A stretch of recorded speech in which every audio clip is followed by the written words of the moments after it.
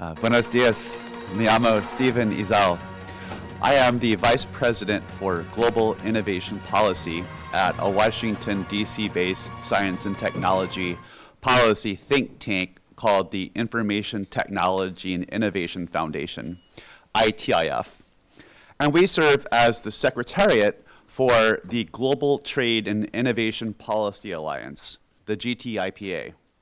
It's a network of over 60 world-leading independent think tanks from nearly 40 countries throughout the world.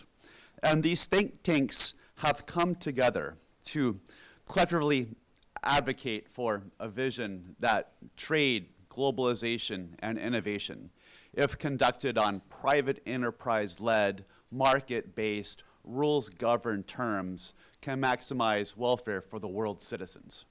We host annual summits somewhere in the world each year.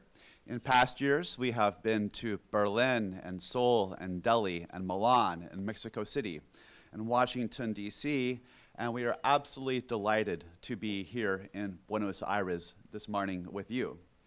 GTIPA summits bring together our members with world-leading and in-country subject matter experts to explore challenging trade, globalization, and innovation policy issues. Our summits facilitate serious discussion and exploration of creative solutions to the difficult economic development and trade challenges that face the global international community.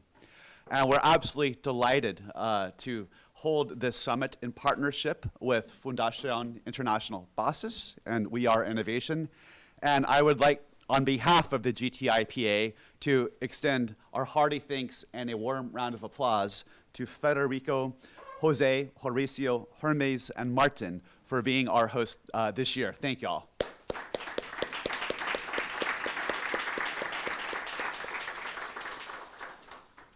I also would like to thank ISEDE University for graciously sharing their venue with us this morning. So today we are going to have two keynote presentations to start our day. First, one on reform and deregulation of the Argentinian state, then one on Argentina's opportunity in the global nuclear renaissance. After the keynote presentations, we will move into a series of panels. The first will talk about lessons learned from our think tanks across the world about how smart deregulation can unleash innovations worldwide. This is our flagship crowdsourced report for 2025, How Smart Deregulations Unleash Innovation. Feel free to take a copy if you'd like. Great examples from 16 countries across the world about deregulation powering innovation. Our next panel will look at regional innovation competitiveness across Latin America. So this report, the Latin American Subnational Innovation Competitiveness Index, considers at a subnational level how 200 regions across Colombia, Peru, Argentina, Brazil, United States, and Mexico are competing in the global innovation economy. So it's a really useful tool comparatively for policymakers to understand regional strengths and weaknesses in the global and regional innovation system and how countries can improve. Later on in the afternoon, we'll move on to panels that will look at the future of trade and globalization, to how policymakers can create environments to support life sciences innovation, and panels in the afternoon on fintech and nuclear innovation. So we're going to have an exciting day lined up for you all today. If you're interested to learn more about the Global Trade and Innovation Policy Alliance, please visit our website at gtipa.org.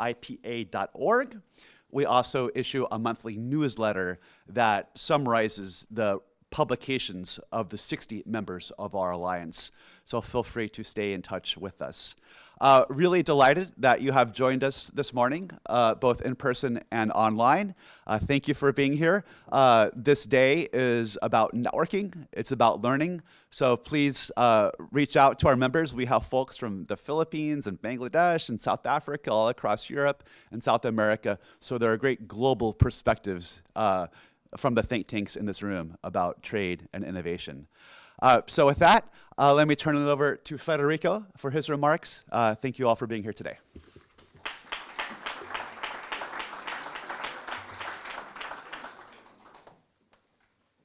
Thank you, Steve. And we are more or less on time, which is great. And I'll try to be brief. So we also start on time with our first keynote, which is a very important topic. Just a few, let's say. Not all of you knows me and particularly know what Fundación Bases and Somos Innovación or We Are Innovation do. So I'll tell you a little bit about our story.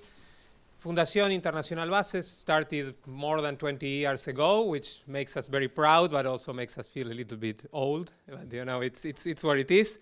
And with the ideas of Bases, the name has to do with a book that was written in Argentina in 1852 called Bases and Starting Points for the Organization of the Republic, written by a great scholar from Argentina called Juan Bautista Alberdi. And that book gave birth to our first constitution. That constitution was a very classical liberal republic constitution, which brought a lot of progress to our land. And when we started the foundation in 2004, let's say we wanted to bring those kinds of ideas back to our country. We've been doing a lot of things, some activities in partnership with ESEADE here, so we're very happy that they are hosting us. And by the way, thank you very much to Anabela, who has been instrumental that we are here today.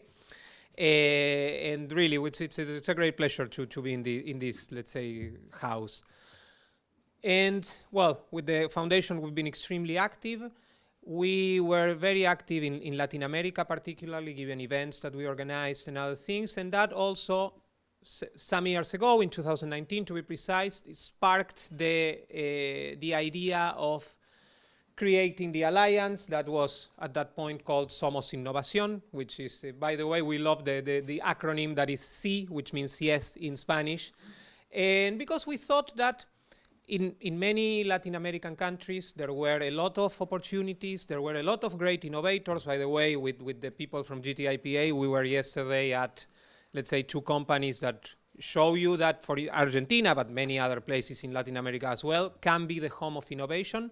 But there can be a lot that could be done. So let's say the situation improved, so innovation could thrive. And so, you know, that innovators were not facing all the time hurdles and barriers. And that's how Somos Innovación was born. Firstly for Latin America, then we expanded to Portugal and Spain because of our obvious cultural ties. Then, of course, the US is part of this hemisphere. It was extremely important as well. And then we realized that, let's say, that it was a little bit arbitrary to have a geographical limit. And today we have 51 organizations in 29 different countries, which we are very proud of all of them. Some, by the way, are, let's say, shared between GTIPA and We Are Innovation, which is also, let's say, a very positive cross-pollination. The program no, don't worry, it's almost my last thing. I don't want to bore you, but just, sorry, 2 important things. You can go to fundacionbases.org or weareinnovation.global to find out about more. We'll be here. I am accompanied here by Horacio Arana, who is our chief economist, by Jose Alberto León, who is project director of Fundación Bases, Jeremías Rucci, who is running around, and also by Martín Sarano, who will join us very soon. No, he has joined us already. So he's also here. Please talk to our guys and let's see if anything can happen, you know, synergistically. About the program, just a few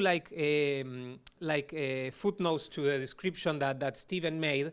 When Steven contacted us, and this is also extremely important. I mean, we are here today because of GTIPA and basically because of Steven and everybody at ITIF that were so kind that we could this together. We started planning this a little bit longer than a year ago. One of the things that Steven emphasized was that it would be great if the program could have a local flavor. And I'm very happy that this is very well reflected, and basically we hit the ground running with that, because we'll start particularly with Mr. Fariña, who will be speaking about something that very important and very amazing, I would say, that is happening in Argentina, which is the deregulation program that we are currently going through. I mean, have been already doing a lot of things, but hopefully a lot more will be coming. That is something also that is very much related to the work of GTIPA, but we're extremely happy that that can be represented in Argentina, that usually, I mean, for a long time has been like a bad student or the bad example. In this, there is a lot we can say. Also, the topic of nuclear energy has definitely an Argentinian flavor, and fintech as well. Yesterday we were visiting, for instance, the offices of Mercado Libre. In Latin America, there are great fintech companies, but in Argentina, definitely the home of Mercado Libre, the fintech industry has, let's say, a strong foothold. It's a very good example of what Argentinian innovators and entrepreneurs can do. And let's say we're very happy that it's represented in the program. The rest of the program also has things that have to do with Argentina, free trade, and many things. But these, I think, are the ones that are more, let's say, anchored to the reality of our country. And we are extremely excited that they will be represented here. And without further ado, I will introduce you. I don't know if you'll speak in Spanish or English, whatever you prefer. It's fine. If you remember that you have the headphones for, switching to listen to the excellent work that our interpreters are doing in the next room. And we have here Maximiliano Fariña. He will be speaking about reform and deregulation in Argentina. Maximiliano serves as Secretary of State Transformation and Public Service and holds a bachelor's and master's degree in economics from Universidad San Andrés.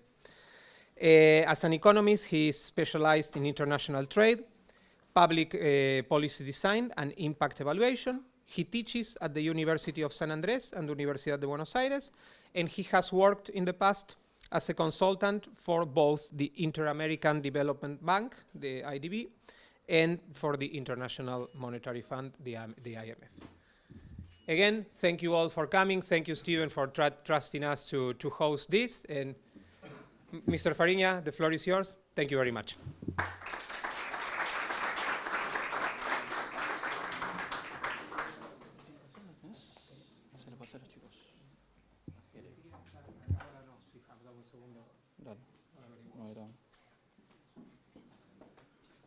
¿Tenemos la presentación cargada en PowerPoint? Ahí está. Fantástico. Listo. Bueno, en primer lugar, muchas gracias por la invitación y por el espacio para poder contar un poco lo que venimos haciendo no solamente del Ministerio, sino del Gobierno desde este último año y medio. Pero creo que antes de arrancar y de hablar de regulación, para mí un punto súper importante es entender el punto de partida y por qué llegó el gobierno de Javier Milei. Si se ve en el gráfico, por un lado está el PBI de Argentina y por otro lado está el PBI de América Latina, y lo que se puede visualizar de forma muy sencilla es que Argentina está estancada. Tenemos casi el mismo PBI per cápita de los últimos 20 años, tenemos 5.000, 6.000 empresas exportadoras menos que en los últimos 10 años, tenemos menos exportaciones, tenemos más deuda, tenemos menos empleo privado y más empleo público. Y tenemos un país que básicamente, a la contradicción de todo el mundo, no crece. Y ese fue el problema que quisimos encarar. ¿Con qué? Con dos principios muy básicos para nosotros que son el core del gobierno. Por un lado, la motosierra o el déficit cero. Y por otro lado, la desregulación. En la motosierra, algo que es muy importante para nosotros, a diferencia de lo que se hizo siempre, fue tratar de que cada reducción que se hiciera de gasto público se volviera en baja de impuestos. Nosotros el año y medio que llevamos, no solamente se eliminó el impuesto al país, se bajaron los derechos de exportación a los productos industriales, se redujeron derechos y aranceles a bienes de capital, se bajó la inflación. Entonces, gran parte del plan económico y por qué dentro del primer año, si bien se logró bajar un 30% el gasto público, el PBI no solamente que no cayó, sino creció 6 puntos de punta a punta, se debió a esta baja o esta recomposición de entender que cada parte de que uno logra con la baja de impuestos es devolverle el dinero a cada uno de los ciudadanos y a cada una de las empresas. Y después, la desregulación, entendiendo que Argentina es uno de los países que ahora vamos a entrar un poquito en la normativa y que fue lo que nos encontramos con mayores regulaciones y que atrás de esas regulaciones hay agentes de poder que lo que buscan es generar una renta extraordinaria a partir de diferentes tipos de normativas. Para hacer un pequeño repaso, cuando hablamos de superávit, parte de lo que venimos nosotros haciendo con el Ministerio y que nosotros llamamos la motosierra fue, en primer lugar, reducir la estructura política. Reducimos casi un 30-40% de la cantidad de cargos públicos, es decir, se redujeron la cantidad de ministerios, secretarías, subsecretarías y direcciones nacionales. Y no solamente se hizo una limpieza, si quieren, a nivel funcionario, sino también se hizo una revisión área por área, que todavía lo estamos haciendo, en donde en lo que llevamos ya de 1 año y medio, 2 años de gobierno, se eliminaron más de 400 áreas que cuando empezamos a revisar lo que hacían no tenía sentido, no era un rol que tenía que tener el Estado y por eso se fueron eliminando no solamente las áreas, sino también desvinculando el personal que estaba adentro. Como con un principio muy básico de el Estado Nacional no tiene que hacer actividades que pueda hacer el sector privado. Entonces cualquier área del gobierno que decía una actividad que podía hacer el sector privado se dejaba de lado. Y esto viene acompañado con una reducción del empleo público que en lo que vamos del año y medio ya llevamos reducido en 60.000 personas la planta del gobierno de la Administración Pública Nacional, que cuando uno lo pone en porcentaje es más o menos aproximadamente el 15% de los trabajadores. Y algo también que se observa es que no fue un proceso que inició el primer día y ahí se estancó o se revirtió, sino que es un proceso continuo en donde todos los meses estamos dando alrededor entre 2.000 y 3.000 bajas de trabajadores, con la misma lógica de que estamos revisando organismo por organismo, ministerio por ministerio, y vamos revisando las funciones de cada una de las áreas. Pero el foco central que quería hacer hoy era en lo que es de regulación y entender un poco el core de lo que nos pasa en Argentina y que creo también es reflejo de muchos países de América Latina. Que uno cuando mira Argentina dice es un país estable, pero no es un país estable simplemente porque tenemos el mismo PBI hace 20 años, sino también porque uno mira a los políticos y son los mismos políticos hace 20, 30 años, uno mira a los sindicalistas y son los mismos sindicalistas hace 20, 30 años, uno mira a los empresarios y son los mismos empresarios hace 20, 30 años. Entonces hay un status quo y hay una sociedad que encontró en la normativa, en los decretos, en las leyes, una posibilidad de obtener una renta extraordinaria. ¿Cómo? Yendo en contra de la competencia, limitando la competencia, generando restricciones, generando burocracias, y lo único que se terminaba perjudicando era el consumidor. Entonces, lo que entendimos que la única forma que el gobierno de Javier Milei tuviera éxito era romper esta triada de poder en donde diferentes actores, y creo que viene quedando muy claro en el último mes, van a hacer lo imposible para defender su renta y van a hacer lo imposible para mantener ese status quo y esas normativas que le dan esos beneficios. Uno cuando se pone a ver, entonces, ¿cómo fue el proceso que hicimos nosotros para empezar este proceso de regulación junto a Federico? Un año antes de iniciar el gobierno, agarramos todas las leyes del país en un documento que se llama el Digesto, están listados las más de 4.400 leyes que tiene nuestro país, y empezamos a revisarlas una por una. Empezamos a leer una por una y las clasificábamos en amarillo, verde o rojo. Rojo si considerábamos que una ley que había que derogar porque iba en contra de la competencia, en contra de la innovación o en contra de la libertad. Amarillo si considerábamos que había que modificarla y en ese caso modificábamos cuál era la redacción de cada una de las leyes. Y verde si considerábamos que la ley era una ley correcta. Una de las cosas que empezamos a dislucidar cuando empezamos a analizar la normativa era que tenía un gran origen muy restrictivo en las libertades individuales y en las libertades económicas. Estos son algunos de los ejemplos. Cuando uno mira, por ejemplo, el Código Aerocomercial de Argentina, tiene su origen en la dictadura militar. Entonces era un código aeronáutico que tenía como objetivo controlar el espacio aéreo y no tenía como objetivo desarrollar el mercado aerocomercial. Entonces, para que ingresara una nueva aerolínea era casi imposible. Por eso Argentina casi durante 10 años no tuvo aerolíneas en Argentina y la única aerolínea era la aerolínea de bandera. Debido a que las restricciones que imponía el Código Aerocomercial para que una nueva empresa pudiera volar o para que una nueva empresa pudiera hacer un nuevo recorrido eran casi inviables. Teníamos leyes que establecían cómo tenían que ser los contratos de elaboración de vinos. Teníamos leyes que estuvieron vigentes hasta hace un año y medio, como la ley de góndolas, que le decían a cada empresa cómo tenía que poner los productos en su propio góndola del supermercado. Pero estas restricciones no solamente eran económicas, sino también había restricciones a la libertad. Hoy tenemos, y siguen estando vigentes, una gran cantidad de leyes que, por ejemplo, prohíben la reunión entre ciudadanos, restringen la libertad de prensa y restringen también las libertades individuales para poder comerciar. Entonces, a partir de esta metodología que les conté, revisamos todas las 4.400 leyes en un periodo de más de un año, y eso fue el disparador de dos elementos centrales para el gobierno de Javier Milei. Por un lado fue la ley Bases, que se publicó o se envió al Congreso a los 2-3 meses de haber iniciado el gobierno, y por otro lado el DNU 70, que fue una de las principales reformas para tratar de eliminar todas estas regulaciones que habíamos encontrado. Parte fundamental para llegar a ese proceso fue una metodología que para nosotros fue muy útil para poder revisar una normativa tan amplia, que fue: no hacemos reuniones, no hacemos conferencias, no leemos papers, no hacemos encuentros, trabajamos simplemente con documentos con control de cambio. Buscábamos un especialista de cada tema, de energía, de educación, de economía, de aerocomercial. Le decíamos: esta es la normativa vigente del país, devolveme un documento con los controles de cambios y cuál tendría que ser la nueva legislación argentina. Eso nos fue muy útil porque nos permitió avanzar muy rápido, por eso la gran cantidad de reformas que realizamos. Nos permitió separar la gente que estaba dispuesta a colaborar de la gente que no estaba dispuesta a colaborar, y también nos permitía de forma muy genuina poder identificar la visión ideológica de cada uno de los participantes, porque si una persona, yo le enviaba una ley, una normativa para analizar, y me mantenía, por ejemplo, una restricción a las exportaciones de carne, claramente no estaba alineado con el objetivo que nosotros estábamos buscando. Hay un punto muy importante también en este proceso de regulación, que fue, y que creo que la palabra que mejor lo ilustra, es entender que la normativa es un monopolio. Y la normativa es un monopolio porque cuando una empresa o un ciudadano tiene que hacer un trámite contra el Estado, no le queda otra alternativa. Está atado a las reglas que fija el Estado. Entonces, uno de los grandes problemas que hay es que cuando en un mercado yo estoy con un monopolio, el costo termina siendo mayor al costo marginal, y si la normativa es muy mala, como termina pasando en Argentina, lo que termina sucediendo es que los ciudadanos y las empresas terminan enfrentando costos muy altos por esa normativa.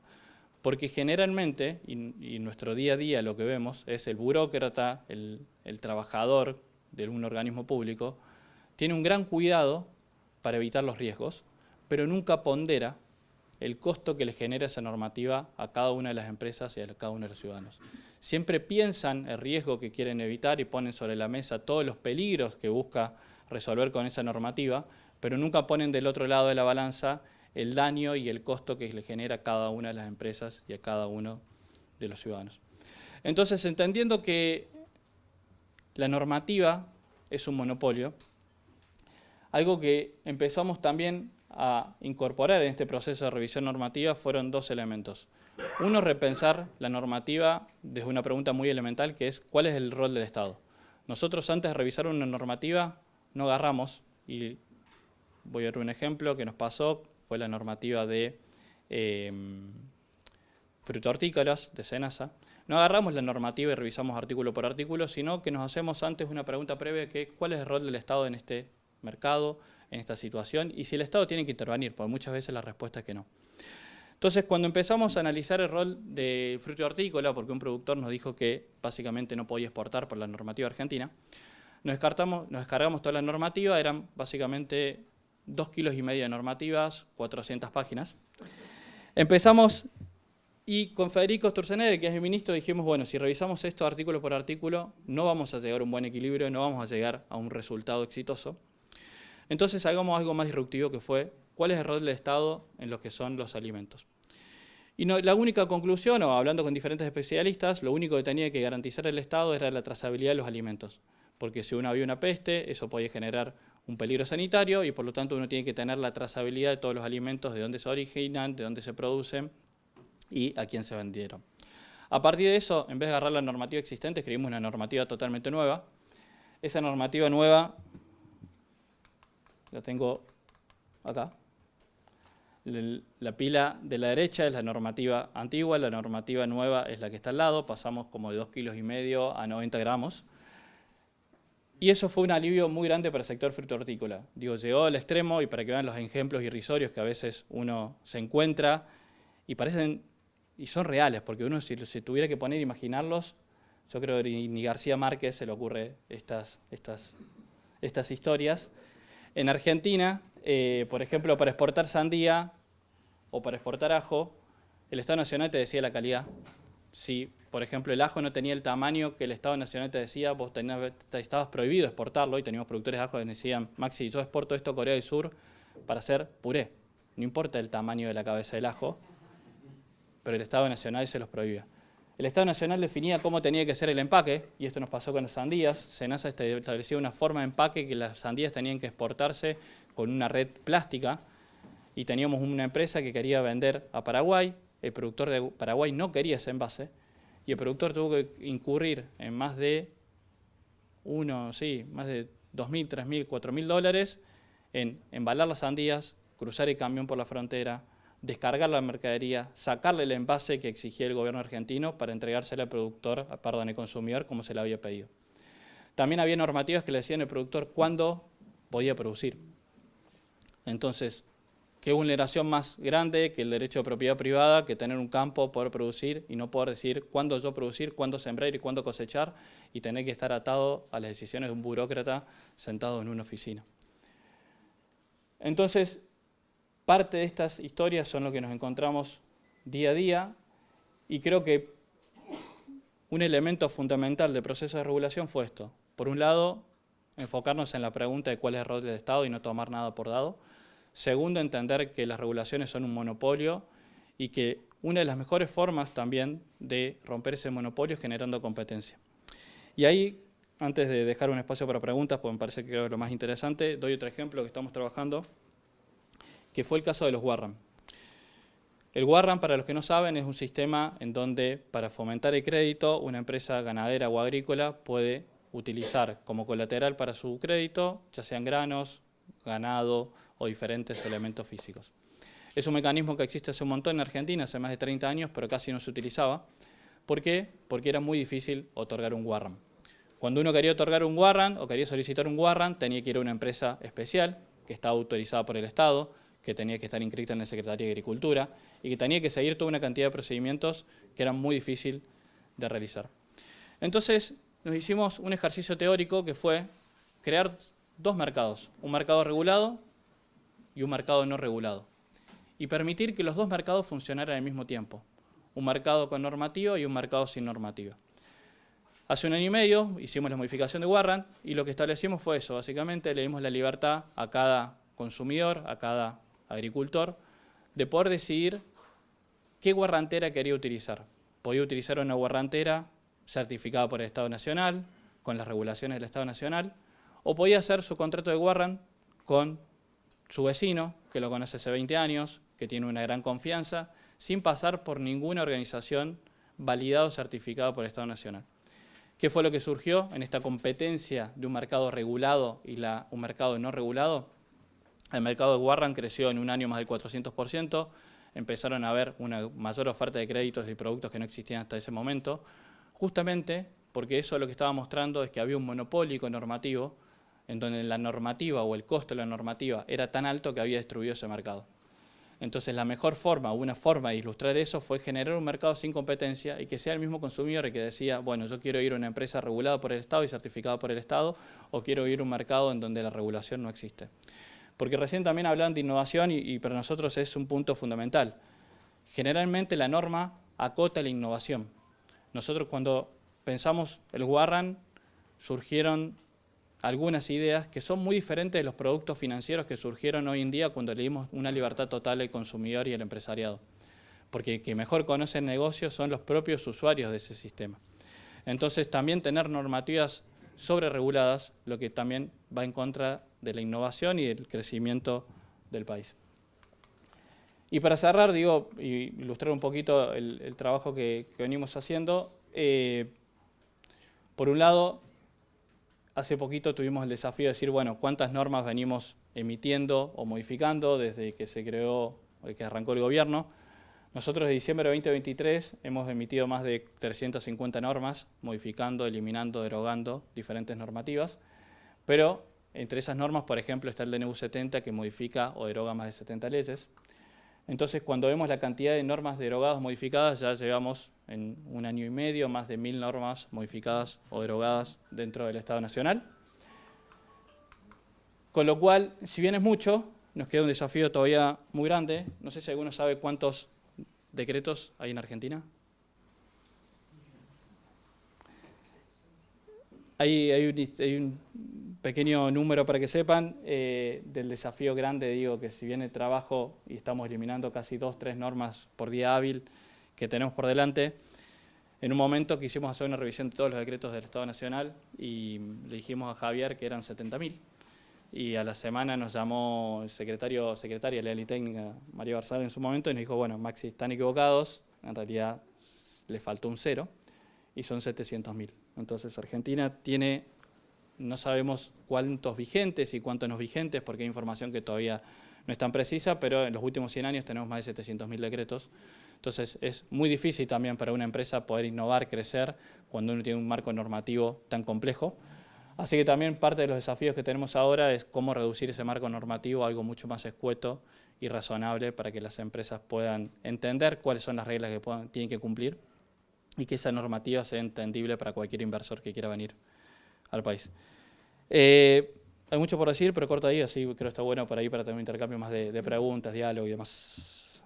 Muchas gracias.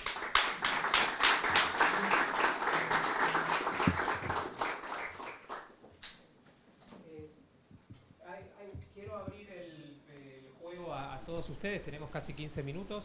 Empiezo con una pregunta instrumental. Maximiliano, ¿han usado herramientas de inteligencia artificial por caso para lidiar con toda esta maraña, con estos kilos y kilos de regulaciones? Lo hemos intentado en su comienzo, apenas salió el DNU 70, la ley bases, algunos innovadores, por decirlo de alguna forma, desarrollaron algunos códigos o frames en páginas web para poder consultar la normativa argentina. Esa experiencia no fue tan buena porque cuando empezamos a consultarle, a veces en el proceso de respuesta nos inventaba normativa que no existía dentro del país. Y en temas tan estrictos como lo es lo jurídico, el margen de error tiene que tender a 0. En lo que sí lo estamos utilizando ahora es cuando uno tiene un marco normativo, como mencionaba recién, de 700.000 decretos. Esos 700.000 decretos tenés cosas muy relevantes y cosas poco relevantes. Tenés normativas por ahí, como nos encontrábamos en la década del 40, que te restringe el mercado de quesos y lácteos, pero también tenés por ahí una designación de un funcionario. Entonces sí estamos intentando ahora en esos 700.000 decretos, utilizando inteligencia artificial y ayuda de algunas empresas, para ver cómo podemos clasificar los 700.000 decretos, separar lo que son designaciones, separar lo que son contrataciones, separar los que son decretos relevantes y tratar de que de alguna forma en esa maraña normativa nos ayude a identificar sobre todo algunos tipos de normativas como son prohibiciones económicas, como son restricciones a la exportación, como son restricciones a la propiedad. Entonces estamos iniciando ese proceso con mucho entusiasmo, sin saber qué va a ser el resultado y es mucho prueba y error. Y también lo que estamos observando también ese proceso de utilizar inteligencia artificial, que es los resultados mejoran muchísimo cuando hay un input humano. Cuando nosotros hemos agarrado algunas muestras aleatorias de decretos y esas muestras aleatorias de decretos las hemos analizado con un equipo técnico y a partir de ahí le hemos pedido a la inteligencia artificial que tome eso como aprendizaje y reclasifique todo el resto de las normativas a partir de esos aprendizajes. El margen de error está disminuyendo muchísimo, así que yo creo que una mezcla de generar un buen core de análisis primario nuestro con ayuda de inteligencia artificial puede ser como alguna herramienta bastante útil, no solamente para detectar normativas a modificar, sino también para el uso cotidiano del Estado y los abogados, que muchas veces es muy complejo dado la cantidad de normas que hay. Te hago la última de mi parte y ya hay de la audiencia varias. Nosotros estamos muy influenciados, en Somos Innovación me refiero, por el modelo de Estonia, por, digamos, utilizar el gobierno digital como una manera de simplificarle la vida a la gente, ponerlo al ciudadano en el centro y, digamos, cortar radicalmente regulaciones. ¿Ves en algún momento Argentina tomando ese camino? ¿No es algo que está pensado en este momento? ¿Cómo lo ves? Es una etapa, es una segunda etapa. ¿En qué sentido? Voy a agarrar un organismo por ahí que es... hay un organismo del Estado Nacional que tiene unos 1000 trámites. De esos 1000 trámites, cuando nosotros nos pusimos a revisarlos, consideramos que el 40-50% era totalmente innecesario y no tenía que tener rol del Estado. Entonces, si yo como Estado Nacional me pongo a digitalizar y a mejorar los procesos de esos 1000 trámites, cuando la mitad de esos trámites no tienen sentido de existir, estoy perdiendo recursos, esfuerzos y más en el Estado, que son muy finitos. Entonces, siempre el proceso que nosotros hacemos es primero revisar si es algo que tiene que existir, la normativa, y después en una segunda etapa sí avanzar con un proceso más de digitalización e innovación, que en algunos temas se va haciendo, digo, desde la licencia de conducir, que ahora la idea es que esté en la aplicación web, hasta el tema de servidores, bases de datos, sobre todo también se está haciendo un esfuerzo muy grande en lo que es la aduana, para que la aduana empiece a ser 100% digital y que no haya más discrecionalidad de ningún funcionario despachante dentro de la aduana, para que todos los expedientes sean en sobre digital y no que sean un sobre papel, como sucede hoy, que muchas veces lleva la discrecionalidad del funcionario público que está en ese momento. Entonces, hay algunos esfuerzos muy importantes, sobre todo en los temas relacionados con comercio exterior. Hay que avanzar en ese sentido, pero en muchas áreas creemos que primero el proceso es hacer una base cero, relevar qué es lo necesario, eliminar todo lo que no sea necesario, porque en la práctica te terminas dando cuenta que el 50, 60, 70% de las cosas están de más. Entonces, sí, pero primero hay que hacer ese proceso. Buenos días, Luis Loría de Costa Rica. Son dos preguntas concretas. La primera, como en la misma línea de Federico, ¿ustedes han involucrado a los ciudadanos en identificar los problemas y en proponer soluciones? Y si se ha utilizado tecnología para eso. Y la segunda, como del universo de reformas que quedan pendientes, más o menos qué porcentaje puede resolver el Ejecutivo y qué porcentaje tiene que pasar por el Congreso. Con respecto a la relación con nosotros, tenemos 3 inputs, te diría, para detectar normativas. Uno son los precios relativos. Cuando tengo un producto que vamos a suponer que en Costa Rica vale 1/3 de lo que vale en Argentina, eso me está dando una señal que tengo un problema en el mercado. Por ejemplo, bicicletas. Si las bicicletas en Argentina valen doble, el triple que lo que valen en Alemania, claramente tengo un problema en ese mercado. El segundo elemento que utilizamos es los ciudadanos, y muchas de las grandes desregulaciones que hicimos nos las trajo un ciudadano de pie. ¿Cómo? Hay 2 formas. Primero lo iniciamos de una forma muy coloquial.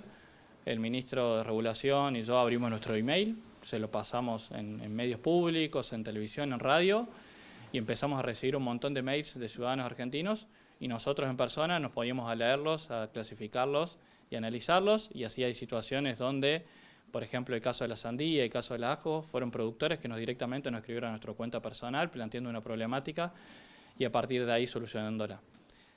Paralelamente quisimos crear un mecanismo un poquito más institucional por un tema de caudal. Entonces hace 6 meses, 8 meses sacamos una plataforma que se llama Reportar tu Burocracia, en donde le permitimos a cualquier ciudadano, empresa, de forma anónima o no, declarar o denunciar una normativa que consideren que vaya en contra de la libertad o en contra de la competencia. Ahí tienen que especificar qué tipo de normativa es, porque no es simplemente normas nacionales, también permitimos denunciar normas provinciales o municipales. Tienen que decir cuál es el problema y también le damos la posibilidad de, si quieren, proponer una propuesta de cómo tendría que ser esa normativa. Todo eso se revisa semana a semana, los pedidos que se ingresan, se clasifican si son pedidos que son viables o no, y a partir de ahí se les designa, si querés, un binomio de economista y abogado, que lo analizan y arman una propuesta normativa junto al área responsable para ver ese caso.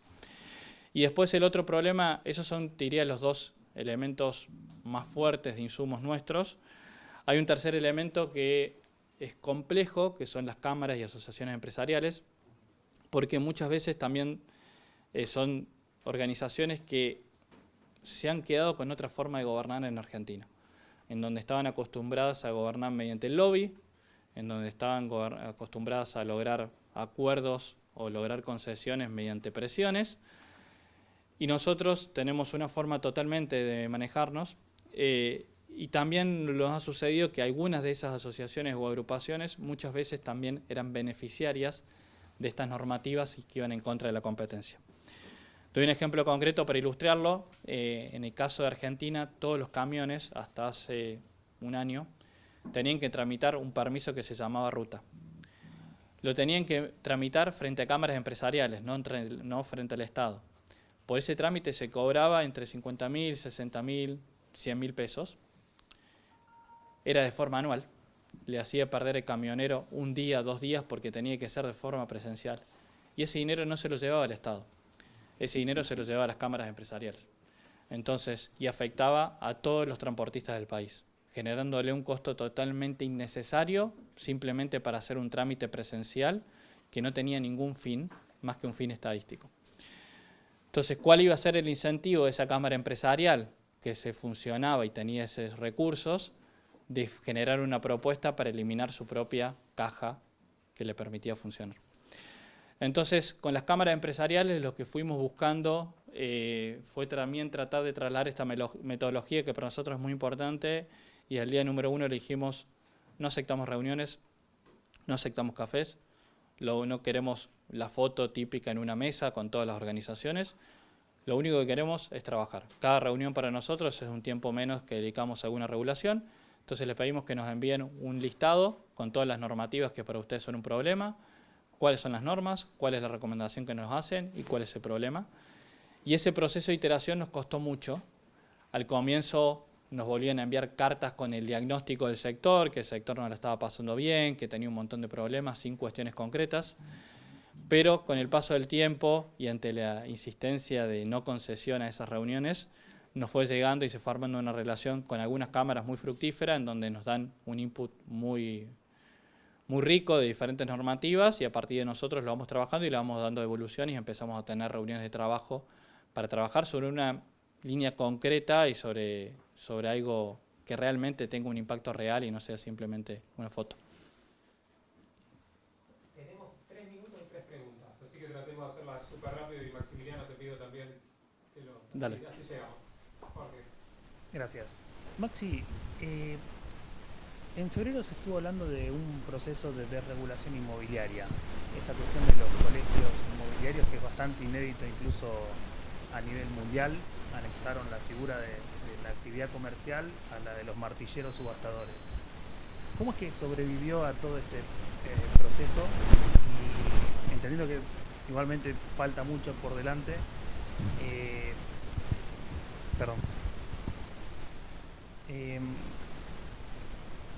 ¿Cómo sería una transición en donde hay cámaras que eventualmente hoy le entregaron a las provincias la regulación de algo que es materia comercial que debería depender a las provincias por esto de la falsa profesionalización o de haber transformado una actividad en una profesión científica a una actividad comercial? ¿Querés que hagamos las 3 ¿Se juntas? entendió la pregunta? Sí.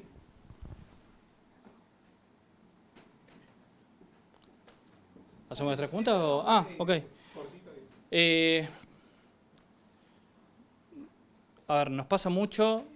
Primero hay un montón de restricciones de ese estilo relacionadas con las profesiones, y no es algo solamente Argentina. Cuando vas a hablar con la OCDE, es de las mayores resistencias que tienen todos los países del mundo, generalmente las cámaras profesionales o el rol que tienen los profesionales, y cómo eso a veces termina siendo un limitante en alguna actividad. No solamente con cupos, en algunos casos, con honorarios fijados, con límites de precio, con límites en las cantidades. Entonces es un problema que es bastante más grande y global que lo que uno podría mirar, si querés, de un sector como podría ser el inmobiliario. Del inmobiliario no voy a expresar porque generalmente no hablamos de cosas que todavía no hicimos y que quedan muchas cosas por hacer, entonces no anticipamos medidas ni nada. Pero sí, algo que mencionaste que es un problema que nos sucede muchas veces, que nuestras competencias están limitadas a la nación. Y muchas de estas competencias, las provincias a veces nos juegan en contra o tienen normativas locales que van en contra de la regulación que nosotros hacemos. Un caso para mí fundamental es los medicamentos. Nosotros estamos trabajando para que los medicamentos sean más baratos, y parte de ese proceso es aumentar la competencia, que se puedan vender de forma transparente en la góndola, en las farmacias, y permitir el delivery. Esas 3 cosas por ejemplo, están permitidas gracias a la regulación que nosotros hicimos en Cava, pero están prohibidas en provincia de Buenos Aires. Entonces, nuestra visión es no intrometernos en las provincias, respetar el federalismo, pero sí vamos a presentar, y es parte de lo que se viene ahora en las elecciones, una alternativa y una propuesta electoral bastante contundente para decir, ok, bueno, esta es nuestra propuesta, esto es lo que nosotros queremos, será una decisión del ciudadano qué tipo de modelo quiere, si quiere tener un mercado regulado y restrictivo o no. Thank you very much. My question will be in English, but first of all, congratulations for this effort, and just coming from Central and Eastern Europe and from Hungary, we had a similar story in 1990s, turning from a planned economy or central planned economy to free market economy, from socialism to democracy, and we deregulated very hard. Not at that scale, but we did it. But in the meantime, the new legislation, new regulation increased, partly because of the European Union, partly homemade. So my question is there any consideration to have some institution that it will remain this regulation effort and not new laws so that's how sustainable it is? And is there on an institution, or do you think it would be useful to have it? Me perdí al final. ¿Cómo? La pregunta es, ¿cuál es la consideración de...? Si no hay nueva regulación creciendo y cuán sostenible es el proceso que usted está llevando adelante.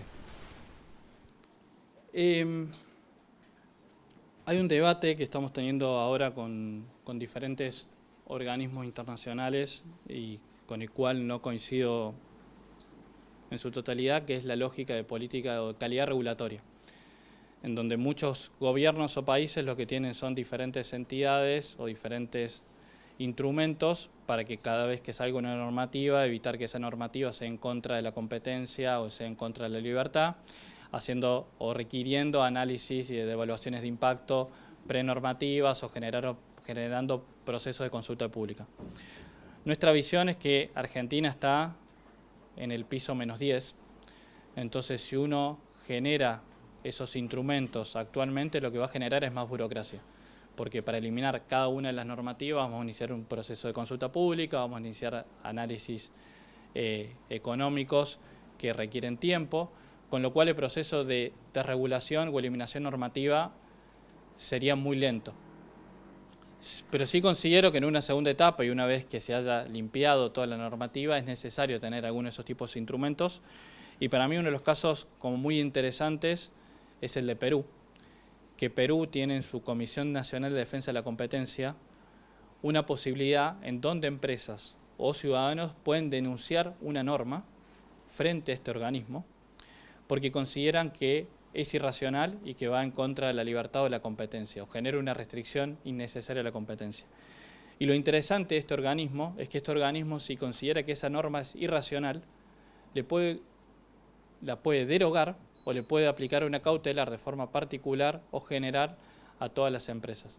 Entonces es un mecanismo de control bastante interesante porque le da un poder muy fuerte a las empresas, a los ciudadanos, de poder defenderse ante este tipo de normativas y pone un árbitro imparcial, que no es el Estado, para poder definir cuál es el impacto que tiene esa normativa en la sociedad. Y es un esquema que funciona muy bien, donde ellos desde este tribunal han eliminado una gran cantidad de normativas a partir de denuncias que han hecho los ciudadanos, y creo que podría ser un instrumento bastante valioso junto a una comisión de defensa de la competencia fuerte para que el proceso sea estable y se mantenga en el tiempo. Y creo que lo otro importante es el cambio cultural, que Javier siempre lo menciona. Hoy es creo que algo que tiene mucho consenso en la sociedad argentina, que no tener superávit fiscal es importante. Yo creo que esa conciencia hace 5 o 6 años no estaba. O que hoy se esté hablando de regulación en el país también es un gran logro. Entonces, a medida que la sociedad vaya viendo que esas regulaciones se transforman en hechos reales, creo que eso es lo más importante para que el cambio sea permanente y no transitorio.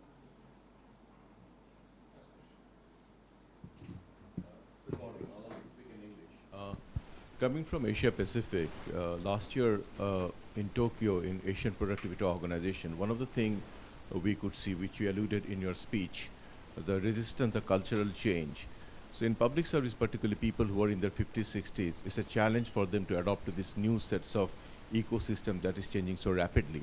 So if I were to ask you, based on Argentinian experience, what are 3 advice you would have for your colleagues and counterparts in other developing global south, like Indonesia, India, China?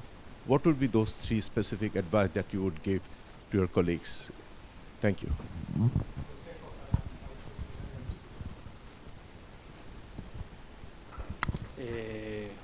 Consejos. No, para nosotros fue muy importante y creo que nada hubiera sido posible. 2 cosas. 1, comenzar a trabajar antes de ser gobierno.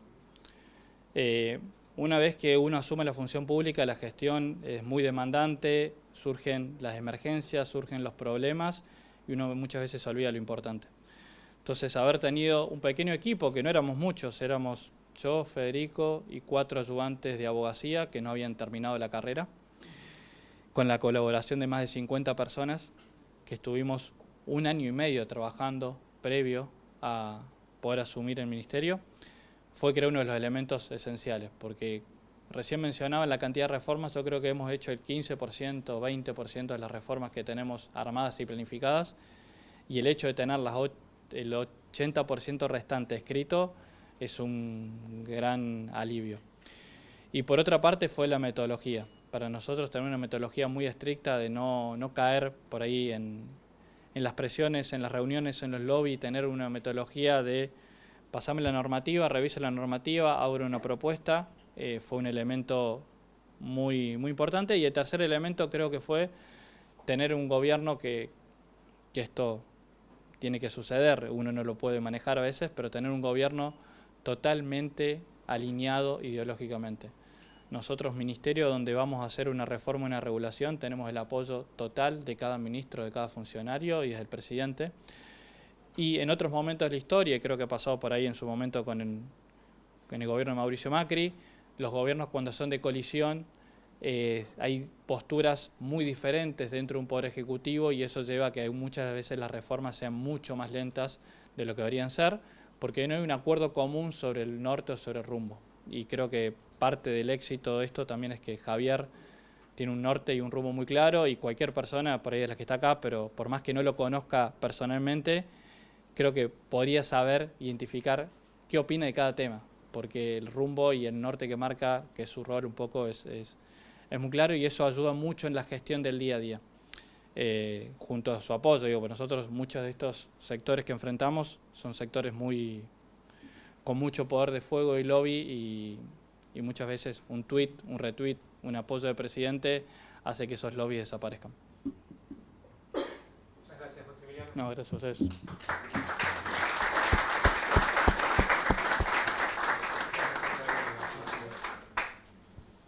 Bueno, ahora es todo en español.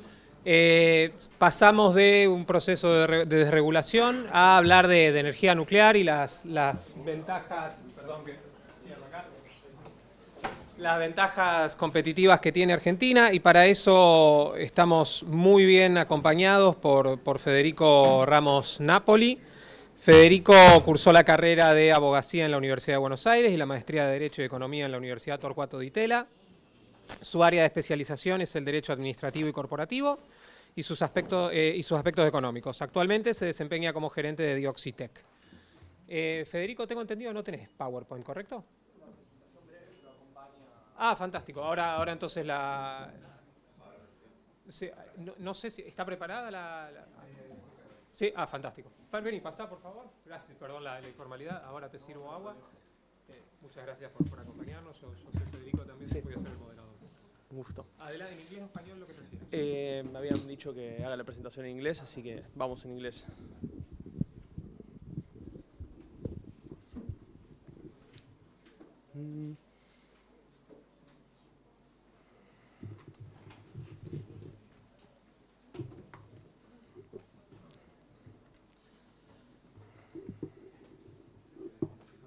Muchas gracias.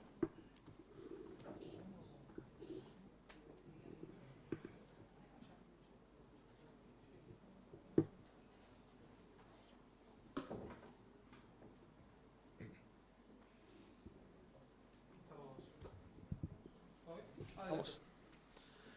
Well, good morning, everyone.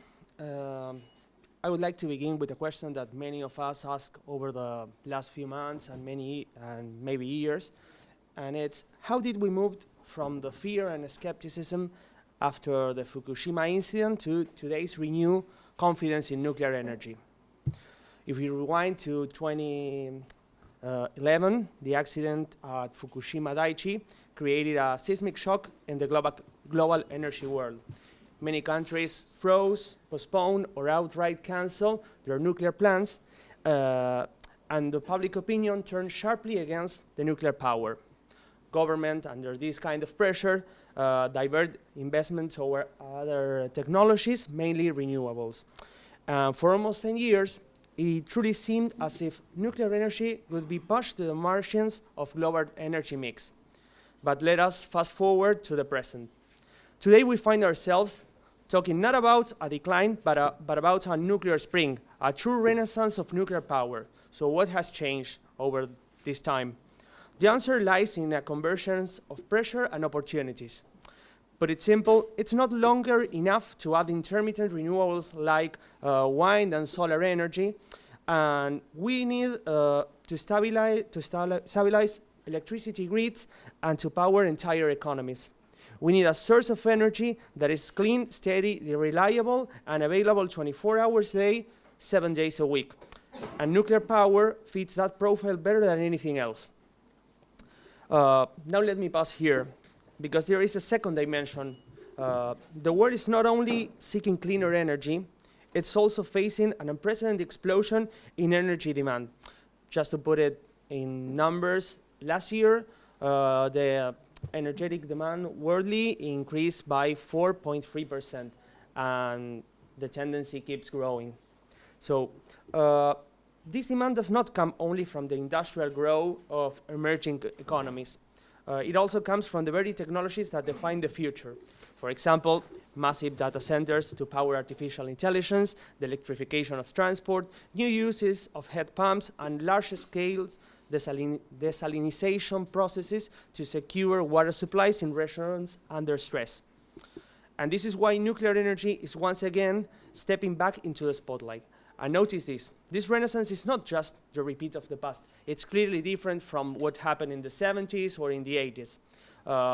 It's a lot about new solutions because the proliferation of small modular reactors, the new reactors that are labeled as advanced third and fourth generation, and applications that go well beyond the electricity usage of nuclear energy. The global market today is hungry for medical isotopes like cobalt-60 for irradiation, molybdenum-99 for diagnosed medicine, and to support desalinization, and for irradiation processes that benefit agriculture, industry, and human health. In short, nuclear energy is diversifying its value proposition. To give you a sense of the scale, the world is currently, well, this is just shows what should we expect over the course of the next years in terms of energetic demand. And this is where we are right now. As I was saying, the world is currently building around 60 new nuclear power reactors and designing tons of small modular reactors that are yet to be tested and produced. So this is not a minor revival, but it's a real structural shift. Of course, this renaissance is not without challenges. As the International Atomic Energy Agency has warned, supply chain stress is already visible. Fake parts, aging equipment, and unreliable suppliers have caused costly delays and even reactors shut down. Last week, I had the honor of being part of the Argentinian committee that went to the General Conference of the International Atomic Energy Agency. The two main issues were, of course, the stress on the supply chain needed for the nuclear sector, but also the licensing problems that we are facing now, because the regulatory bodies of each country are not that ready to face this nuclear renaissance. not only in Argentina, but also in the United States, Europe, and all over the world. So, to sum it up, after Fukushima, nuclear power looked fragile. Today, it looks essential.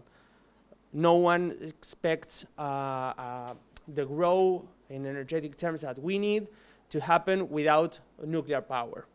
So it will succeed, this renaissance, in the countries that can guarantee safe technology, reliable supply chains, and the institutional framework to attract investments. And this leads us directly to the Argentinian role within this nuclear renaissance. So, what part does Argentina play in this nuclear spring?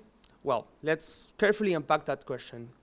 Argentina nuclear journey began almost 75 years ago, during the 50s, with the creation of the National Atomic Energy Commission. From that moment on, the country became a pioneer in Latin America. We built Atucha 1, Embalse, and later Atucha 2, and several research reactors like RA3, RA6, and many others. Today, these three plants together, Atucha 1 and 2 and Embalse, provide around 8% of our national electricity supply. But let me stress something more important, beyond electricity. Argentina achieved what very few countries in the global south have ever accomplished. We mastered the entire nuclear fuel cycle, from uranium mining to conversion, enrichment, and fuel fabrication. That is a strategic capability that not many countries have. Yet, our history has not been a straight line of success. Even when economic crises slow us down, we never lost our core expertise. Many times, our investments were underutilized, and there was always potential, but not always momentum to unlock it. And this is why the current moment matters. With a more stable and forward-looking approach, Argentina can finally tap into those latent capabilities. We can offer an attractive investment landscape for anyone looking to expand nuclear capacity.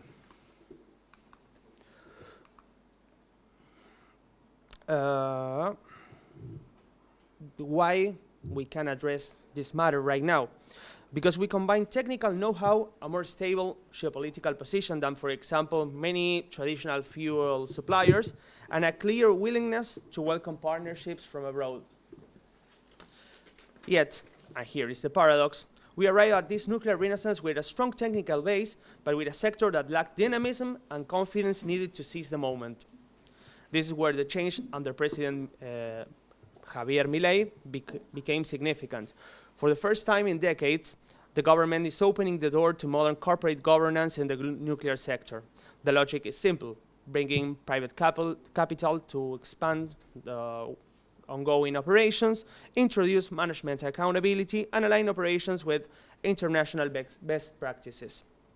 We can already see the results. Look at Dioxitec, the company where I work. We do the conversion of the uranium to be used in the reactors. So, under the new administration, Dioxitec redefined its governance structure, restructured its debt. We had debts that went back to the 99 with the National Atomic Energy Commission. And over the last 9 months, we were able to cancel almost 50% of it, and we expect to fully cancel it by the second quarter of next year.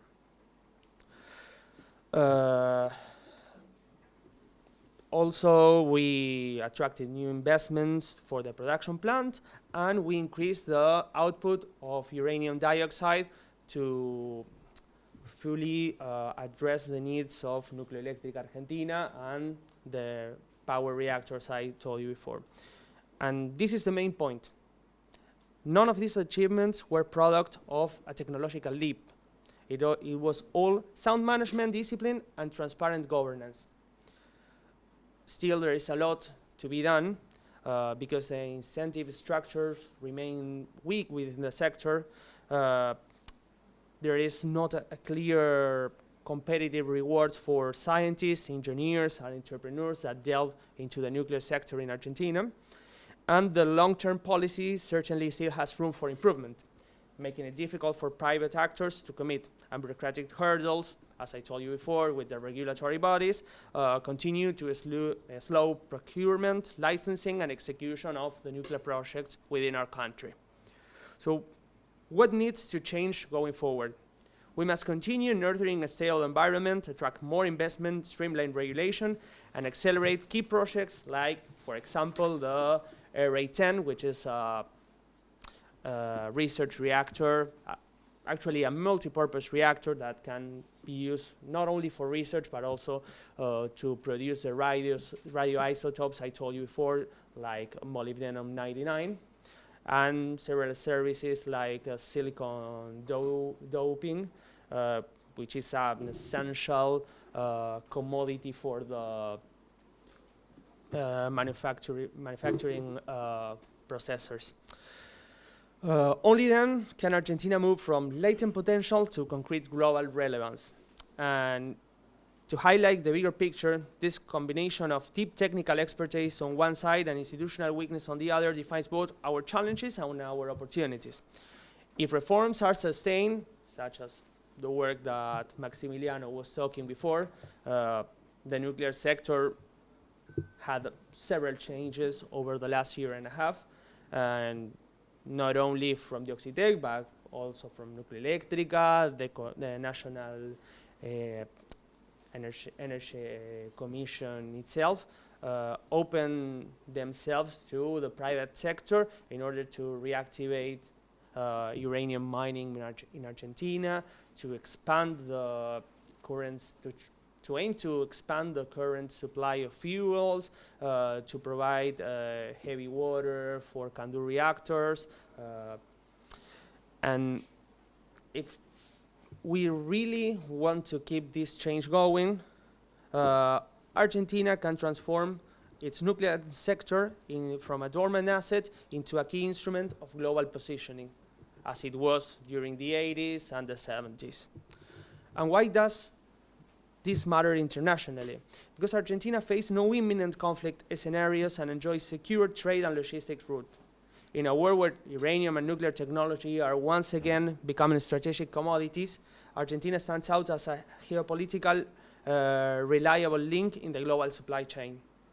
So, to conclude, Argentina is not starting from scratch.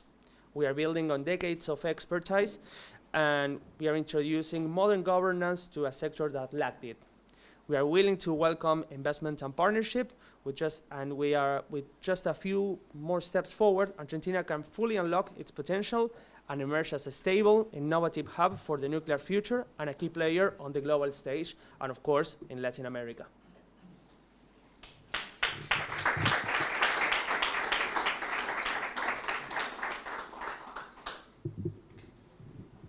Thank you very much, Federico.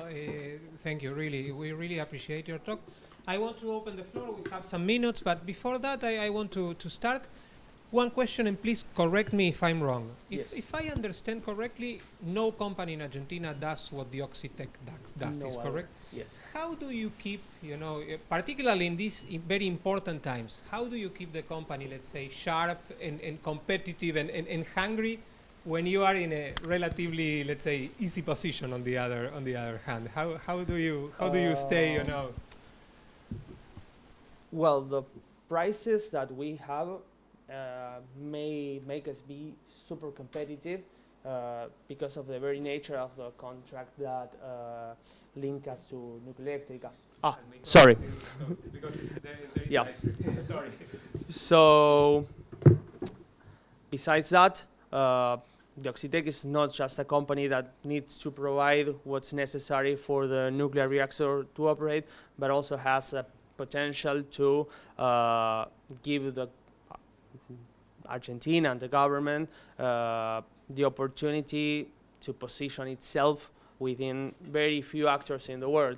As we told before, Argentina is one of the very few countries that complete the nuclear fuel cycle using its own technology.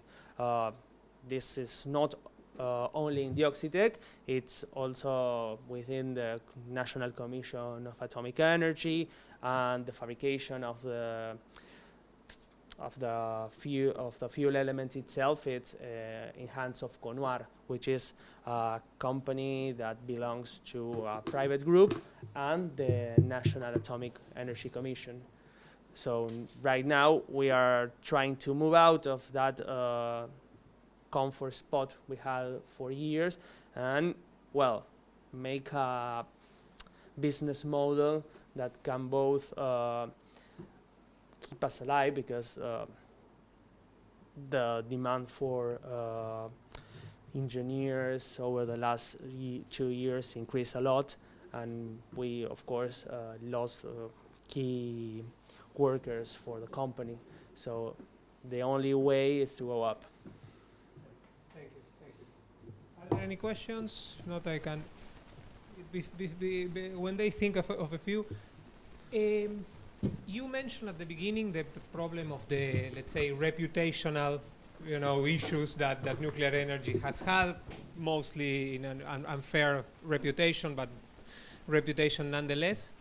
That is definitely changing. I know, sorry, this question can be, let's say, either stupid or very difficult, but that seems to be changing. Where do you see nuclear energy going in Argentina and in the world, if you want, in the next 5 years? You said some things, but if you can expand on that. Well, for the next 5 years, I think that Argentina will consolidate its nuclear energy sector, not only by providing energy, but also with other applications, because the main achievement of the next 2 or 3 years will be the Array 10 starting its operations. This opens a very wide variety of opportunities in the medical and health sector, of course. And in the world itself, I think that by 2030, we will be seeing the first SMRs operating, not 2030. all. 2030? Yes, there are several projects that are about to start construction, so we may see by 2030 an SMR in the world operating, but not maybe connected to the grid, but on a critical facility. So it can provide for an industry or for a strategical place the amount of energy 24/7, as we said before. Thank you. We have Yeah. questions. Sean, please try to keep it short because time is always. So you just answered part of my question about the future Yes. of SMRs. So do you have a strategy that would link that to the development of data centers in the country? Yes, Argentina offers a very interesting opportunity in the south of the country, not only because of the possibility of installing data centers and power it by nuclear energy, but also because of the reduced OPEX of cooling those data centers.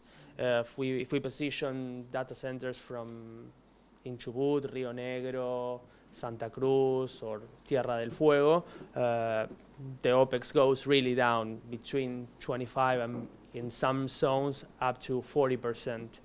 So we still have to work on the connectivity, I think, and also in what kind of power we will use, if it is SMRs or maybe a microreactor to power those data centers specifically. Yeah, thank you very much. Why should I be optimistic that there's really a business case for nuclear energy? The latest experience, at least in Europe, the reactors that have been built were far beyond any expectations, and so the costs were far beyond any expectations, and far beyond any reliable business case. So why should that change? Well, we have to separate things a bit.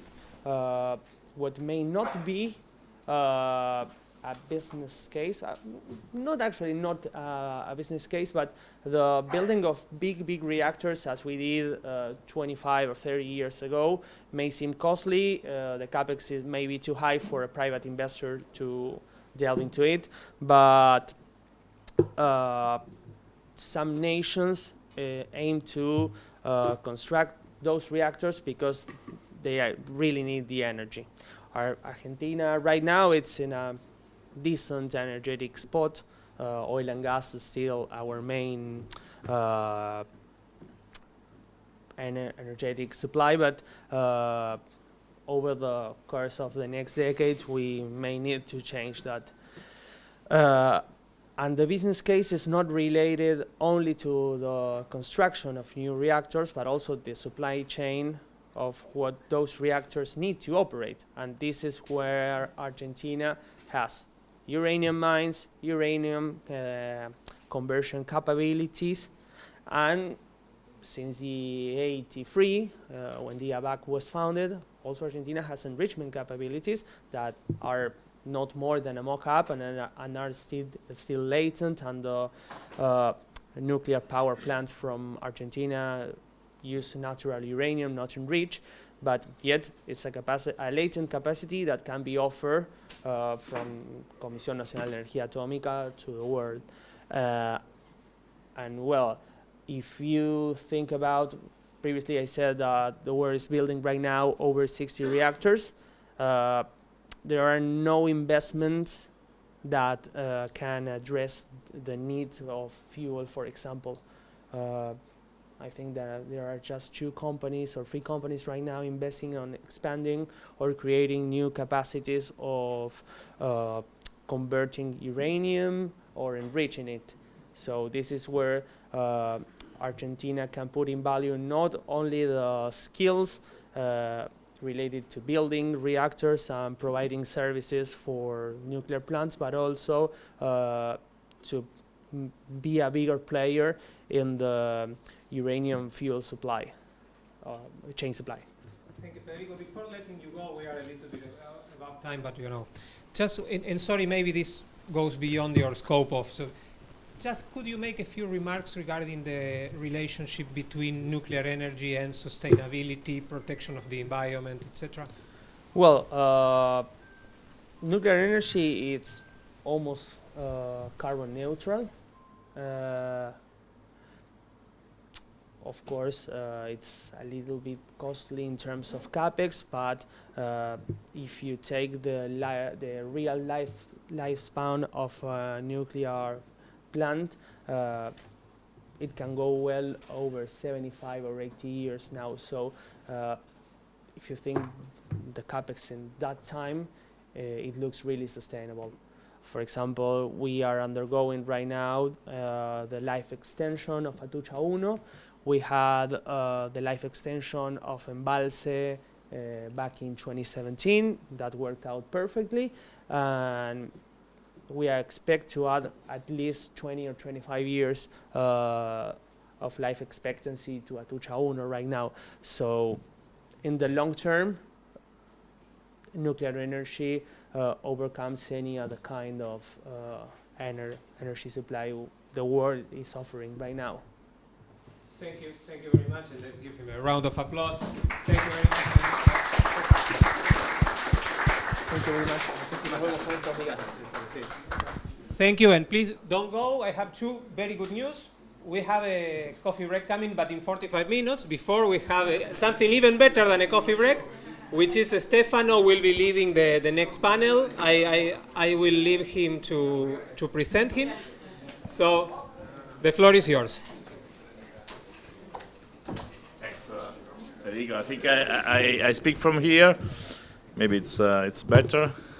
My name is Stefano da Empoli, and yeah, as Federico was saying, I'm moderating this panel that basically presents I mean the GTIPA effort and its think tanks effort to convey some practical examples of deregulation that spur innovation and hopefully growth in our countries.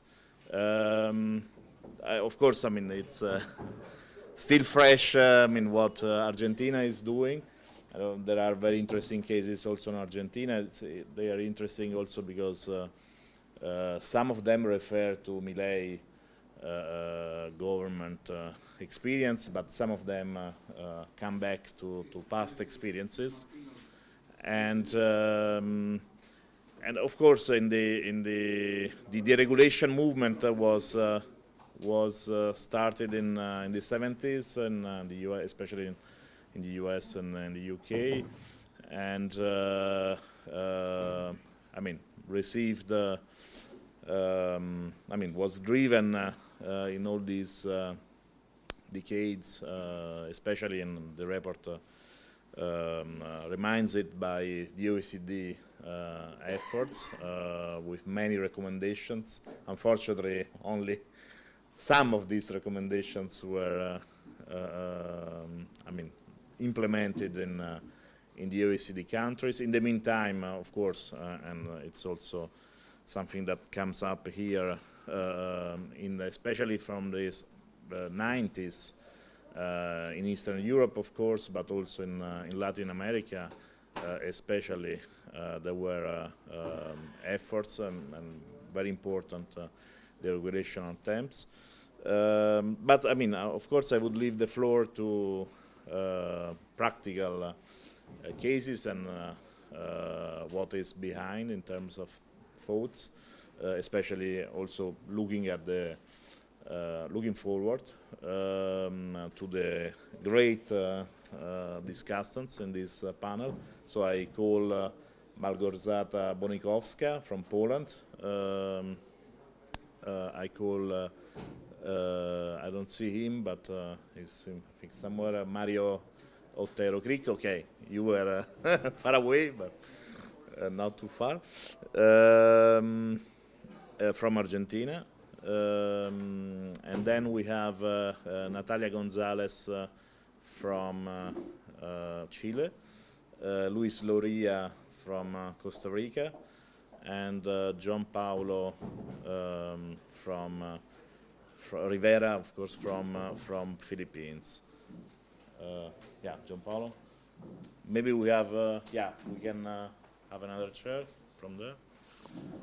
I would start from Mario, also because I mean we are hosted here in Argentina, and we have actually 6 cases. I mean, from Argentina. You wanted to impress us, but it's interesting this because 3 of them are refer to what Milei is doing, while your part, the part that you wrote, was more on things that were done in the past, and some cases also were reviewed by Milei. So it's interesting to have your very, very short. I mean, we try to do 3 rounds, but we do that. We can do that if you are very, very short and on the point. Please, Mario. Yes. First of all, I would say that overregulation is not something that happens just in Argentina. It's all over the world.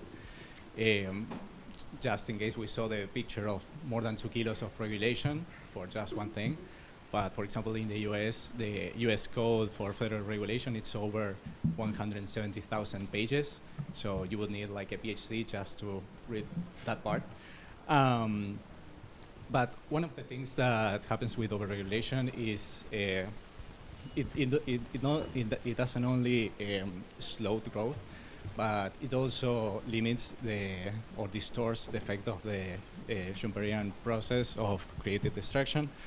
And that's something really important because it allows companies that are not longer competitive to still be in place. And another example that happens that it's also, I would like to mention because it's very relevant to Argentina, is the case that it increased informality. So there are like a lot of industries, for example, textile or construction, that in Argentina, over 70% of it is completely informal. And I mean, it makes sense. If you have a business, if you want to start, and you have to read all those regulations, you are not going to do it. So you start like working, and the problem is that then the government can ask you things that, of course, you are not complying. I saw the example that they gave about the watermelon in the spring meetings with Federico, who was in the IDB.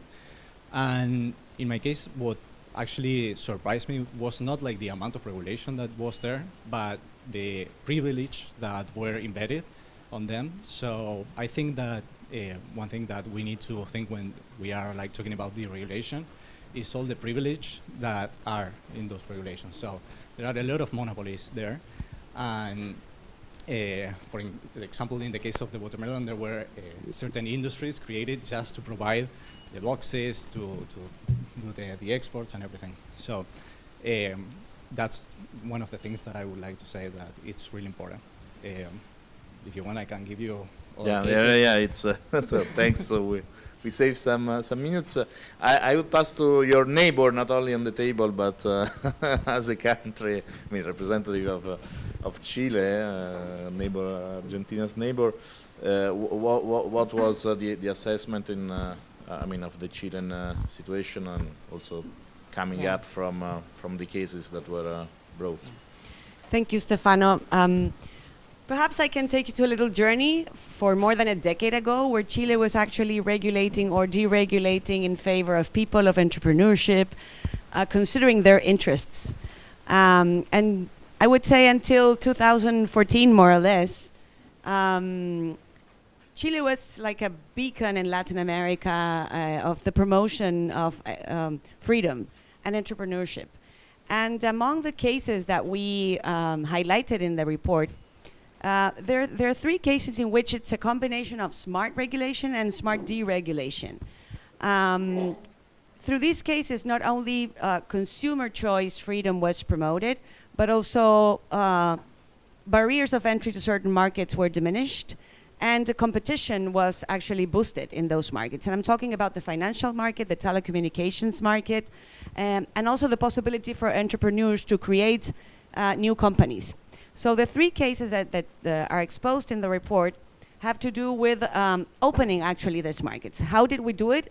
For example, in the telecom market, there was a law passed for number portability. What does that mean? It means that if you are in a company and you're not happy with the services that the company is providing, or you're not happy with the prices that the company is offering you, then you can switch to another telecom company, but maintaining your telephone number. And also, certain tying agreements that were allowed in previous law were now forbidden, and costs were diminished for the change. So people were actually changing companies. And when you look at the numbers, because we always say that we unlock freedom, that we promote innovation with this kind of regulations, that we transform lives, let's see the data, you know? And in the case of number portability, in the first year, we had 3.1% of users switching, but then in 2017, the number soared to 19.6%. And today, it has stable in around 13 to 14% of people switching. But this is not only about consumer freedom of choice, but also about opening the market. New entrants were able to challenge the current actors of the market, because for now people could switch to that company, maintaining their phone number and diminishing costs. So for example, new companies entered the market, the telecom market in Chile after this reform, like WOM, for example. Another case similar to this one was the financial portability. This was passed on 2020, and financial portability, what does it do? It actually diminishes, again, for consumers, costs for switching either a financial institution or changing products within the financial institution or with other financial institution. So what are we doing here? There's a common, somehow, system, a centralized system, in which if you as a consumer wish to change your current account, your savings account, or other types of products, credits, for example, that you would have hired with a bank, now the two banks will enter into conversations. You go to the bank that you want to go, for example, or the financial institution that you want to switch or change, and that bank will, like, through a mandate, do all the diligences for you. And it's very quick, again, diminishing costs, again, diminishing diligences that consumers must do, And the legal figure behind is like a legal subrogation. You know, you don't have to cancel the former mortgage, pay the costs, hire a new credit and a new mortgage, but they will just subrogate in the roles. And again, the data shows that in fact we're impacting the life of the consumers. So, for example, refinancing rates jumped from 17.9% to 19.5% just in the first year. And if you consider not only procedural and pecuniary costs involved, if you consider also cognitive costs involved, because information here is also a very important piece of this reform, potential gains could go until to 28.6%. So it has got a great impact. On 2023, 201,000 cases of portability requests were made, and on 2024, around 165,000 cases. So again, impacting the lives of people, refinancing credits in better terms, and pushing banks and financial institutions to offer better conditions to the consumers. And the last case I would like to mention is the company in a day, as we used to call it in Chile.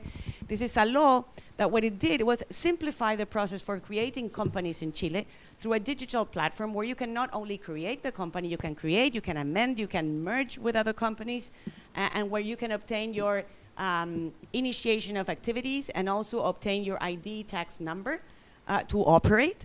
And this is amazing because before that, you would have to go through a series of diligences, go to notary publics, go to real estate offices, and now this is all in a digital platform, which diminished timing from around 27 days to in a day or 5 days. So people are creating companies in a record time, which makes entrepreneurs' lives easier. You know, sometimes you can create a company and you can have success in your business, but sometimes you don't and you fail.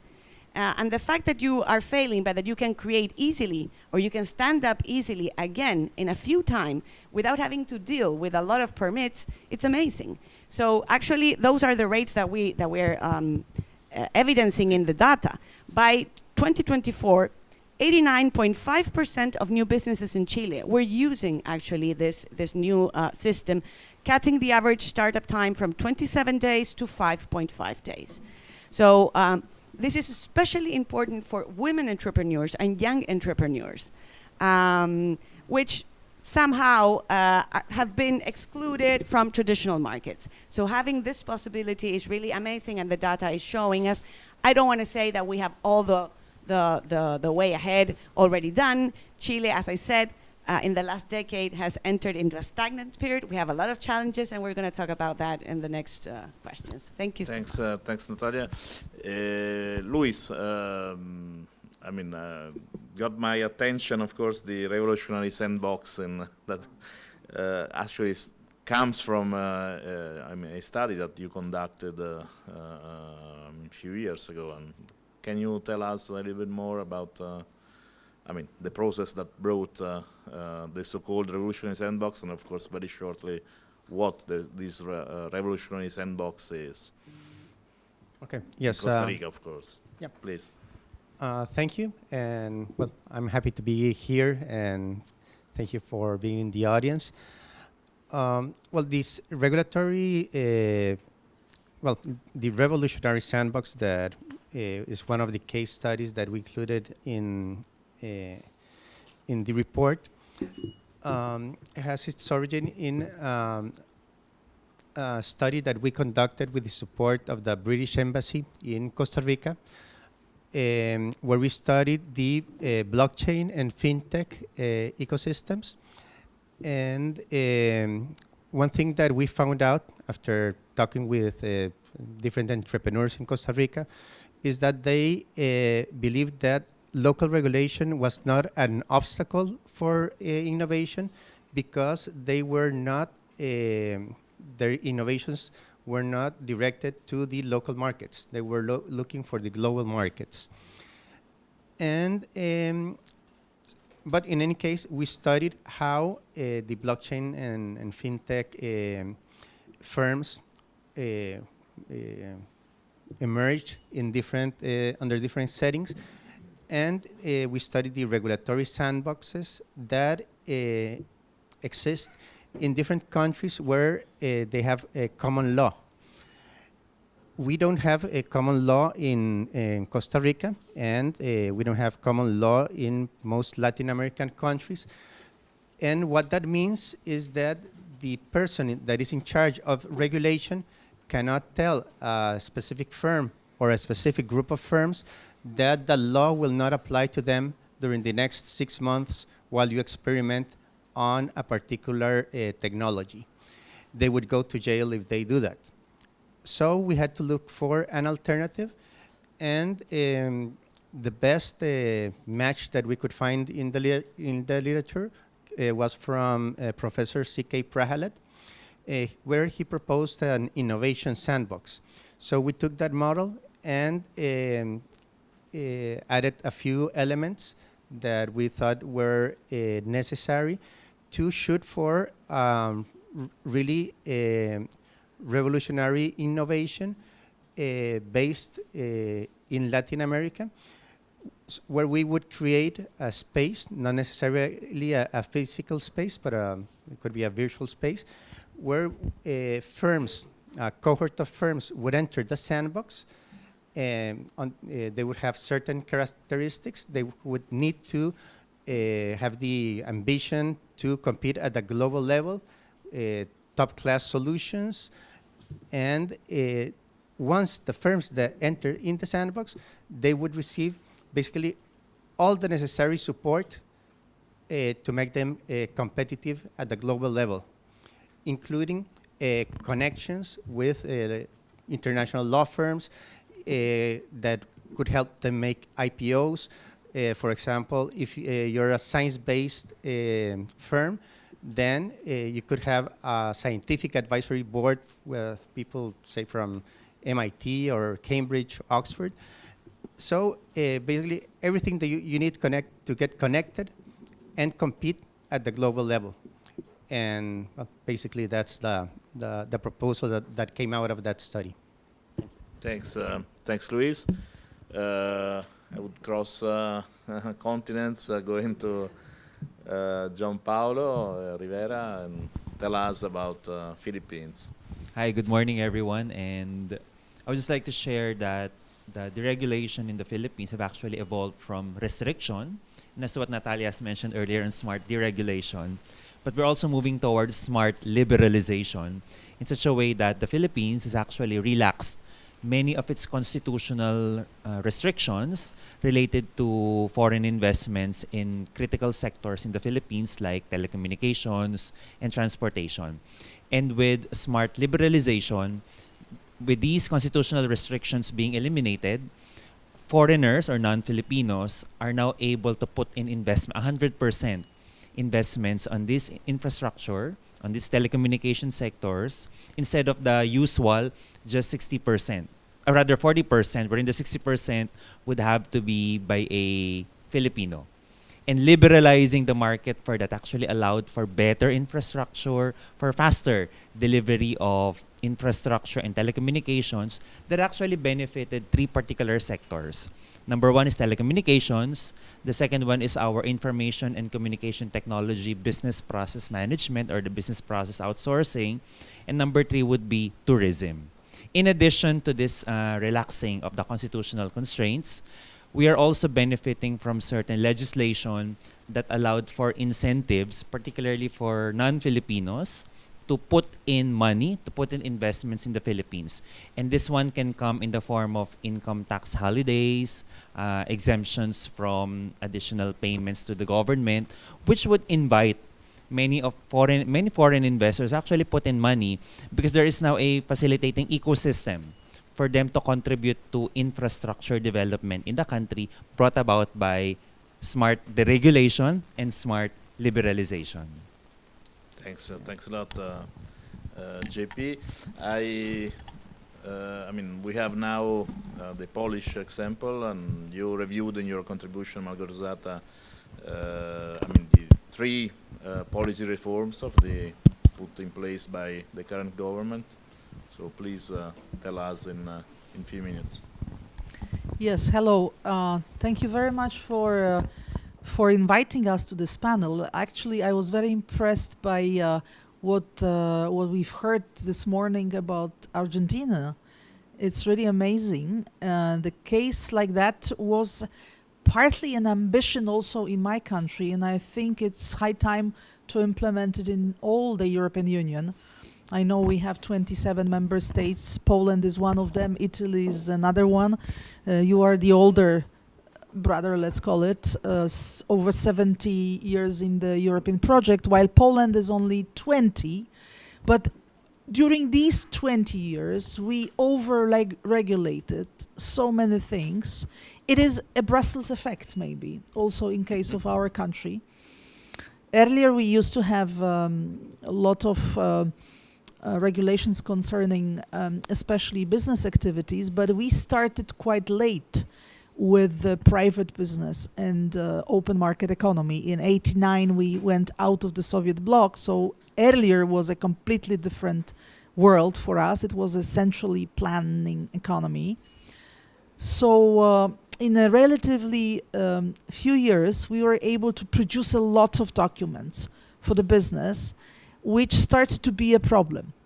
Because in the 90s, Poland, we started at the level of more or less the same like Ukraine, but Poland was incredibly, was developing very fast through a huge package of reforms, but one of them was just a simple regulation. It was just, everything was really kind of possible. And that was a boost for private companies and innovations. And this is one of the reasons we were able to succeed so much that we not only entered the European Union, but also this year we became the 20th largest world economy. It's very much thanks to the hard work of Polish entrepreneurs, but it's also because, at least at the beginning, in the first 2 decades, the state was not creating too many obstacles. But once we entered the EU, we unfortunately started to produce a lot of new regulations also following the EU laws. You know that more or less 85% of all the regulations in the EU countries are produced at the Brussels levels first, and then we have to implement it. So for us, it's a lot of, it does matter what Brussels is doing. What does matter what the European Parliament, European Commission, the EU Council all together create as a business environment and as generally a legal base for all our activities.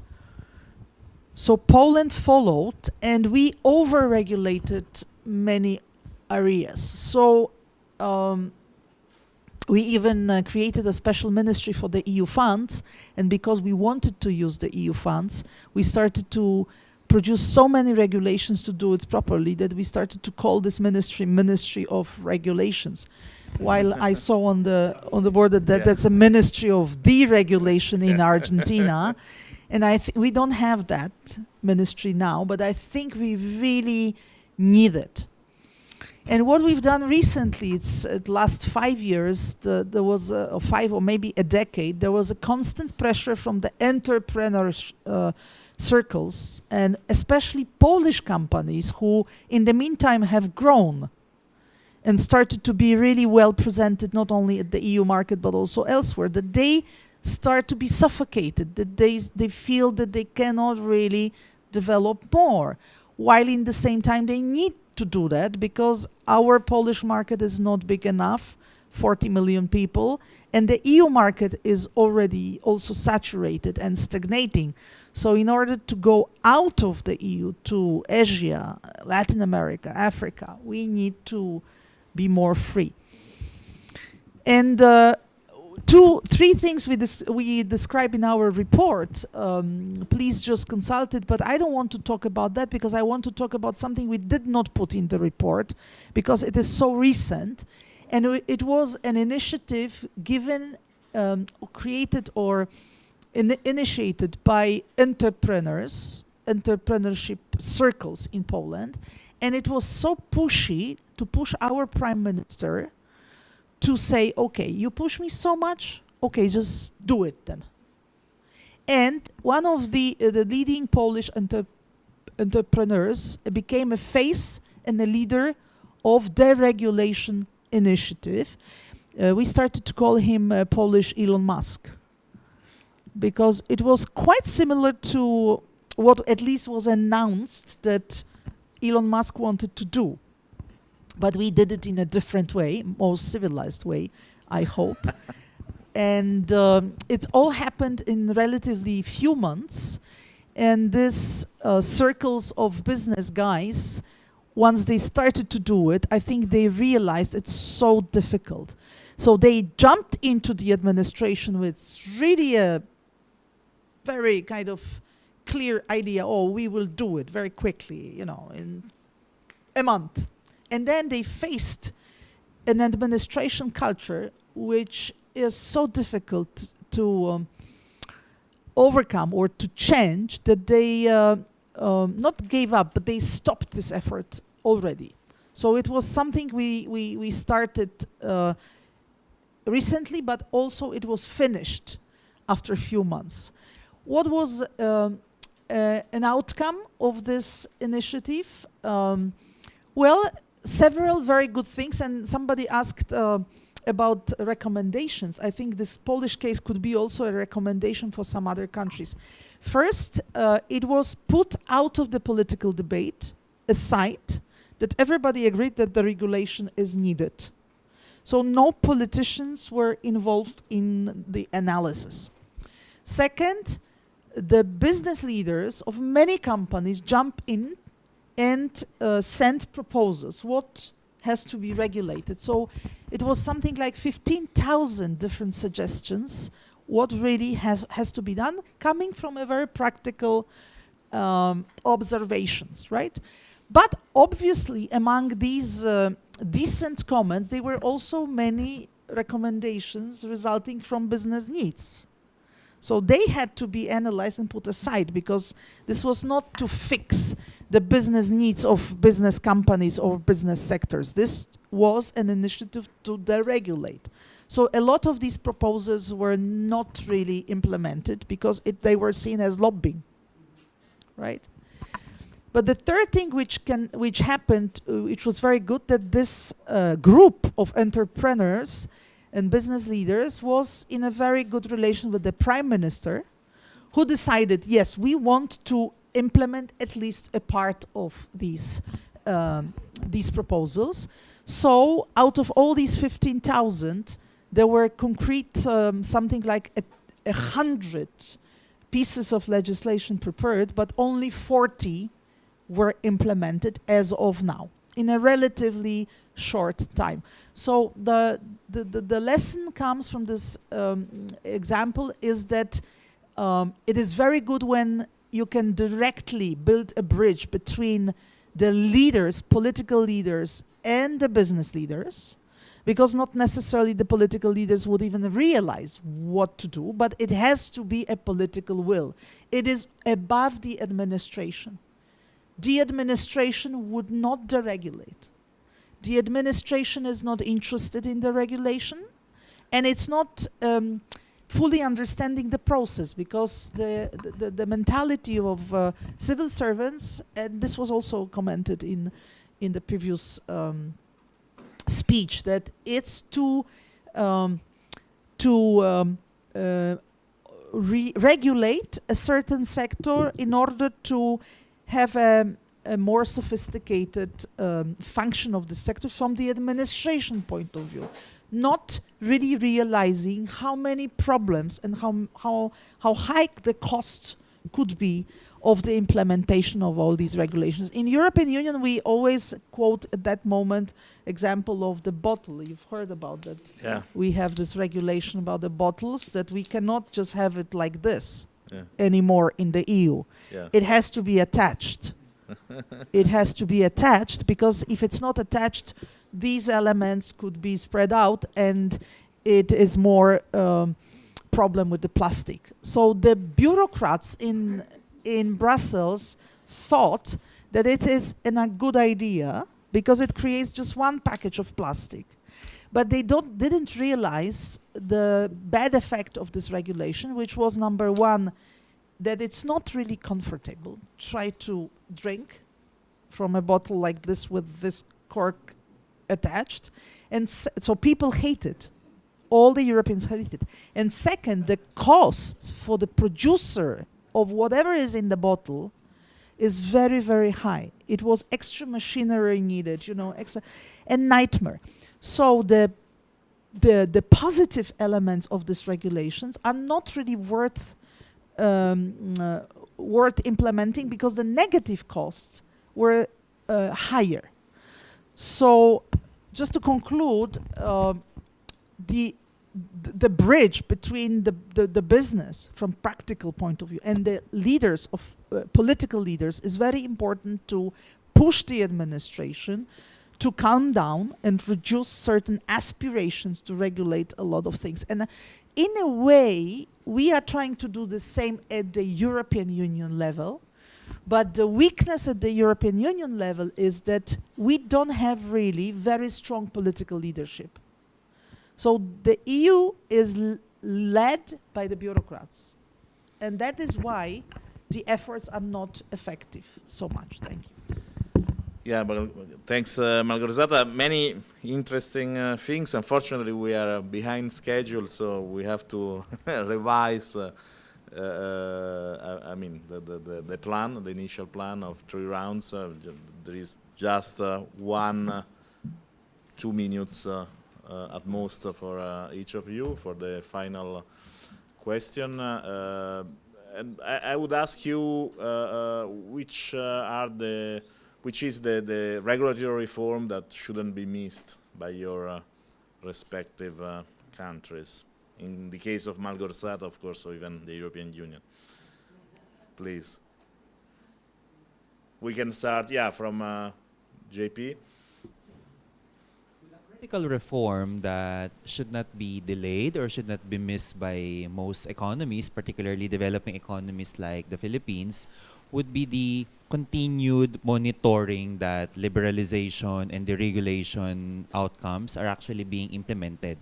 Because the problem usually would be the unevenness of deregulation and liberalization, particularly between the national level and at the local level. Most of the time, there are actually hesitations between and among local governments at the lower levels of governance because of the lack of training, the lack of familiarity, and the way that the national policies are actually being cascaded to the local governments. So this hesitation actually impedes deregulation and liberalization because they actually still impose quote-unquote local regulations or domestic regulations at the local level that actually misses the point of why the national level actually imposes such deregulation and liberalization. And this unevenness, the mismatch that impedes this deregulation is actually making the attractiveness of certain areas in a particular economy less attractive to foreign investment, even to local investment. That's why the continuous enforcement, monitoring that the regulation and liberalization are being implemented well would have to come, no? Would have to be done by the national government. And training is also very important, particularly for local governments, so that they have an idea or they are in a better position to implement national policies. Thanks, Gianpaolo. Natalia. Stefano, very challenging question because as I was saying in the introduction of my presentation, over the last decade, there's a wave of creeping regulations and permits in Chile growing on that are stifling innovation and progress. And but fortunately, political waves and political wheel is changing in Chile. After the rejection of the constitutional proposal in 2022, which was a very refoundational and degrowth promoting regulation, new winds have entered the society and the politicians in Chile. And I think there's a good opportunity now. Hard to choose just one, but I would just mention a few. We certainly need a tax reform. We have a corporate tax rate that is above the average of the OECD that makes no sense. We need to improve our environmental regulations, not only full of permits and full of obstacles, but also it's very circular. You can get a permit and then you go to the judiciary and then you can go back to the beginning, trying to amend what the judiciary said that you should do to get again the permit or the will of the society. So we need to amend that and amend the participatory process among that. I would say education. Really, the latter reforms in the past decade in Chile, especially regarding public education, have affected not only the quality of that education, but also I would also say that the scale of the amount of people that are receiving a very bad education in Chile today is worrying. And it's especially worrying where we're facing a digital economy moment, where we're facing a revolution, and we need people that are, young people that are prepared to deal with the digitalization, to deal with the artificial intelligence, skill them up so that they can be more productive instead of thinking that they will be replaced by these new technologies, but how to work with these technologies.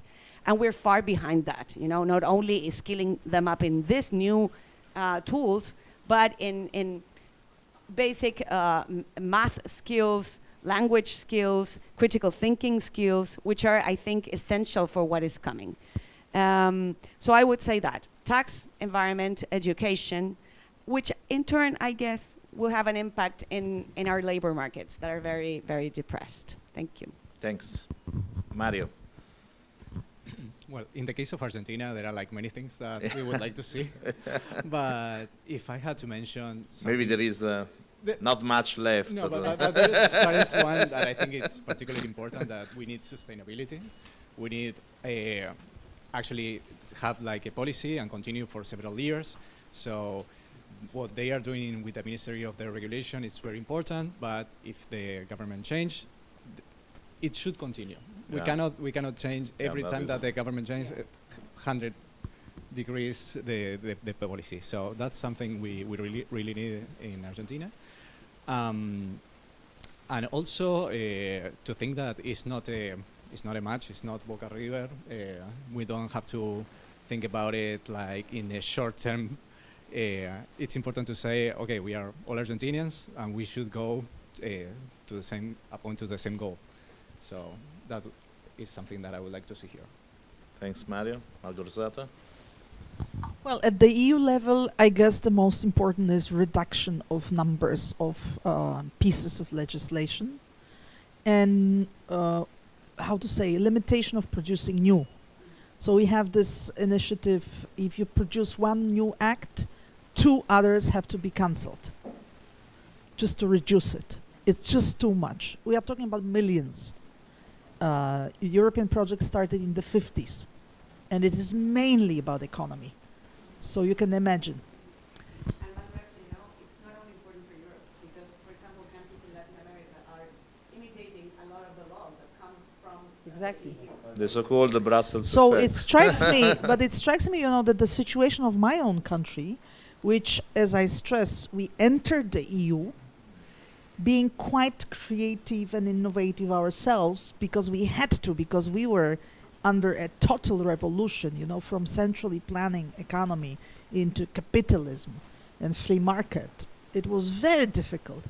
So it strikes me that now Argentina and Poland, we are in a way at the same page. I mean, that we have to reduce now because something wrong happened somewhere in the last 2 decades, at least 1 decade. So we need maybe something like your reform at the same time.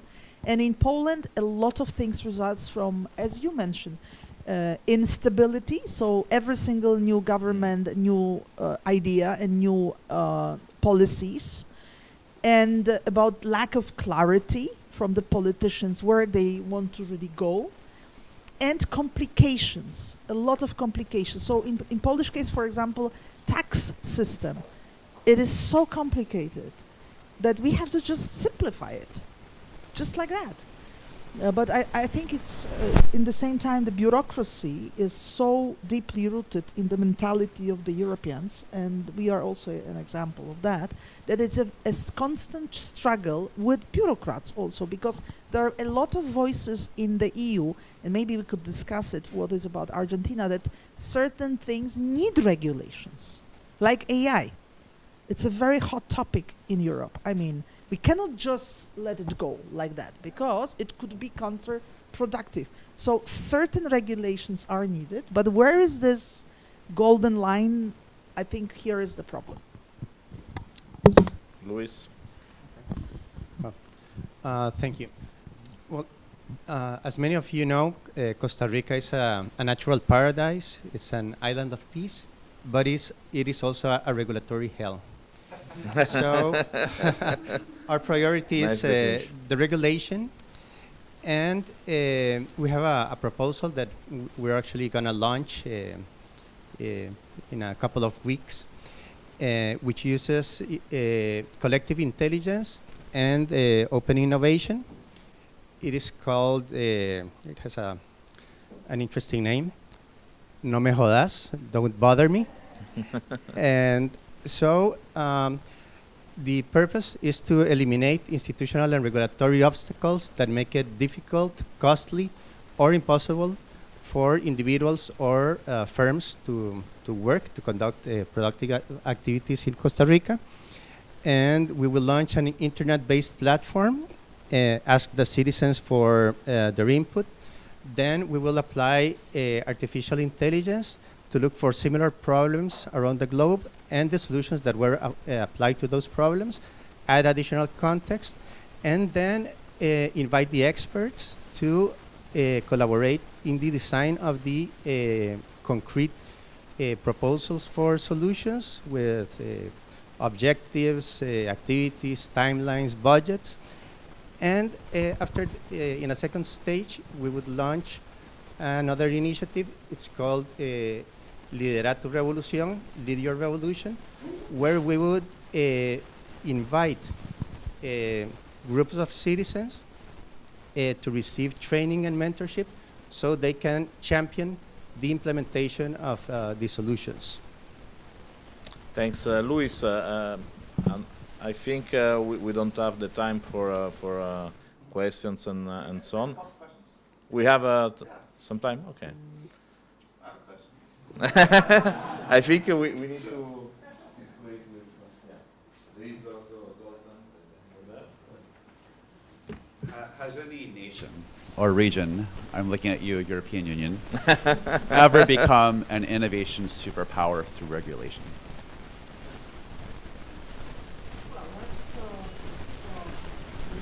There's an easy answer to this one. That's maybe a question to a historian, but I would say it's not a problem of regulations per se. It's a problem of when and how much you regulate. Because, for example, the example of European Union, it could be also a good example, because European Union's soft power resulted very much from good regulations done at the right moment for the right cause. And also, certain projects need a legal base. For example, when we implemented euro as a currency, there was a lot of regulations needed, but also it was a push from above. And altogether, we have to say it was a successful idea. Until today, euro, in a relatively short time of 2 decades, became a global currency, comparable, I mean, strong enough to be one of the leading currency of the world. So you could not do such projects without regulations. But on the other side, I think the key answer to your question is not to be led by bureaucrats. Be led by politicians. For example, euro is another example. You had to have incredibly powerful political will to give up currencies in European countries such as Germany, France, for, centuries. Because currency is a very important element of sovereignty. So political decision, political leadership was, yes, we want to do it. And then you follow with necessary regulations. And I think that's a right approach. If you want really to do something, like in Argentina, you have a political leader, and it's a political will, and yet just do it. So it's going from above down. While in the EU right now, what we have is we lack political European leaders. We have leaders of every single country, but it's not really a European politics. While we have a very strong and well-organized bureaucracy who is perfect and who can resolve all your problems by regulations. So you end up with projects which don't, at the end of the day, don't make sense to the people or to the businesses, because the bureaucracy is completely detached from the normal life. So it has to be a different angle. And to answer your question, yes, you can be a superpower through regulations, but only if the regulations follow big projects, big ideas. Thanks, Margarzata. Zoltan. Thank you. I have a good news for you. There is a new regulation at the EU for the bottle cup cork, which correct the previous regulation of this. Yeah. So that's there's always an ongoing process. And you mentioned also this one in, two out. In the UK, they have it anyway, so they introduced and that is also a possibility. My question was also previously, I think it is useful to think about it. We have always this run, deregulate, how to can keep it. Yeah? What we need, what kind of institution we need it, that we don't have new regulation. But I think we are talking about two different things. One is how sometimes the politics is going, state capture, regulatory capture, and so on.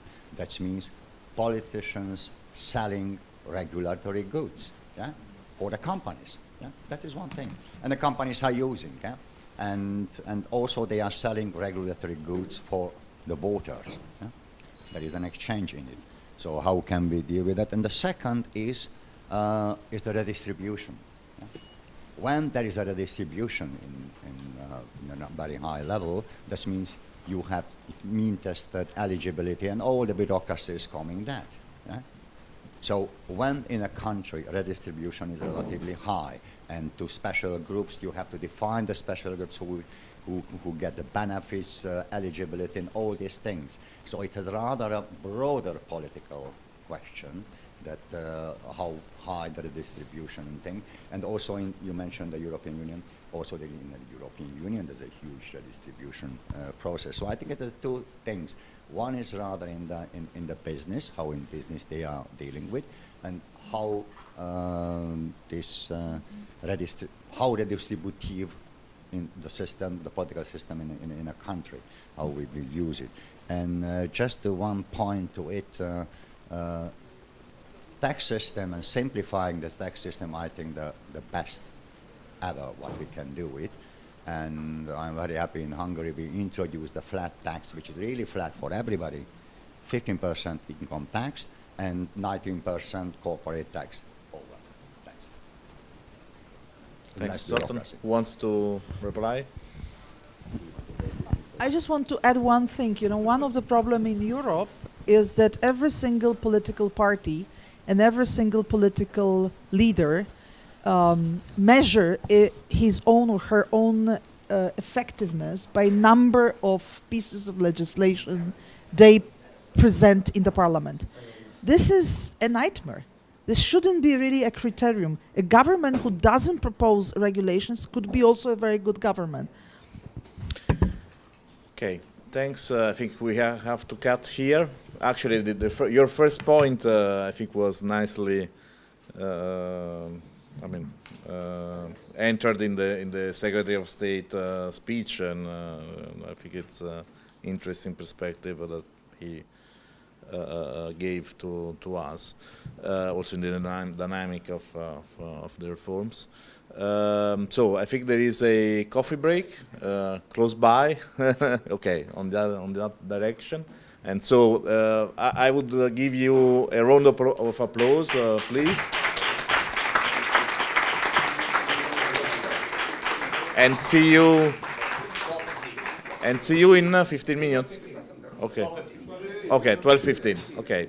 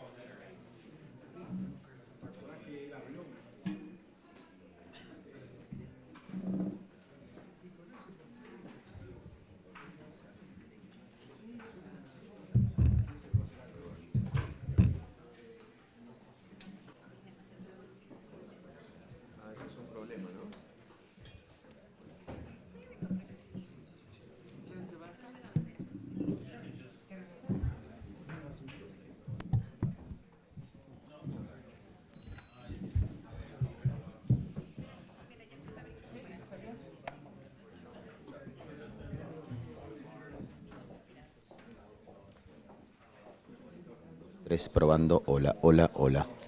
Estoy hablando con el del atril. Hola, hola, hola, hola. 1, 2, 3, probando, probando.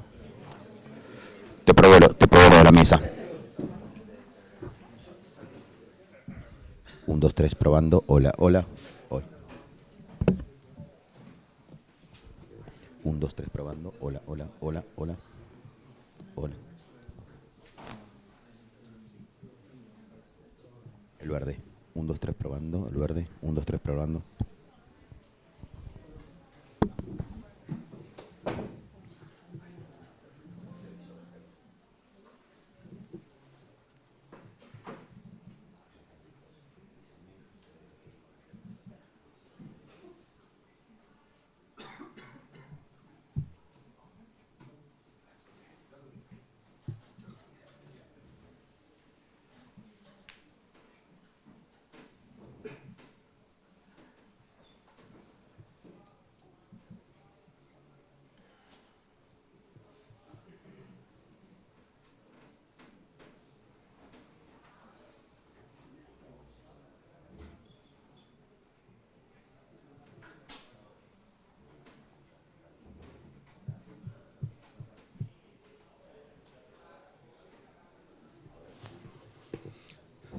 Ya, vamos a empezar un ratito.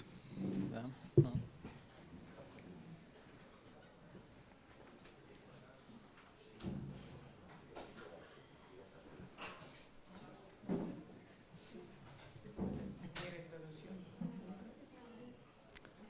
Well, thank you all for being here. This is our last panel in this morning. This panel, it has joined me Carolina, that she currently serves as Executive Director of Fundación IDEA. Álvaro, that is Partner Director and General Manager of Macro Consult. Pablo, also, he is the Director of Public Policy for Libertad and Desarrollo. Vladimir, that is an economist for the Mackenzie Center of Economic Freedom and partner at the Urban Consulting and Economic and Social Development for the University Presbyterian, Mackenzie University. In this panel, we are going to talk about a research that was done for a benchmark of more than 200 regions across different countries that are Argentina, Brazil, Chile, Colombia, Mexico, Peru, and the US. Using 13 different indicators measuring the knowledge economy and also the globalization integration and the innovation capacity. So I would like to start the panel and ask you to begin this conversation if you could share key insights from your regions on how the knowledge economy and globalization is shaping your countries. I don't know if you want to start, Carolina, from there.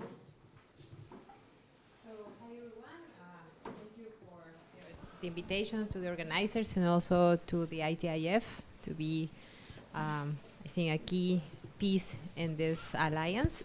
I will try not to repeat what we wrote in our report because I think that we had a very limited space and we try to be very straightforward with our recommendations and how we see, in this case, Mexico is doing in terms of knowledge economy, globalization, and innovation capacity. But instead, I want to complement a little bit and maybe give a background so you can understand, first of all, what there is a disparity in terms of regions, in these three major topics, but also what we can expect from Mexico as a country in these three key aspects.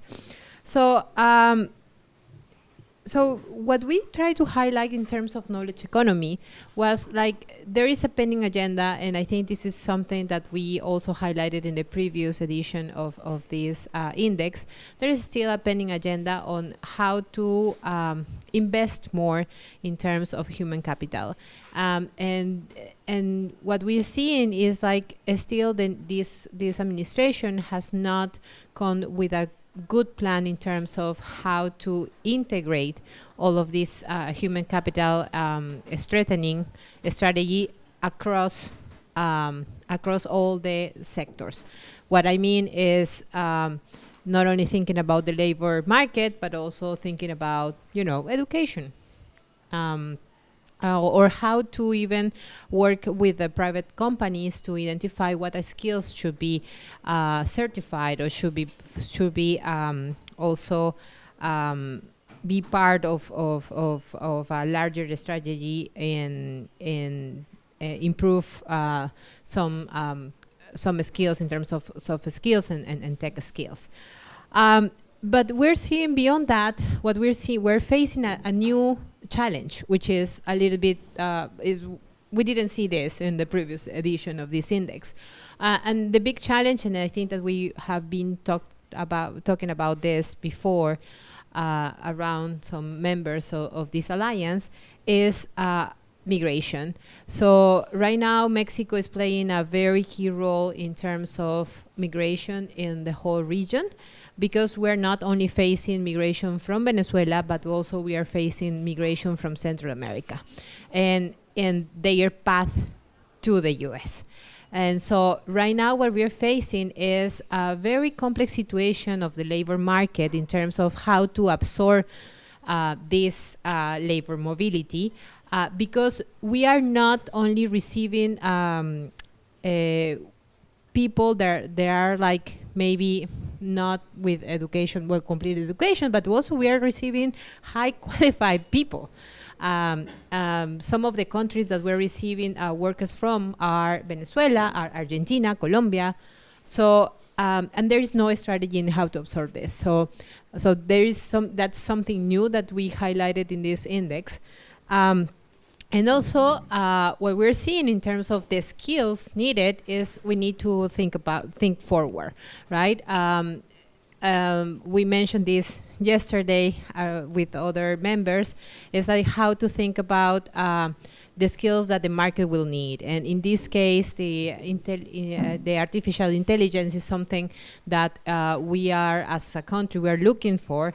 Actually, I know that during this quarter, a new law is being presented in the Congress to launch a national framework. So I think that's in terms of knowledge economy and something about globalization, and I think that we are going to cover this further on, is tariffs. And I think that's something that we all share. So there is an uncertainty. I think it's more about the uncertainty about how this could end. Because we not only facing the executive orders or the decisions of the U.S. in terms of tariffs, but because but instead we're at the same time we're facing all the renegotiation of the USMCA. So we have basically two forums where we're talking about this, and there is still like we know that in the case of sectors as automotive sector, semiconductors, even some agriculture products, there will be affected. So, but still, there is a big uncertainty in terms of that. So I would just keep it there. Thank you very much for being here. It's a pleasure to be part of this GTIPA summit. Well, I'd like to say some things about Brazil, but I will start similar to Carol.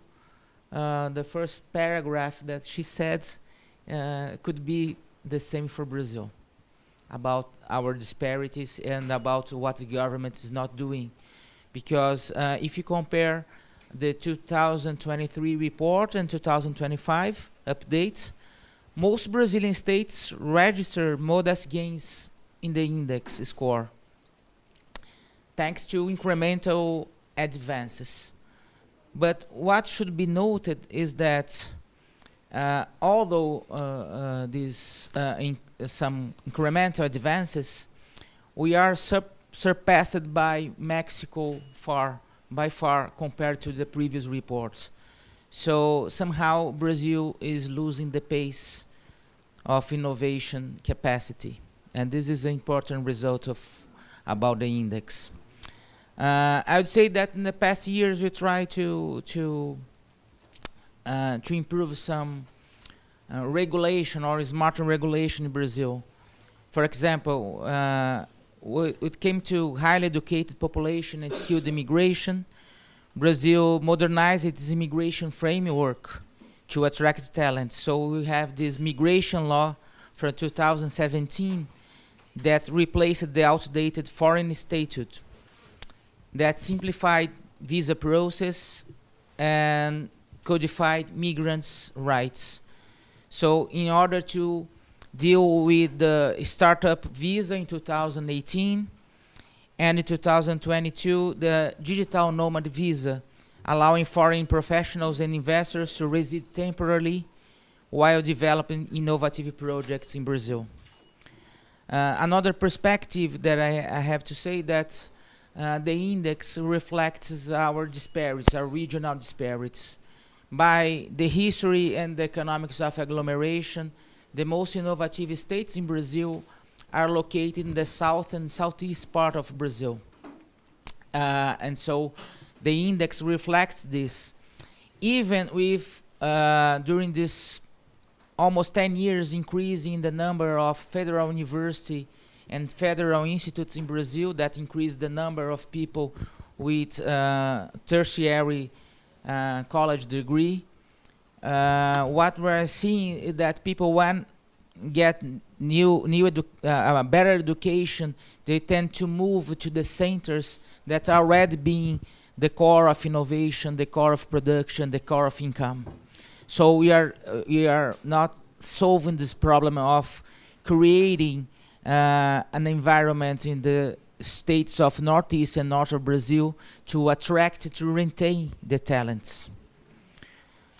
Something that I have to say about inward foreign direct investments are two bills that help to attract investments.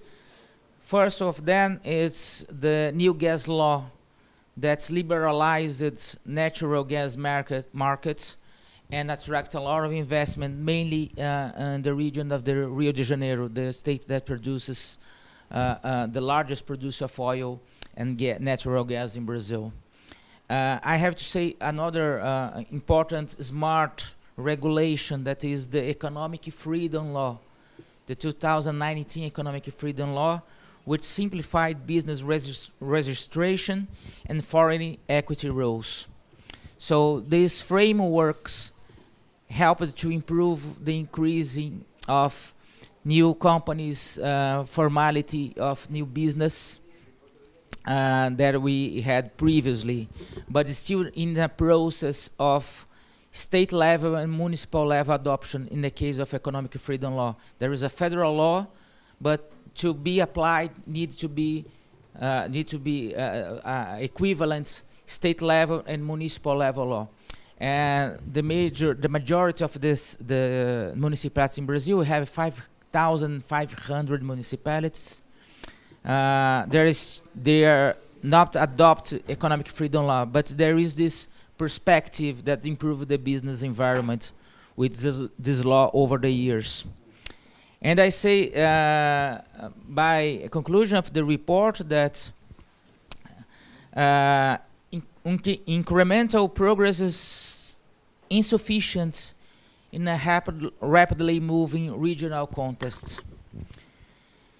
Even when states improve their absolute performance, relative competitiveness can decline if other regions advance more decisively.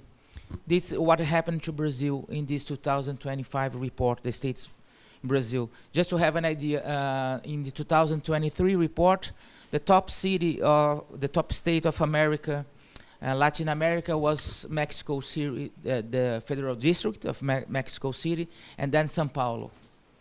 In this report, and São Paulo was about, if I'm not wrong, ranked in position 54.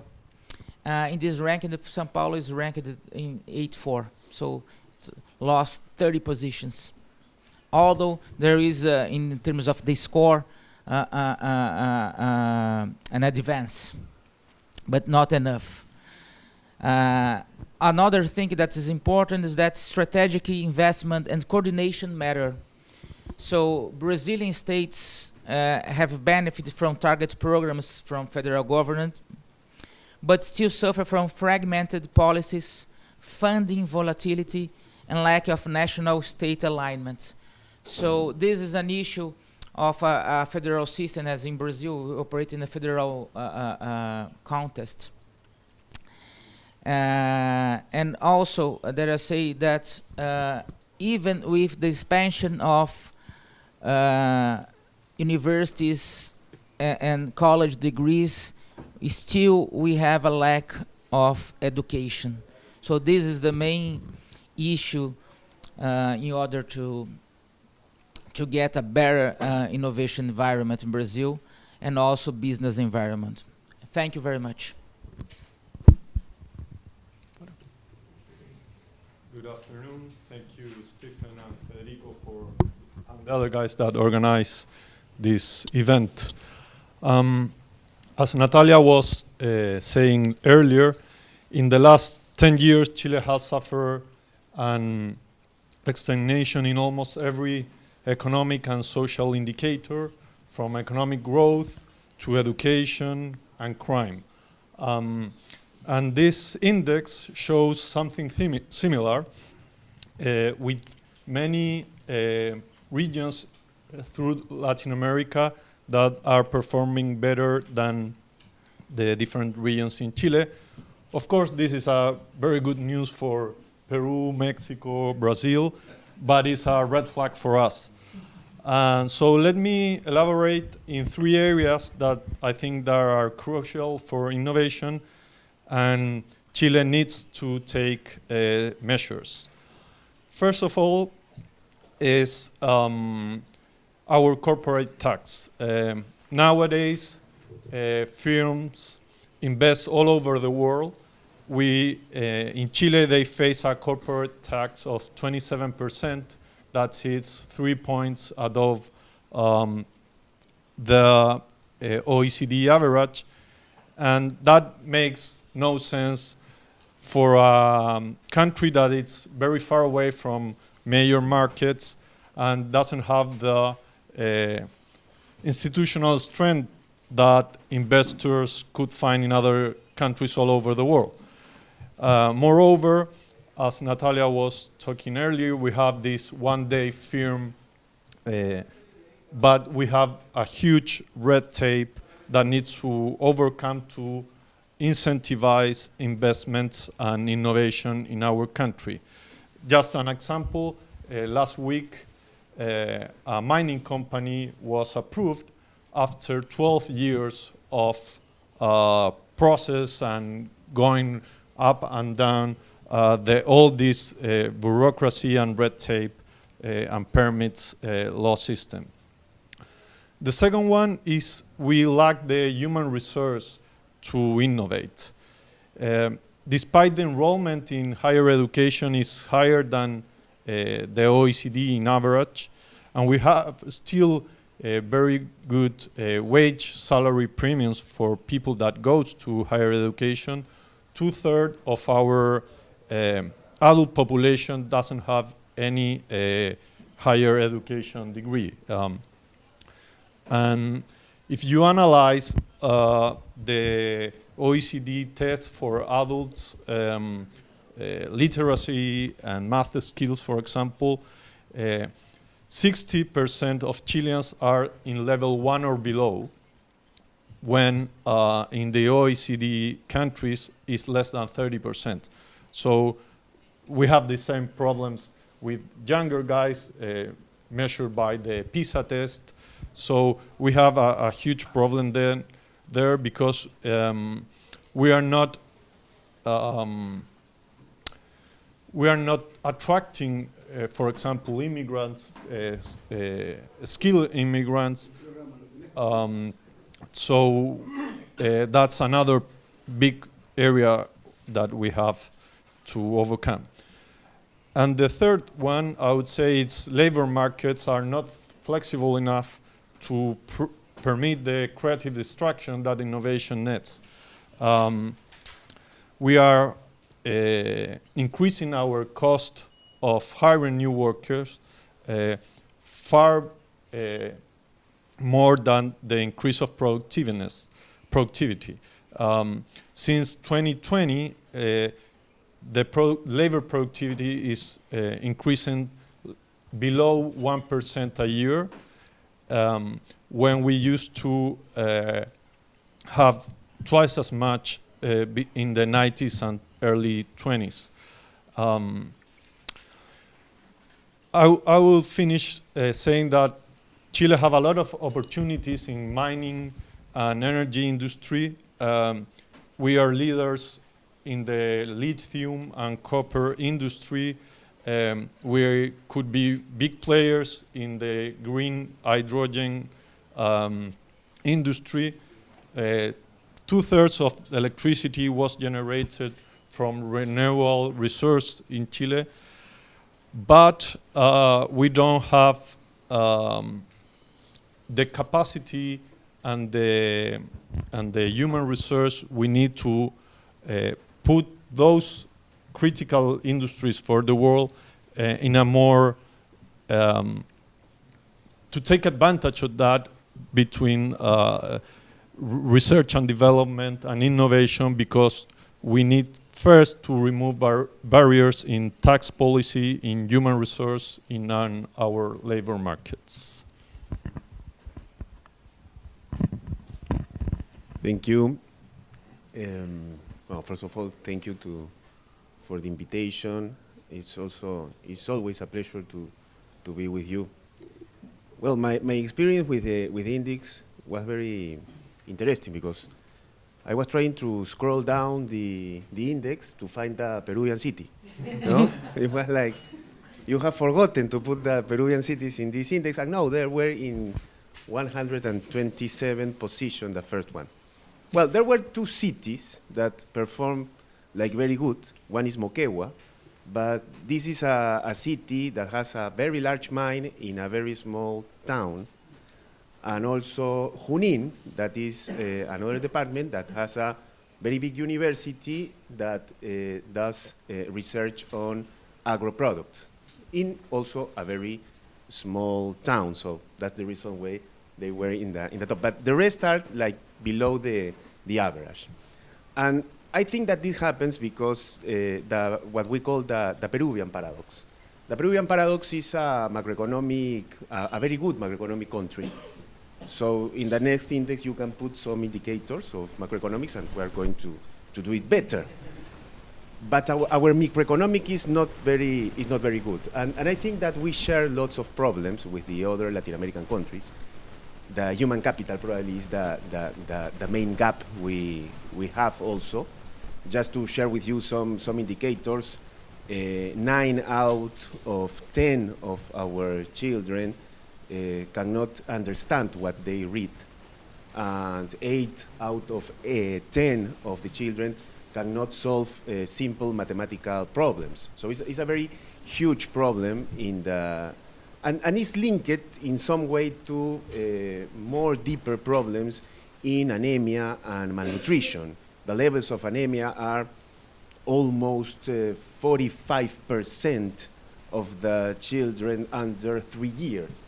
So if your brain goes well, it's very difficult to understand what you are learning. So there's like very, very, very deep problems, and probably we share this problem with other Latin American countries, but it seems that the incidence in the Peruvian case is a little bit more dramatic.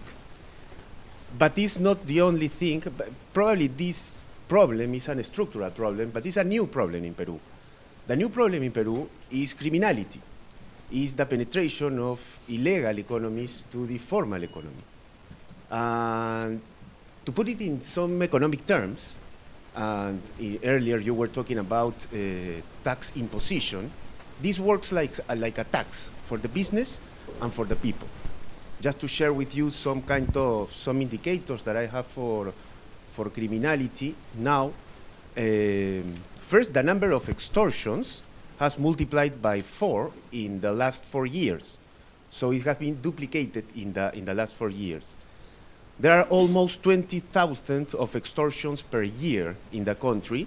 So it's more or less like one extortion every 25 minutes. This is more or less the idea. And the cost, the estimation of the cost is like 2% or 3% of the GDP. And for a small business, it could represent 15% of the revenue. So it's very important. And this has a chain effect, because the most vulnerable to criminality are the small businesses, but the small businesses pertain to value chains, so there's a value chain effect in the economy. So with these numbers, the room of innovation is very, very small. So you need to decide between where you're going to invest your revenue. If you're going to invest your revenue trying to pay a gang in order to avoid to being killed or being kidnapped, or you are going to use that resource to innovate. So this is the problem that we are facing now. And again, to put it in some economic terms, it's a very sophisticated industry, the industry of crime and the industry of extortion, because they are applying what we are in the office we call the third-degree discrimination system, because they are charging you according to your observable characteristics. If you are an independent worker, probably they are going to put you a very small tax. If you are a bigger business, you are going to put it a higher rate. So they are going to penetrate, and this is interesting because they are penetrating where the tax authority can't penetrate, because the extortion is both in the formal and in the formal sector of Peru. And this is going to be a very huge problem. I don't try to scare anyone, but yesterday we were talking with our Latin American friends, and probably this is something that is going to happen in their countries also. And the only reflection that I could have, and probably we can discuss it later, is that the rule of law is something that happened with the rule of law in Latin American countries. So this is probably one of the main topics that probably we need to talk in the future. Yeah. Thank you. Well, thank you so much. I would like to mention that something really interesting about this report is, like, in general, when we study like the different countries, we always measure it as comparing country to country. Like, one of the things that this report has is that analyze everything at the subnational level. So it actually gives good incentives to see how each region is working and how could it be improved.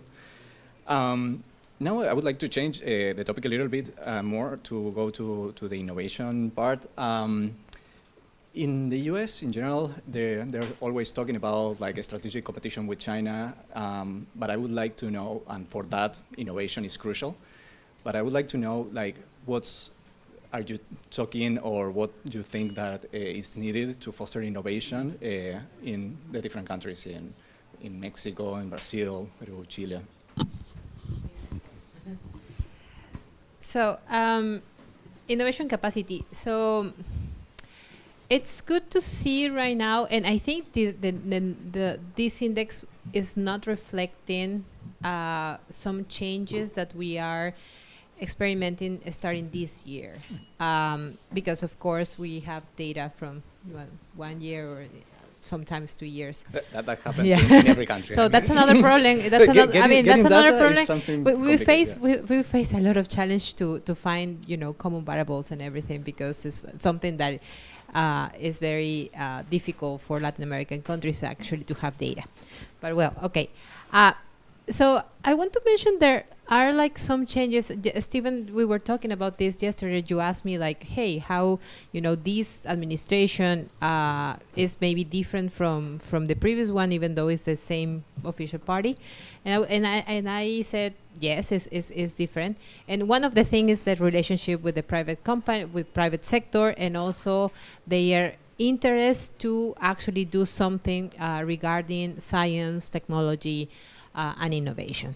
So starting this year, the federal administration launched a plan that is called the Mexico Plan 2025. It's public. And one of the things that they are kind of committing publicly is to start using tax incentives for companies to invest in training and to invest in innovation. So that's going to be, I mean, we haven't seen any results yet, but there is a commitment there, and that would change a little bit what we're seeing at the subnational level. Because one of the things that we understand from this trend is like they're going to create 11 hubs. I mean, the hubs are already created, but they are going to, you know, promote 11 hubs that are not only in the, you know, in the same zones that we have been seeing a lot of economic development. So we're not talking about only the north part of Mexico, but we're talking about also the, you know, the south part, which is Oaxaca, Chiapas, which are like the states that are more, they're not doing great in several variables, not only economic but also social. So so we're gonna see that, and that's something that we are expecting a lot in terms of how to promote this innovation capacity, because again, it's gonna consider you know, some effects in terms of knowledge economy, because we're gonna see some more skilled workers, and we are also seeing that this public policy combined with the already seen actions with INPI, which is one of the, well, that's the authority that oversees what is related to IP. This could be great because, well, just a parenthesis, what has been occurring right now in Mexico is this: the federal government has also pay a lot of attention in improving some of the procedures in terms of patents and that. So we think like that combined with this new vision of, you know, accelerating hubs, and it could be a good thing. However, and I think that's something that maybe we can consider for the next report. I do agree with Alvaro in terms of, okay, but what are the risks? I mean, this is good news, but what are the risks, right? And I think the report doesn't show some variables related to the institutional capacity, like the institutional strengthening, that some of those variables are related to rule of law. So, and I can mention 3 risks right now that could actually affect what we're saying right now in terms of, you know, okay, there is a pending agenda in knowledge economy, a pending agenda, you know, and to see how the USMCA is going to end. But there are 3 things that are right now we consider a big risk for innovation and for R&D and for all this capacity that Mexico has. The first one is there has been a debate in terms of what regulators agencies play in Mexico. So we saw this from the previous administration. Some of the antitrust authorities and the Transparency Institute, all of these institutes that were independent and were crucial for Mexico economy, has been demolished. And what we're facing right now is there is a discussion whether they're gonna keep doing that, not only in antitrust, but also in telecom and energy. So that's gonna be very complicated, very, very complicated. The second one is judiciary reform, and I think we mentioned this before. So right now we're facing a very complex situation in terms of like what is going to happen with the judiciary, because now they're elected. And the third thing is the U.S. relationship with Mexico is not only affecting Mexico in terms of tariffs, but also in their interest of how to invest in the country in terms of their cooperation. So what we're seeing right now is like before, the budget that the country had for crime prevention, for justice and that, all came from the US. And now we're seeing that under this administration that all of the money in crime prevention is gone. and now they're only focusing on large crimes, which is narco traffic and especially like the border or stopping migration from Central America. So that could just condition FDI. Yeah. So, and that's something. Yes, unfortunately we are getting like out of time, so we can keep it for 2-3 minutes. That would be awesome. In order to have like some questions from the public. Yeah. Okay. Should I say? Yeah, of course. Okay. About Brazil, what can I say about it? Improving innovation is related to Brazil startup legal framework. That was a legal framework established in 2021. It's a legislative package that aims to create a more innovation-friendly business environment. It defines startup as a company up to 10 years old with annual revenue below $3 million that either has an innovative business model or it's enrolled in the Innova program from the federal government. What's interesting is that the law reduces bureaucracy by allowing simplified joint stock companies, digital corporate filings, and fast-track registration, while giving investors more certainty. What's interesting about this law also is that it introduces regulatory sandbox in which firms may test new technologies under flexible rules and government supervision, and creates a special procurement regime that lets governments commission innovative solutions from startups without traditional bidding process. So this is something that happened in Brazil in the previous years that can improve the innovation environment.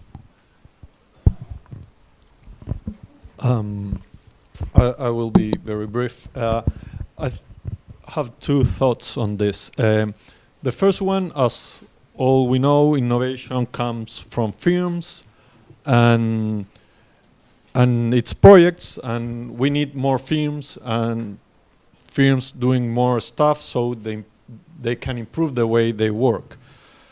However, in the last years, Chile have putting the government and the regulations and the red tape is putting many obstacles, so innovation became more hard and more costly. So I would say that one of the major legacies of the current government is tackling this problem.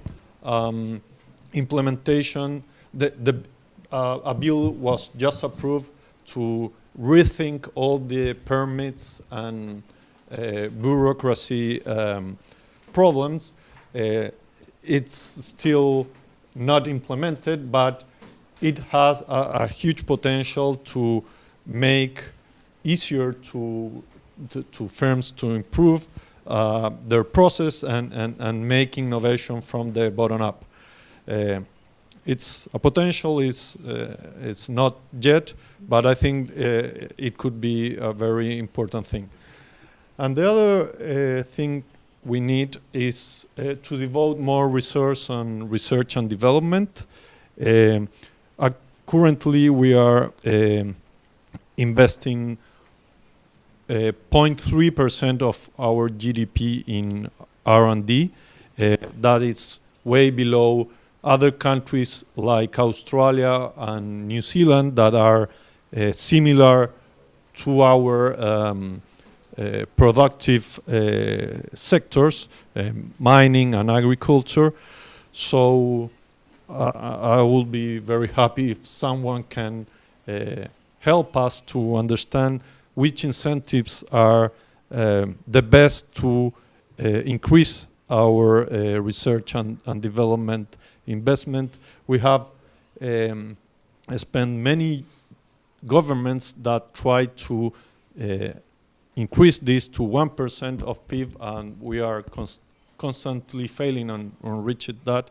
So if someone have good ideas, it would be great. Thank you. I'm also going to be very, very brief. So there are some policies and programs that are performing good in Peru also. Maximiliano told us about one, is the law of prevention and elimination of bureaucratic barriers.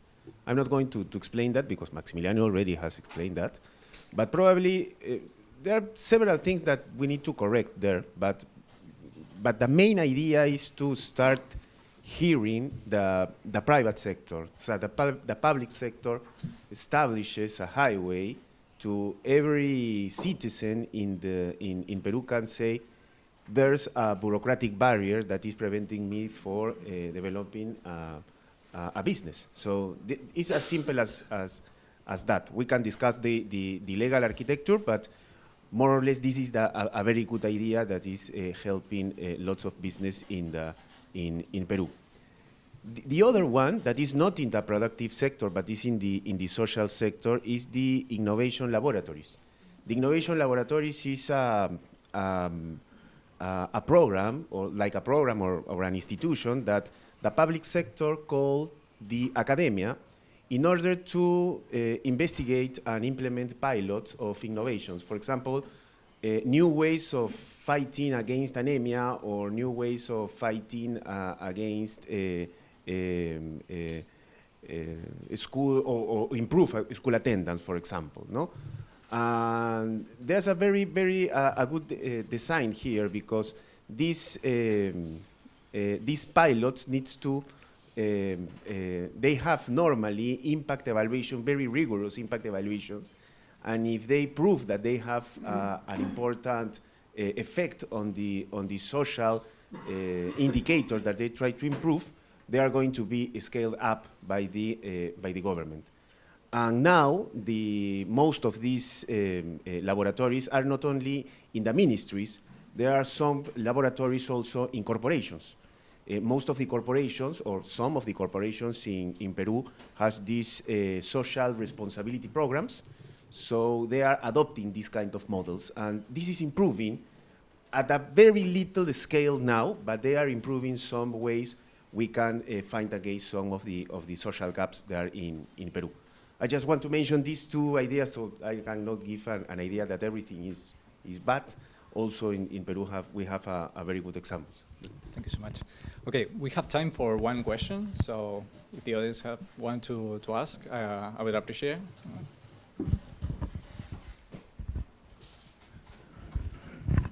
Bueno. No, sorry. Acá. Ahora. Otra cosa. Así. Gíralo. 180. Acá. Se puede hacer en español. Yo me tenía que poner con la cabeza para el piso. Todo el tema de la innovación, el emprendedurismo y demás, creo yo que los gobiernos no tienen que intervenir absolutamente para nada. En el único lugar donde alguna vez, donde existe la intervención de los gobiernos y han tenido bastante éxito, a pesar de que yo estoy en contra de eso, es en Israel, donde hay concursos anuales de startups y donde tiene la mayor cantidad de empresas cotizando en Nasdaq fuera de Estados Unidos, de empresas tecnológicas. Estamos medio cortos yo veo de tiempo. Que todos los problemas, sí, un segundito. Esa es una pregunta. Entiendo que si lo vemos históricamente, creo que esta es la pregunta. Ni Thomas Alva Edison, ni Henry Ford, ni Bezos, ni Zuckerberg, ni el de Apple, ni el de Microsoft, le preguntaron a los gobiernos a ver qué tenían que hacer para hacer innovación. Eso no existe. Los gobiernos intervienen porque necesitan autoabastecerse de funciones para poder existir. ¿Creen que es así o no es así? Gracias.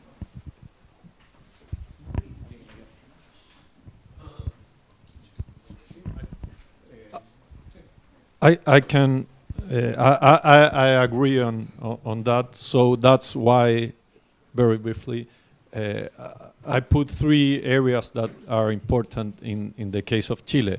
One, tax reform that made us more competitive, so more firms and people want to innovate in Chile. The other one, and that's where maybe the governments have a role, is in education and human resource. We don't have the resource to make very like frontier innovation because we lack of those human resource to do it. And the third one was the labor markets, that also if government stiff the labor markets, it's very difficult to make like creative destruction in that market that is obviously very necessary to firms to innovate. Yo en español.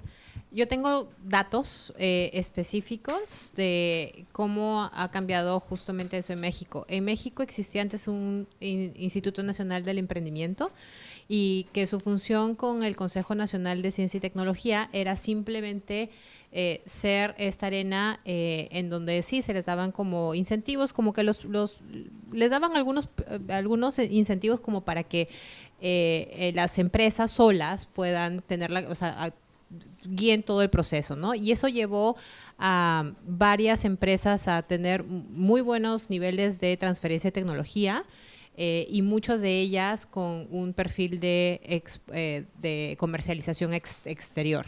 ¿Qué pasó? Eliminaron eso y justo hace unos meses han creado la Secretaría, el Ministerio de Ciencia, Humanidades, Tecnología e Innovación, y más bien están cambiando el enfoque a que ellos están concentrando esto y el presupuesto ahora está mucho más concentrado en dar subsidios, que no es lo mismo, ¿no? Y lo que se está viendo es que la capacidad de transferencia tecnológica, el nivel de comercialización de empresas que eran pequeñas y luego salen al mercado internacional ha bajado muchísimo, ¿no? Entonces sí se ve, hay un efecto en justamente el enfoque en soporte. Thank you. So, do you want to? Okay.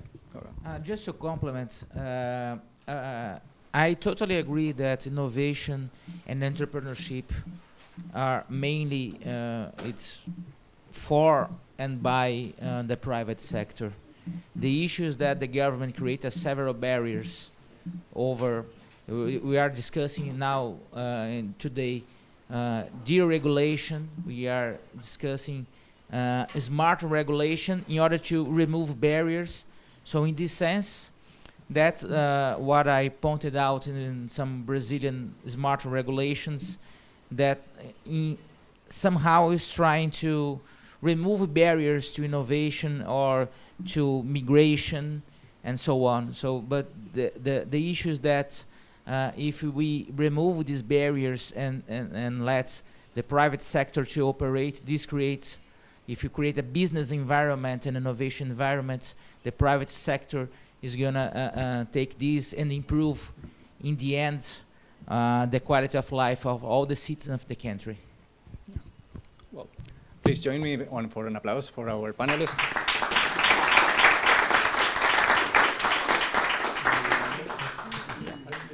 And we finished yes.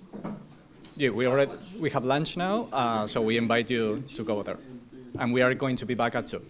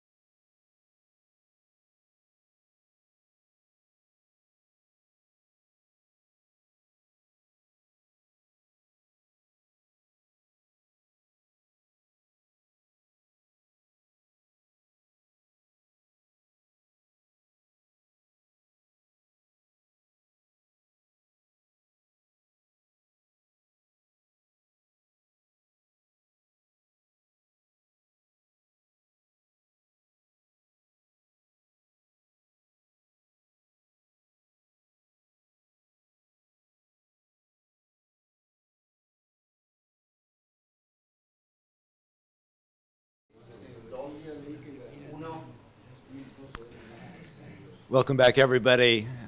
Post-lunch, welcome to the afternoon. We've got a topic now. We only have 45 minutes, but we could spend the entire afternoon on this, which is tariffs and global trade and really what the future of the multilateral trading system might look like. So the world has changed a lot since we met last year. In ways I think a lot of us would not have really expected, at least in their degree, as we moved more and more away from a multilateral-based rule system. This was happening under Trump 1, happening even under Biden. But we've moved even more rapidly away from that toward an approach that is more transactional, and I think it's pretty clear the preference of our president in the U.S. is toward individual agreements, transactions, assiduously avoiding anything that's multilateral in nature. And that's happened even as the WTO has become less and less effective in negotiating agreements and adjudicating disputes. So I think we may want to focus just on two questions here this afternoon in our 45 minutes. The first being just an opening one about where do we all stand right now? How are we as economies adjusting to the changes that have taken place and that are still taking place, and the instability that really is a global phenomenon right now. But then we'll come back to, I think, the bigger question, which is what will or could or should a new international trading order look like, given we're probably not going to go back to what we had before. We may want to, but that doesn't seem so likely. And so we'll try to draw out some ideas in the panel about what would be a practical, realistic, but a better system than we have on this date today for managing international trade. So I think on the first question, the impacts, I'll just kind of just start with a few factoids from a California standpoint. And these are long lists, but we're seeing I was talking to leaders of our ports before coming here. So these are the largest ports in the United States. So they are expecting year on year, by the end of this year, to have a 10% drop in cargo volume from the year before. So that's a lot. And it's affecting logistics, supply chains. We're seeing customs brokers, trucking companies closing or on the verge of closing. So you're having that entire logistics story going on. A particular problem we have in California, we haven't built enough housing. We need to build a lot more. Well, raising the cost of steel and aluminum is raising the cost of construction. That affects some other goals that we have in our night meeting. And by the way, the craft brewery industry is under pressure. The cost of aluminum in cans, that's going up. So it's not the only cause, but we're seeing more of them closing. The cost of coffee, if you go to your Starbucks, is up 14%. Last year, so much is imported from Brazil, and we're seeing a huge spike in the cost of coffee. And we could go on and on and on. So maybe we could just kind of start, and there's no need for a lot of detail, but I think from our European partners, Jan and Hubertus, so what are you seeing in your countries, or what are you seeing in the EU, and how do you see the process of adjustment to the changes, which we've been looking at them for 6 months, but they're continuing to come. So what's the feeling in Europe? Maybe I start with what's the economic effect in Germany, which is probably the most open of the large industrialized economies, and therefore very much, therefore open markets, globalized markets, open export markets are extremely relevant for us. So what we see short term is a negative effect on GDP of something up to 1 percentage points within the next 4 years. So that's pretty significant compared to our growth rates. But we also see similar negative effects on the other side of the Atlantic. On the other additionally, when we ask companies what are they doing, 2/3 answer, well, it won't really have an effect because we can pass the additional tariffs to the customers and don't pay for for that, and just 15% say we have a serious effect on our revenues in the end. And we also see well, markets worth hundreds of billion euros where Germany is exporting more than, is responsible for more than 50% of all the US imports. So where there is really no big alternative, and therefore a better market position. But on the other side, a company like Porsche just announced drastic revenue cuts, and one of the reasons, of course, is they're not producing in the US but exporting to the US. So the short-term effects are significant. Companies try to adapt, have cut on investments in the US because of uncertainty. But actually the more, or what's more puzzling for me, or more of a concern, are the long-term effects that we are facing in terms of trust, in terms of stability, and so on. Jan. Yeah, so from the perspective of, I would say, Poland and the other, let's say, the new member states, and they are not that new because they joined in 2004 and 2007, and also a few later. The effect, I mean, at face value, when you look at the data, it seems like it's not much the effect of the U.S. tariffs and the change in the global order that this sort of introduces. But then, I mean, we don't trade that much directly with the U.S. But then, and when we look at the actual, indirect trade, the trade that goes through Germany, through our sales of intermediate goods and other EU countries, these goods finally get embedded in other products and services, and end up in the U.S. In fact, the significance of the U.S. economies to these economies is of the order similar to the one in Germany. So we're going to feel this effect. But when you read the literature on the global value chains and the let's say the 2009 crisis, which also affected the global value chains a lot, there is this thing called the bullwhip effect, which means that the shock actually accelerates or intensifies along the value chain when you go upstream. So we might even expect that these shocks to the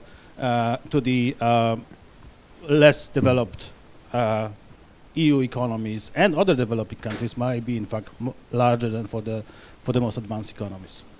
Yeah. Thanks.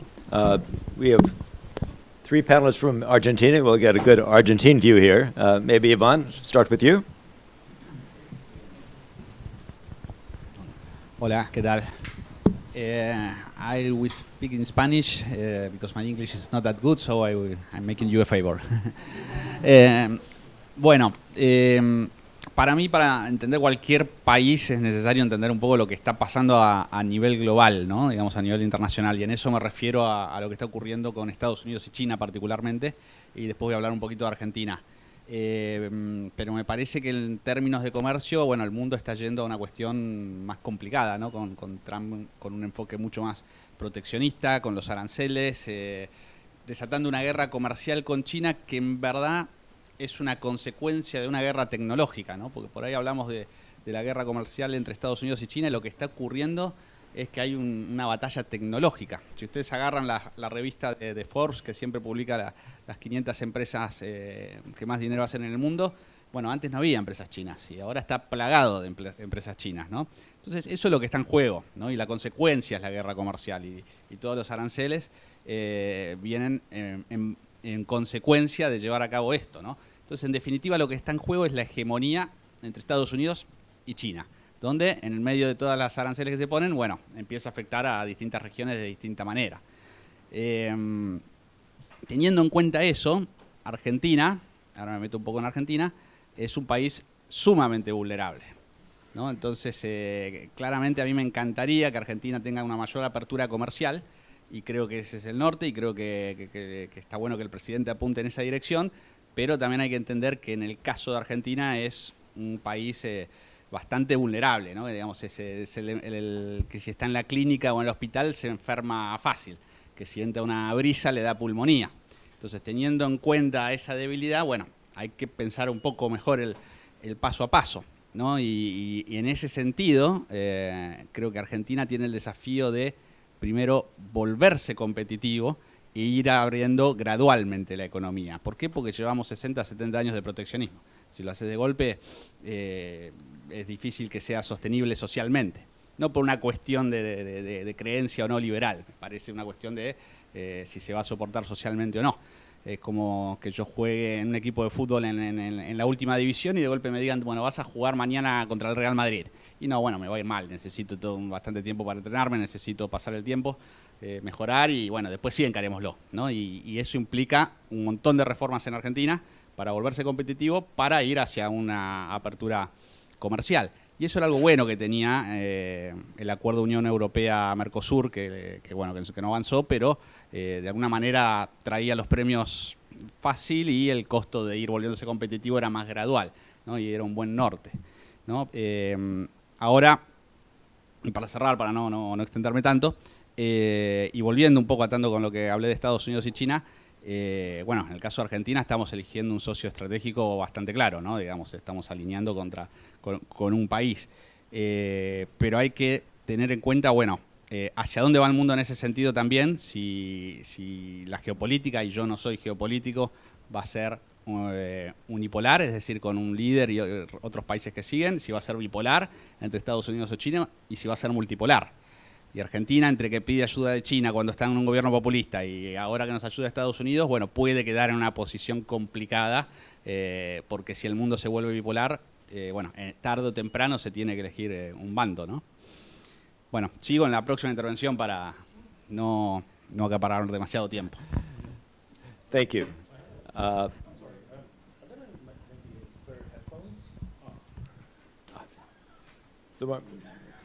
So Marcelo, so we were just talking a moment ago, Marcelo, about agriculture. Heard myself. We were just talking about agriculture. So where do you think Argentina stands right now in terms of kind of the trade flows and how they're being impacted by tariffs, or may be impacted? Sure. You can keep your headphones because I will do it in Spanish also. Thank you. Considering that we are from Argentina, I will follow his way and I will do it in Spanish. Coincido en que el escenario que estamos teniendo en el mundo hoy para la Argentina es un escenario negativo. Para la Argentina el mejor escenario es el de la institucionalización, la multipolaridad y un escenario de la mayor apertura posible. Hoy estamos teniendo en el mundo distintos fenómenos que son muy negativos. En primer lugar, la reaparición de instrumentos de limitación del comercio. En primer lugar, a través de los aranceles impuestos por Estados Unidos y las retaliaciones que caen sobre Estados Unidos, pero a través de otros instrumentos también. Muchos otros países, quizás con menos repercusión, lo están haciendo no solamente a través de tarifas, sino en muchos casos a través de limitantes no arancelarios. Y allí observo con preocupación ciertas restricciones no arancelarias, por ejemplo en términos de estándares ambientales, sanitarios, de seguridad, que afectan también el libre comercio y en particular a la agricultura en la Argentina. Yo veo un mundo con incremento de cantidad de restricciones, con fraccionamiento.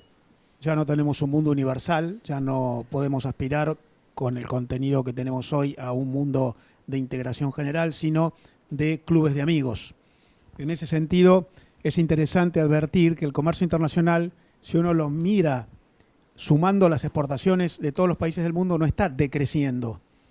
Pero eso ocurre porque en realidad se está redireccionando hacia clubes de amigos y hacia espacios en los que la integración es discriminativa. Hay un trabajo de la UNTAD de hace algunos meses que muestra que en los últimos 2 años medidos el comercio entre países geopolitically close ha crecido 6% y el comercio entre los países geopolitically distant ha decrecido 5.7%. De modo que hay también una discriminación y eso afecta considerablemente a países como la Argentina, que tienen dispersión de mercados, que tiene un alineamiento con los Estados Unidos, pero tiene en Asia y en particular en China sus principales clientes, que está asociado con Brasil, que ha elegido un camino geopolítico distinto que el de la Argentina, lo cual hace de lo nuestro algo sustancialmente incómodo. Y a esto yo le agregaría, como Iván decía, que además la Argentina tiene que hacer sus reformas. La Argentina es una economía extremadamente cerrada. El año pasado, 2024, la Argentina estuvo entre los 5 países con menor ratio comercio internacional Producto Interno Bruto del mundo. Fue el de menor ratio comercio internacional Producto Interno Bruto de Latinoamérica y el Caribe. Producir eliminación de restricciones internas en términos de comercio emisivo y receptivo en el marco del contexto complejo internacional lo hace todavía más difícil porque no hay reciprocidad de las contrapartes. Con todo, y para terminar, quisiera decir, el mundo, mientras avanzan restricciones, avanza en fraccionamiento. Y no descartemos que están proliferando en el mundo los acuerdos de integración regional, siguen firmándose lo que antes llamábamos tratados de libre comercio. Hoy hay en el mundo 375 vigentes. Desde la pandemia hasta acá se firmaron más de 60 nuevos, algunos muy importantes, y el mundo está reemplazando la integración universal por la integración focalizada.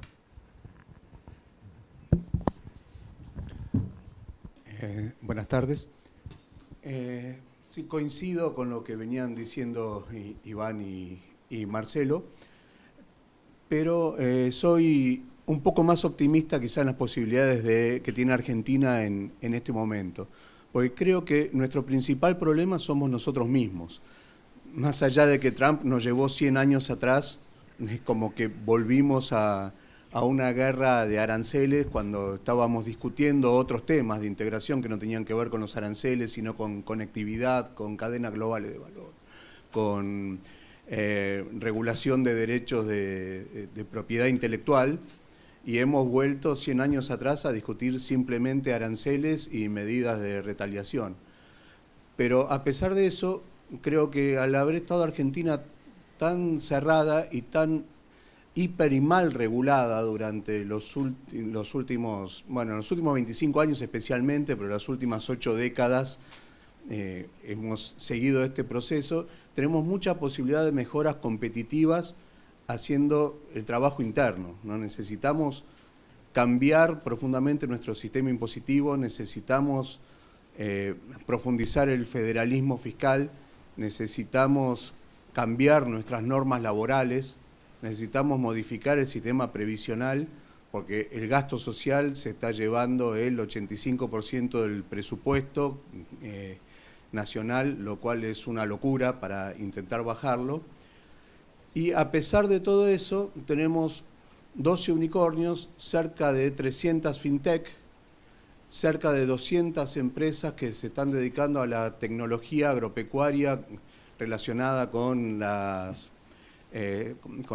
siembra de precisión, con agricultura de precisión, con ganadería de precisión, con mejoras tecnológicas, mejoras ambientales y mejoras tanto en bienestar animal como en bienestar humano para ciertas actividades agropecuarias, con lo cual creo que tenemos un potencial muy fuerte dentro del sector agropecuario tradicional, pero también en fintech, también un muy buen capital humano para todo lo que es tecnológico, y además tenemos litio, tenemos la posibilidad de hidrógeno verde, de energía nuclear.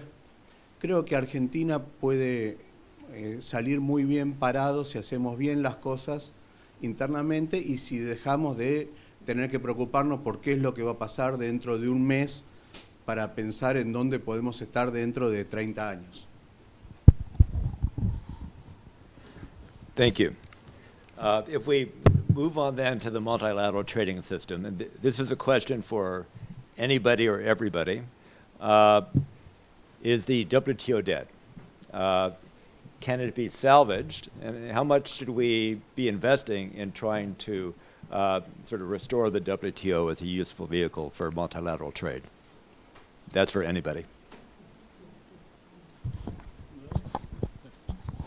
So, I mean, currently we don't have any viable mechanism of solving disputes, right? So basically, without that,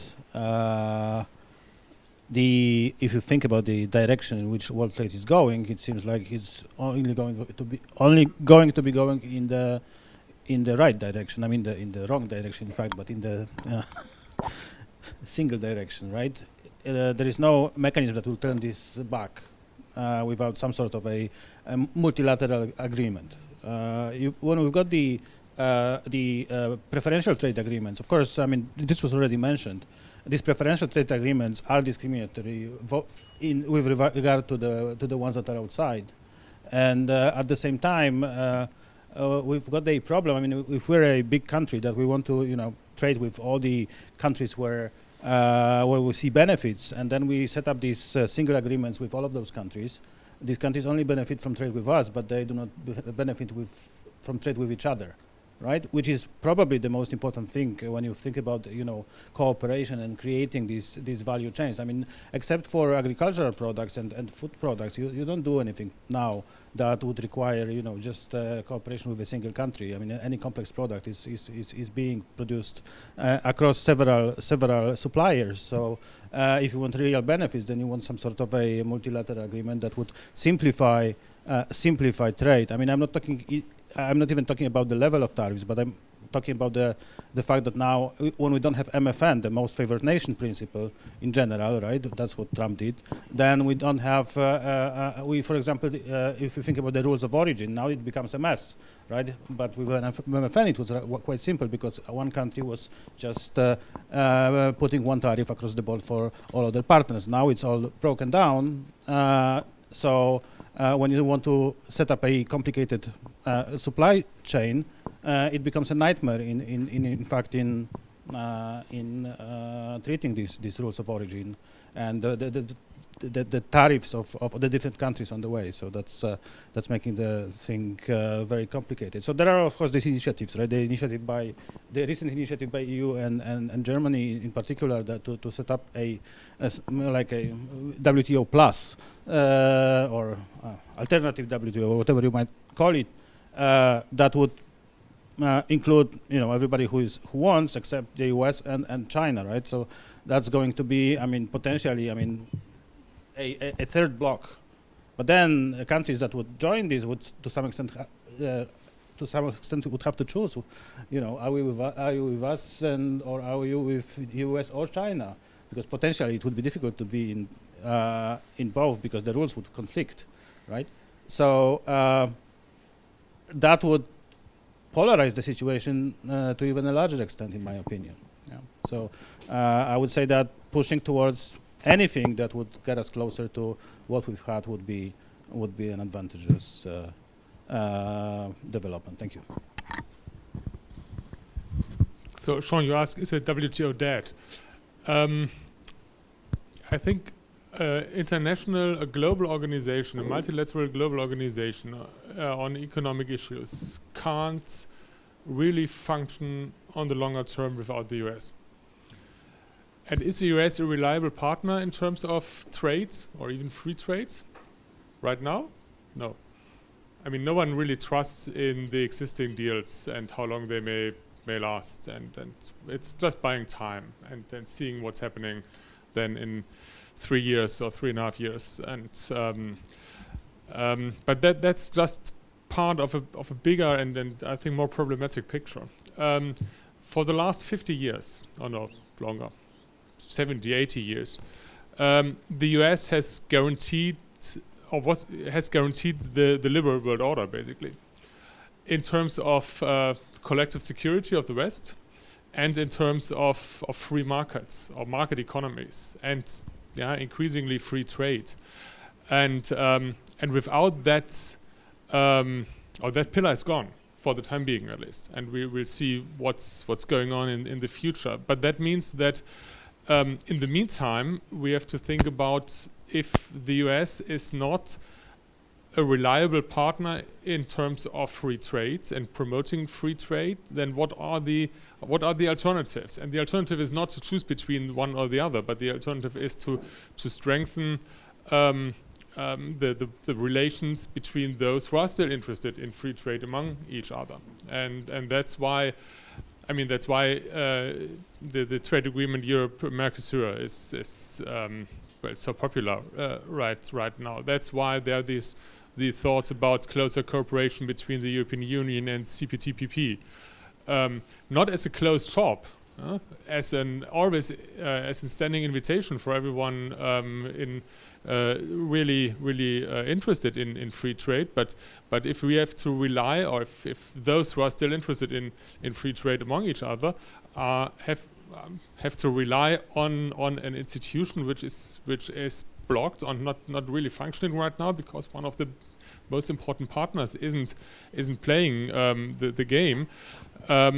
Yeah, and then there are these alternatives to be developed, but that again is a risk, of course, for the existing institution, and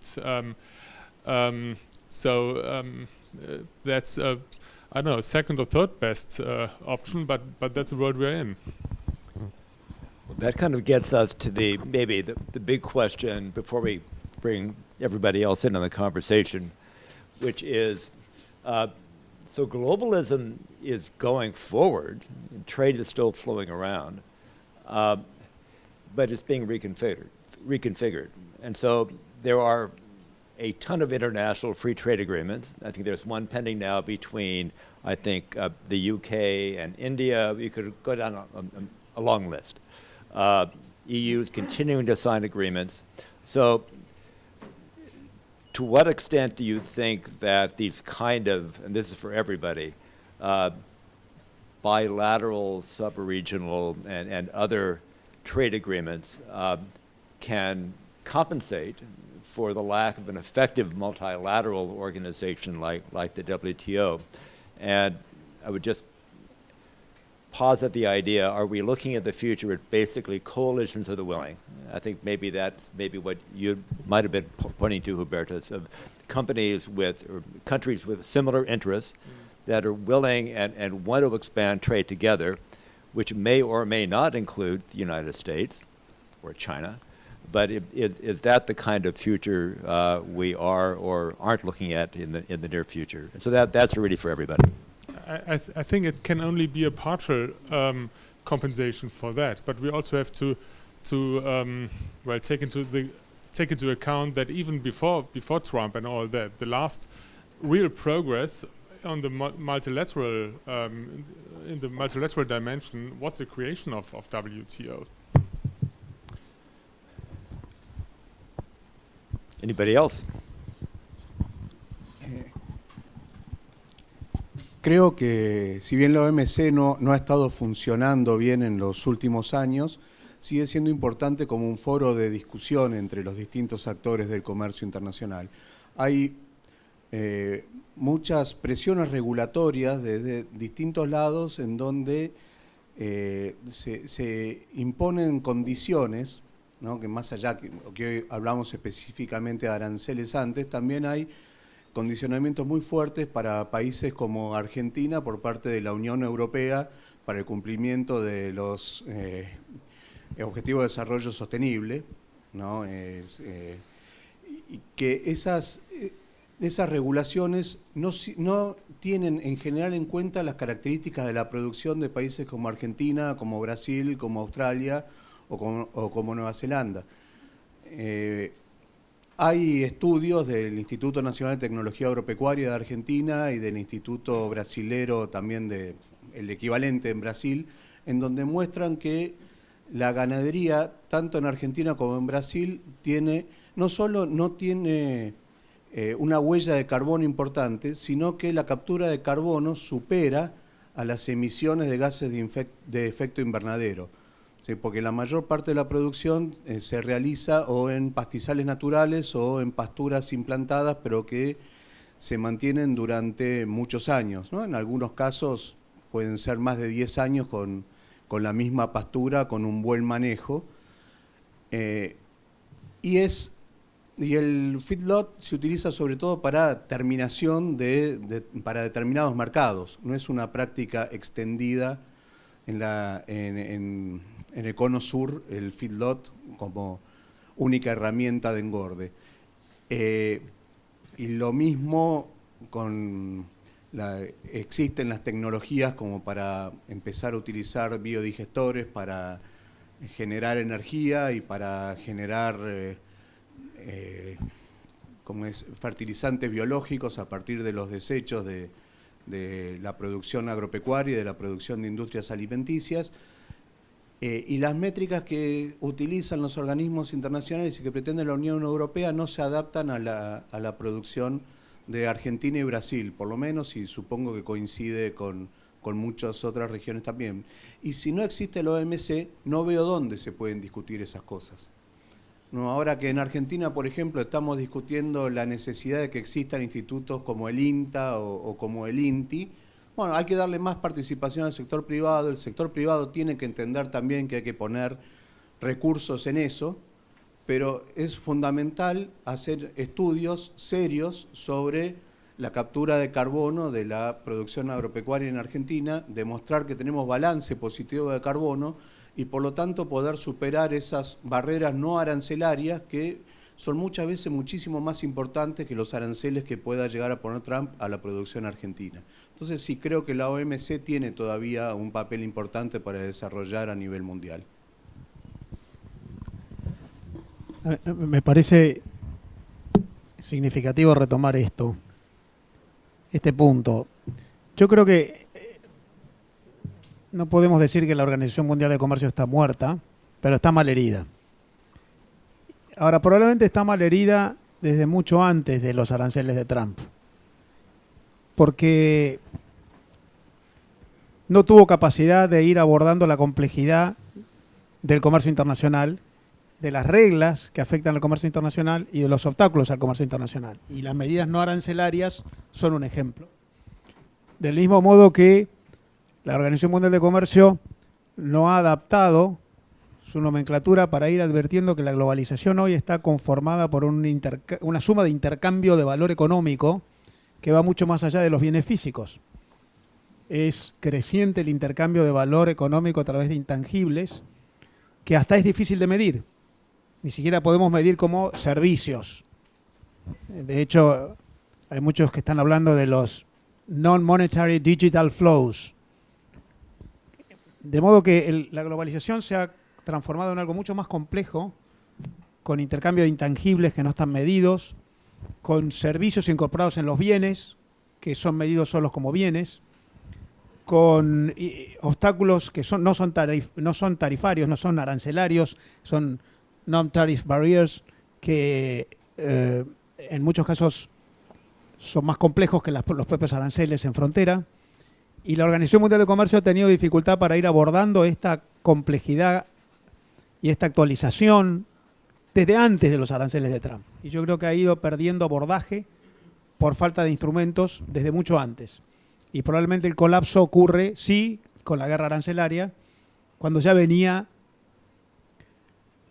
con el sistema inmunitario debilitado. Por lo que lo primero que yo diría es, el mundo necesitaría no ya revivir, si estuviese muerta, la vieja Organización Mundial de Comercio, sino construir una que aborde toda esta nueva problemática del comercio internacional, en la que, según un trabajo de McKinsey, más de la mitad de todo el comercio internacional del mundo es en realidad en servicios, mientras la estadística convencional sigue diciendo que los bienes son el 70% del comercio internacional. Hay que revisar, no es volver a la vieja, sino construir una nueva. Quizás esta crisis es una oportunidad para construir una nueva Organización Mundial de Comercio en la que se aborde la problemática de los intercambios económicos, de valor económico, que ocurren entre las empresas y los países, que van más allá de la vieja globalización de los contenedores en los barcos, que es aquella para la cual se pensó la Organización Mundial de Comercio y que requiere una revisión integral y que aborde también algo que hay de cierto detrás de esta reacción arancelaria. Yo no voy a convalidar en modo alguno los aranceles, pero también es cierto que es una visión parcial esto de medir los países más abiertos o más cerrados según la altura de los aranceles en frontera. También hay normas discriminatorias internas, también hay impuestos, también hay regulaciones obstructivas dentro de los países que deberían ser abordados para evitar estas reacciones, que después unos consideren que es injusto bajar los aranceles porque tengo obstáculos del otro lado. Y en ese sentido, si bien yo no soy partidario de que el mundo avance hacia la integración a través de acuerdos de integración regional, me gustaría más un mundo institucionalizado y universal, los acuerdos, los Regional Trade Agreements de los que habla la Organización Mundial de Comercio han sido mucho más eficientes y mucho más modernos, porque han abordado en las negociaciones bilaterales o multilaterales muchos aspectos que la Organización Mundial de Comercio no puede abordar. Servicios, compras gubernamentales, normas sobre competencia, intercambio de intangibles. Ahí ha habido en las negociaciones bilaterales y multilaterales una profundidad nueva que la Organización Mundial de Comercio no pudo abordar. De modo que creo que lo que hay que hacer es una modernización, no necesariamente una vuelta atrás. Bueno, tomo a partir de un comentario que hizo Marcelo sobre la idea de una nueva Organización Mundial de Comercio. Yo creo que ahí dio en la tecla él. Principalmente, y si vemos las medidas de Trump, que son de muchos aranceles, creo que además Trump tiene una visión industrialista del comercio, ¿no? Y lo piensa con esa lógica, y no es el mundo que se viene, lo que mencionaba Marcelo, ¿no? Digamos, ya empiezan a tener mucho más protagonismo los servicios. Y todavía no mencionamos nada, pero ni que hablar cómo va a explotar eso con todo el tema de la inteligencia artificial, donde lo que se va a empezar a vender son muchos más servicios, ¿no? Entonces me parece que esta nueva Organización Mundial de Comercio que por ahí propone Marcelo tiene que ir focalizado hacia esa nueva realidad, que no lo veo a Trump en eso. Y con respecto a cómo puede impactar la inteligencia artificial en esto, me parece que todavía estamos viendo la punta del iceberg y no tenemos ni idea lo que va a escalar esto. Si vemos cada revolución que hubo de inmensas proporciones, por ejemplo, yendo a la electricidad, primero dio soluciones particulares y la revolución vino 5 o 10 años después cuando se revolucionaban sistemas. Y acá va a pasar lo mismo. Hoy la inteligencia artificial da soluciones de aplicaciones concretas, de desafíos que tienen por ahí algunas empresas y se lo soluciona, pero lo que va a terminar pasando es que van a cambiar los sistemas. Bueno, ¿cómo se va a involucrar el comercio en un nuevo sistema donde la inteligencia artificial va a tener otro rol, ¿no? Que todavía desconocemos? Claramente no es con los aranceles y sobre todo con una visión industrialista. Creo que tiene que ser con visión más de servicios. Y después, bueno, yo por ahí por mis perspectiva liberal, obviamente me encantan los acuerdos de libre comercio bilaterales, ¿no? Digamos, que vayan decidiendo, porque en definitiva los que comercian son las personas, no los países, ¿no? Entonces, en la medida que se vayan haciendo estos acuerdos entre países, le vamos dando márgenes y grados de libertad a las personas para que puedan ir haciendo sus intercambios, pero creo que sí hay que tener presente que los organismos tienen que cambiar esta visión más industrialista a algo más de servicios.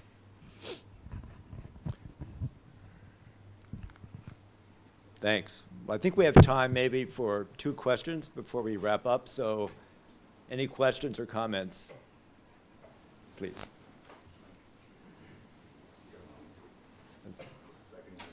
Dude. If I don't need a mic, I would say it. Thank you very much for this discussion. I would like to jump to your point because we discussed this whole issue. We discussed the whole issue at national or international level or institutional level. But at the end of the day, these are the companies. They react, restructure, reconfigure, whatever. So do we know exactly how the companies are reacting on this, what is happening with tariffs and so on? And when you discussed it, came me the idea, it happened once. Once upon a time, 50 years ago or maybe more, when the Japanese car maker were very competitive and the US increased the tariff. Yeah? And the solution was that the Japanese car maker, Toyota and so on, moved to America to produce that. To some extent, the idea beyond what is happening now in the US is more or less in this direction. So the companies will find a solution. So I think we should a little bit concentrate on that, or to know more about it, how you mentioned people, that is companies in that case, how they react, how they adjust to this whole development. And I'm very optimistic in the companies looking at the free market economy and so on, that they will find a way. as the Japanese find 50 years ago. Toyota find a way how to solve it. And just discussing all these things, it came me a very famous saying of Gladstone. He was a British Prime Minister. He said, "Trade is God's diplomacy." There was a question right here too, please.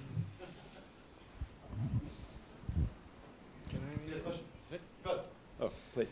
A ver, la voy a hacer en español. La experiencia en Ecuador con el comercio transfronterizo de servicios ha sido, bueno, por parte de nosotros también un esfuerzo para fomentarla. Hay muchos servicios que se producen en Ecuador tecnológicos que queremos crezcan y se comercialicen alrededor del mundo. Y me parece interesante este replanteamiento de la Organización Mundial de Comercio. Y mi pregunta va dirigido a ello. En este mundo digital, en donde no hay fronteras, no hay borders, de hecho esa es la razón por la que el comercio digital ha crecido tanto, ¿cómo creen que debería replantearse estos recursos? Les cuento brevemente una historia de Ecuador.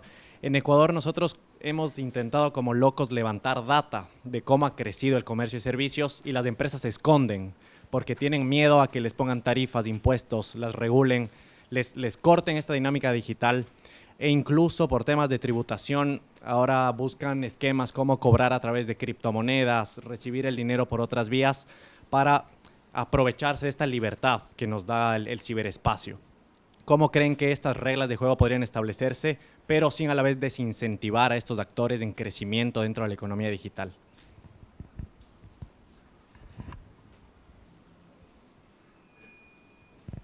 Anybody, please.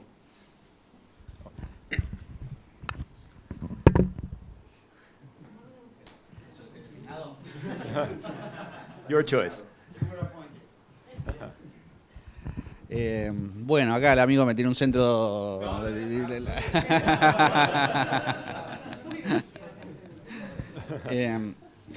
A ver, no te puedo dar una respuesta concreta. Lo que sí creo es que todo cambio trae transiciones, ¿no? Y lo que acá hay es una transición más. Y que esto de que se esconde data, bueno, hoy pasa, pero también pasaba antes, ¿no? Entonces me parece que a medida que avance ahora esta nueva ola tecnológica, y bueno, probablemente haya mucho de criptomonedas y de data que va a quedar escondida, pero eventualmente se va a normalizar y esa data va a empezar a procesar. Se supone que es una revolución de datos, así que los datos deberían de alguna manera poder estimarse, pero ahora no sé cómo habrá sido en casos anteriores, no tengo una respuesta concreta, sí creo que va a haber una transición donde va a estar el problema que vos planteás y que eventualmente... en la medida que las empresas, las personas se van sintiendo más cómodas, bueno, esa data va a estar más visible. Y eso fue así, digamos. No sé si alguien quiere agregar algo más. Yo quisiera tomar lo que mencionaba sobre las empresas que se adaptan. Coincido con eso, por eso el año pasado, con todos los problemas que tenemos, la suma del comercio internacional total de bienes y servicios entre todos los países fue récord nominal, de 33 trillions de dólares, porque las empresas se adaptan. Y tenemos empresas más poderosas que nunca, con una enorme capacidad de resiliencia. Y no es de ahora. Cuando apareció la pandemia, la Organización Mundial de Comercio anticipó que en el año 2020 el comercio internacional total mundial iba a caer entre 30 y 35%. Cayó 5%. Las empresas son mucho más resilientes porque el mundo vive dos tipos de problemas. Los problemas públicos, las tarifas, las guerras, la geopolítica afectando el comercio, pero también los problemas privados, que es la revolución tecnológica, y básicamente en el mundo hay tres grandes revoluciones. La revolución de la información, la revolución de las biociencias y la revolución de las organizaciones, con nuevos modelos de negocios y de integración. Y eso está permitiendo una resiliencia y una adaptación. Y se vincula con lo que mencionabas. Yo no sé cómo se hace para medir, pero hay que medir la economía de nuevo en los intercambios internacionales. Está claro que en el mundo hay mucho más flujo de valor económico que el que está midiendo en frontera las transacciones monetarias. Y es muy difícil de medir, pero nosotros estamos trabajando con una botonera de mediados del siglo XX.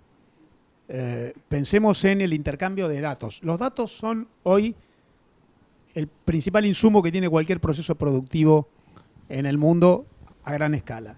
El intercambio de datos que ocurren entre las empresas cotidianamente online sin que lo registre nadie, y eso es valor económico. Me decía hace poco el CEO de una empresa automotriz asiática instalada en la Argentina. Compro las máquinas para producir los autos, las máquinas valen cero si yo además no tengo contacto constante con mi casa matriz que me da información sobre el layout, el modo de operar, cómo capacitar a mis proveedores, y todo eso no lo pago, pero eso vale más.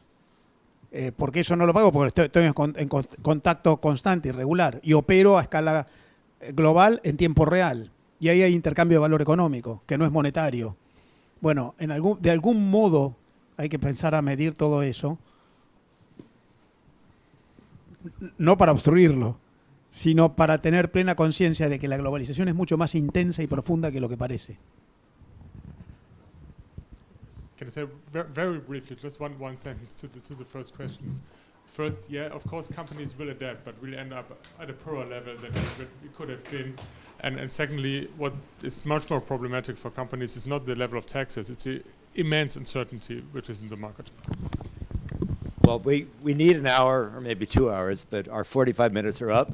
So a great discussion, more to be said. Let's thank our panel.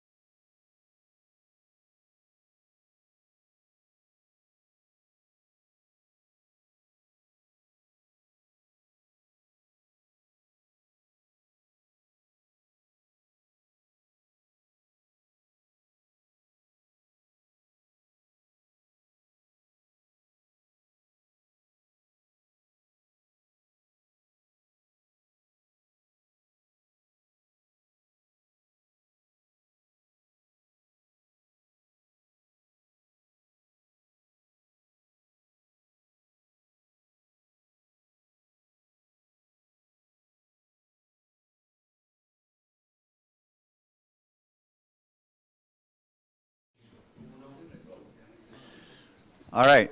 Well, welcome back. So we transition from trade to life sciences innovation, strategic policies for emerging ecosystems.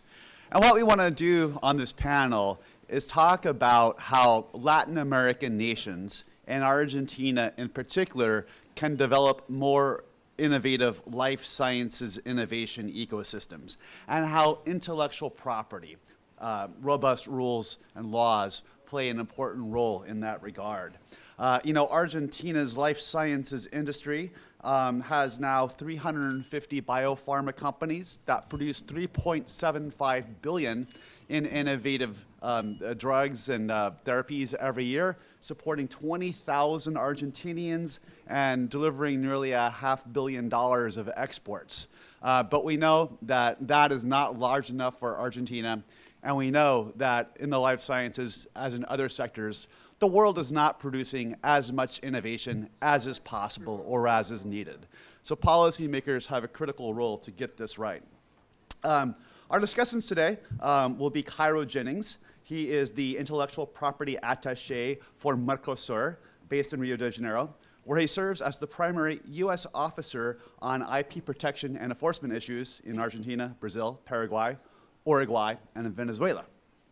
Maria Vasquez serves as Dean of the Law School at the Universidad de San Andrés in Buenos Aires, where she directs the WIPO Joint Master Program in Intellectual Property and Innovation. She completed her law degree at Harvard Law School and is a globally recognized expert on intellectual property law issues. Monica Melo Guerrero is Vice Chancellor of Research at Instituto OMG, a Dominican Republic-based think tank. She has over 30 years of experience in project management and has a degree in business law from Pucum University.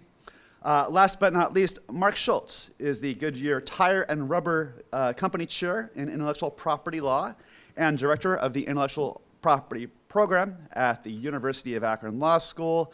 He is also a Senior Fellow at the Geneva Network, a UK-based think tank focused on international IP and health policy. So the approach for this panel is going to be 5 minutes of opening remarks from our panelists. Then we'll have some moderator and then audience Q&A. Cairo, may I turn it over to you? Well, thanks, Stephen, very much for the invitation. It's wonderful to be here. It's a privilege to be here in Argentina, my first time in this beautiful country. Very happy to be here. I'm with the U.S. Patent and Trademark Office. We have a program of IP attachés throughout the world, and I'm privileged to cover the Mercosur market, sitting in Rio de Janeiro, but covering Brazil, Argentina, Paraguay, Uruguay, and Venezuela.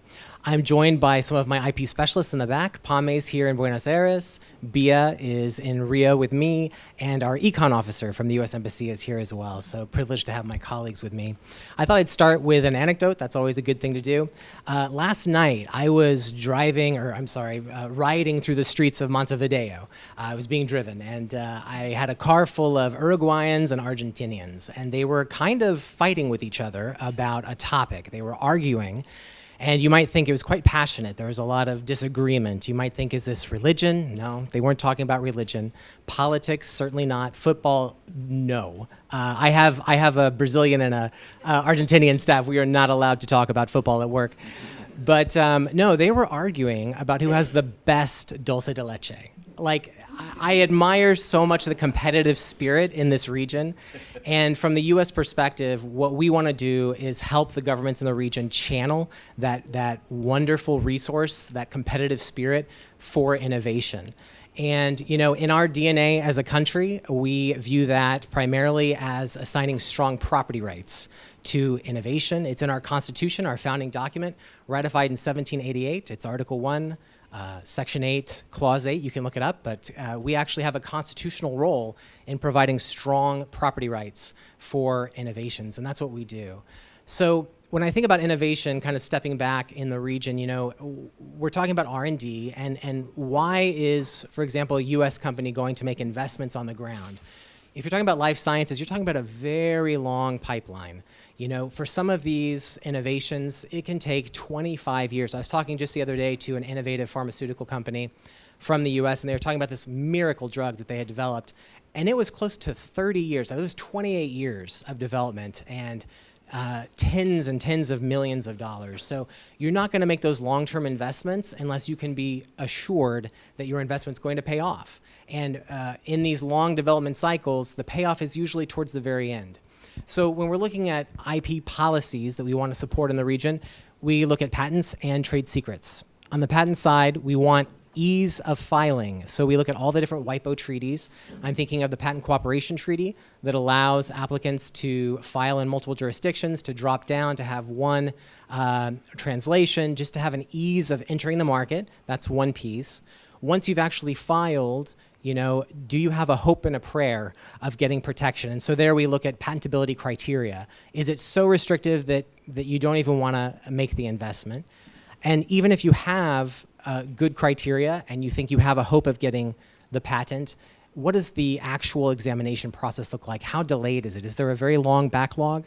And if there is a very long backlog, are there policies in place to ameliorate that problem? Because as I said in the innovation pipeline, it's at the very end that you get your return. So do you have patent term extension, patent term adjustment that can help companies to get back those investments? So that's kind of the patent side. Now moving to trade secrets, there's a lot of data that you have to submit to the regulatory authorities to get market approval. I'm talking about clinical trials and all sorts of information about biosimilars. Is that being protected from unfair use? And there we're talking about regulatory data protection. So those are kind of the overview of things that are important to us. If you step back even further, I would say that there's always the fear of compulsory licensing. We want to make sure that any licensing that happens, we default to VMAT, voluntary and mutually agreed terms. So those are kind of the big picture issues. I know Maria's going to talk about some of the issues in Argentina. We can talk about specific policy changes, but from the US perspective, that's what we're looking at. And my goal at the end of my term, I'll be here hopefully for 5 years, is that the next time I'm riding through the streets of Montevideo, there's an argument about who has the best patent protection in the region. That's what I would like to see. Great, thank you. Thank you. Thank you very much. And thank you to SEADE and to Stephen Ezell, Mark Schultz for having invited me. It's a real honor to be here. So yes, when we discuss life sciences in Argentina, I immediately start thinking about the vast amount of human capital that we have here, you know, in our country and in a lot of our region. But really, it has to do with world-class biotech scientists, researchers. And so when we see how often we receive at our university the representatives from WIPO, they talk to us about the Global Index of Innovation, etc.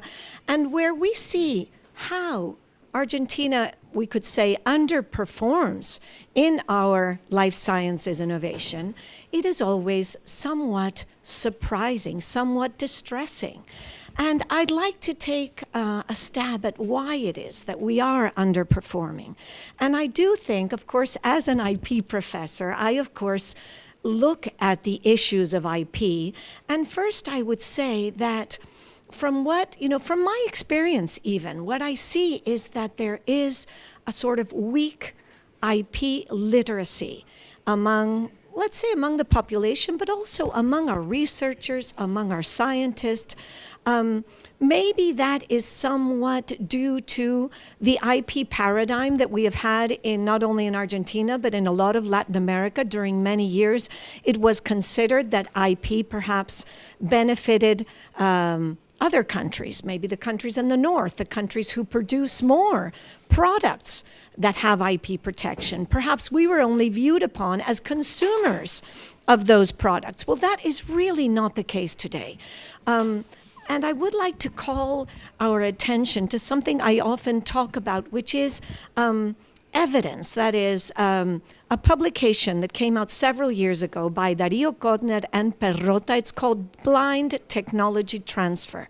What it has to do is they have studied publications, that is research that has been published by Argentine scientists at his university, at their university, which is Universidad Nacional de Quilmes. And they have viewed how those projects that have been published and not patented have in fact gone to form parts of patents in other countries, in China, in Europe, in the United States. Why is our country, with that publicly funded research, losing out on those products? Because they are not patented. And when we think about why is it that they are not patented, does it have to do with this IP paradigm? Does it have to do with the fact that our scientists are often rewarded for publications and not for patenting? You know, so is there something that has to be changed there as well? Perhaps it has to do with the fact that patenting is quite expensive, as we are not, as Kyra was just saying, we have not as a country signed the PCT, the Patents Cooperation Treaty, which would perhaps lower the costs of patenting for our scientists. So yes, these are things that immediately one comes across when one looks at innovation in life sciences in Argentina. So first of all, IP literacy, it's something that in our university, as we have the privilege to host our WIPO Joint Masters program, and we receive every year young IP professionals from all over the region, and we try to change that paradigm. We try to see, they have to, our students look at patents, look at IP protection as an enabler, not as a barrier. Patents are not barrier. They are enablers in order to accelerate development, innovation, and economic growth in our region. So that is really a principal subject. And then just to sort of end up these first remarks, I would also say that our regulatory framework has to, of course, accompany this, accompany our scientists in being able to patent. So on the one hand, yes, I think accession to PCT would be a wonderful way to start because it really is basic. I'm sure many of you know that most countries in the world have in fact signed the treaty, the PCT treaty. You can see there's a famous map which has the whole world in light blue, except for very singular countries, among which is Argentina, Afghanistan, Iran. Some countries have not yet signed. We would like to see our country as a signatory of this agreement. And then the whole issue of patentability criteria. There is legislation in place, regulations in place that have limited very much the criteria for being able to patent a work in Argentina, an investigation, a product. And as such, what we would like to see is that our country is aligned with our international treaties. TRIPS, for example, Article 27, insofar as non-discrimination of patentable, of the fields in which patents can be registered. So I think I'm going to leave it there for now, but thank you very much for listening. Great, thanks. Monica. Hi, thanks, Stephen. Thanks all for being here. And why do I'm here? Well, as a researcher, I'm always looking for the best way of strengthening policies and also the designing of enabling frameworks, in this case of development and innovation. But before that, as a lawyer and a consultant, I was specifically specialized in regulatory markets and in industrial and intellectual property. So I saw from firsthand what was the struggle in my country with that. And we think that the key issue for innovation and sustainability in this case is the importance of the participation and coordination of three fundamental actors: higher education, public education, public sector, and the private sector. Also with a cross-cutting component, the protection of intellectual property, as we all said. In the case of the Dominican Republic, we counted with the proper law, proper regulation according to international standards, and a spectacular governmental efficient office since 2000. But at that time, it wasn't a thing for us to register or to produce or to innovate in that way. At that time, what was important was trademarks, what was important was counterfeiting, Then we turn into some of other kinds of protection of intellectual property. It wasn't until approximately 10 to 15 years that we thought on the importance of the registration, the production of things that can be registered as patents. And that's why there's several points I want to I want to establish here. One is that obviously the design of the enabled framework, not about imposing, it's about creating conditions for us to facilitate the experimentation, the innovation. But the role of higher education is very important. In the case of the Dominican Republic, universities not only are available to produce those talent that we require, as you were saying, we request, and we need technicians, we need engineers, we need people prepared and well educated for that. But also, university has the ability to be the neutral space to foster dialogue between the public sector and the private sector. But it's very important, the protection, obviously, of the intellectual property. We will talk about that later. As I said, we have all those really well covered in the Dominican Republic. But the coordination is important because the public sector provides, obviously, the direction, the legal protection, not excessive protection, please. I don't like excessive interfere of the government in anything. But the private sector is essential because it brings dynamism, market knowledge that is crucial for seeing what is needed, what is really needed in my specific country. We said Latin America, but we are all different. Even in the same country, there are a lot of difference between regions. And also financing, because we understand that the private sectors that have the potential to provide innovative ways of financing those projects and not counting only on the government to finance this. And the prevention of over-regularization. In the case of the Dominican Republic, we are now in the interest of promoting innovation and understanding that it's not the same, and that innovation is not only technology. That is important. Sometimes we say innovation, everybody is thinking of technology. And Pro Dominicana, that's an official or governmental office, offers a lot of incentives, tax exemptions. And for biomedicine, it's now a target sector promoted in the Dominican Republic. It wasn't before. We proved in the pandemic that we are able to produce very good quality medical devices. There is that vision now, and we also have finally a national strategy on international property and innovation that has produced over 32,000 jobs in medical devices, and that's a lot. Approved new investments for more than $80 million that will generate more than 2,000 new direct jobs. That's very impressive on that area that wasn't before important for us. And medical devices and pharmaceutical cluster promotes that value chain integration. So we have identified strengths and weakness, but I'll let that for later. Great, thank you. Mark. Thank you very much. So I'll be sharing insights about life sciences innovation in emerging economies based on work I've done with GTIPA members, ITIF, Geneva Network, and Innovation Council. So there's two key takeaways. First, life science innovation happens everywhere, including in emerging economies.